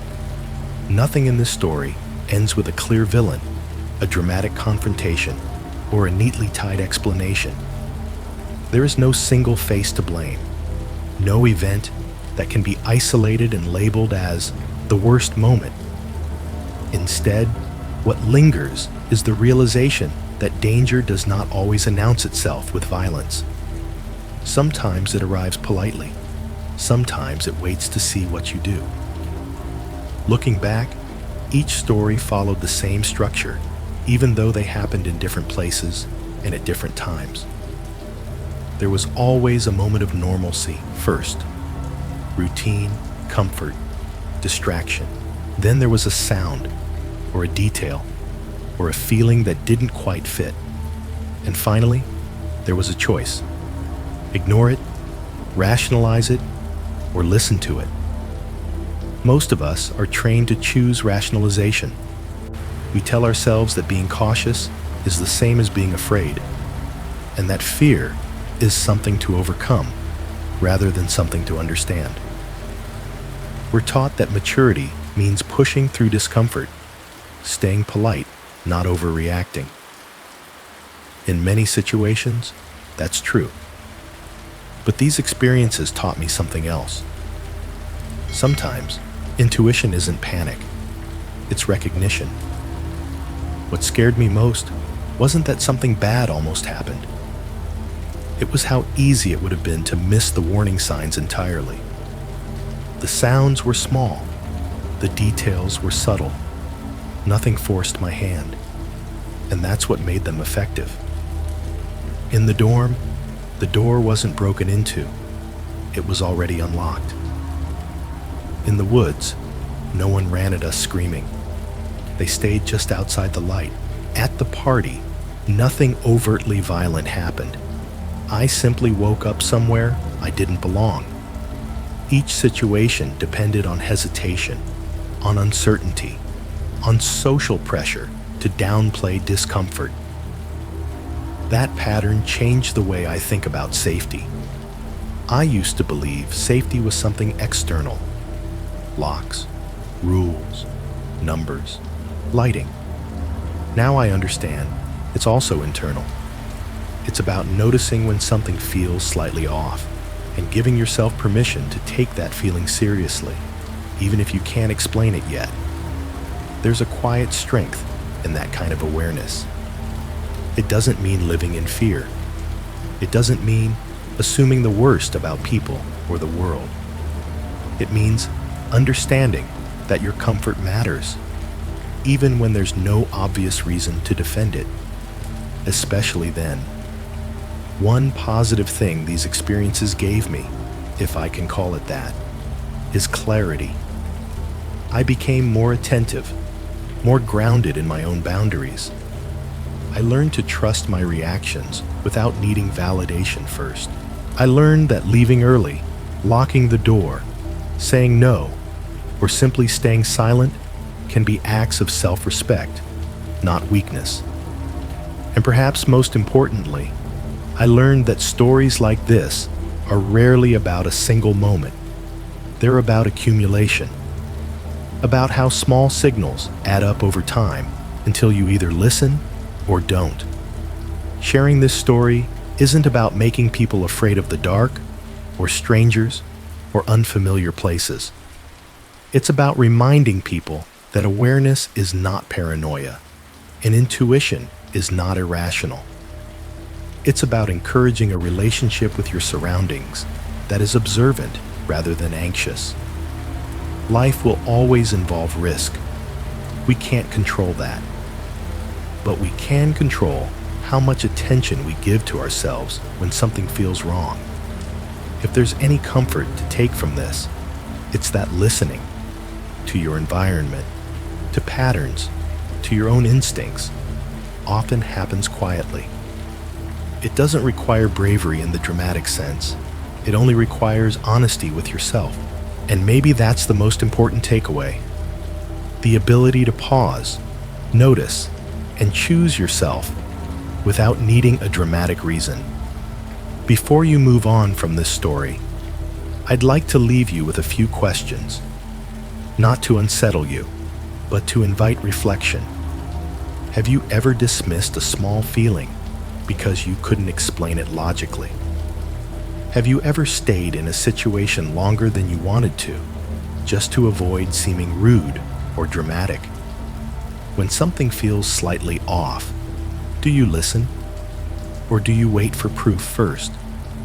And finally, if you're honest with yourself, what's one moment in your life where listening sooner might have changed how you remember it now? Thank you for listening, not just to the story, but to yourself.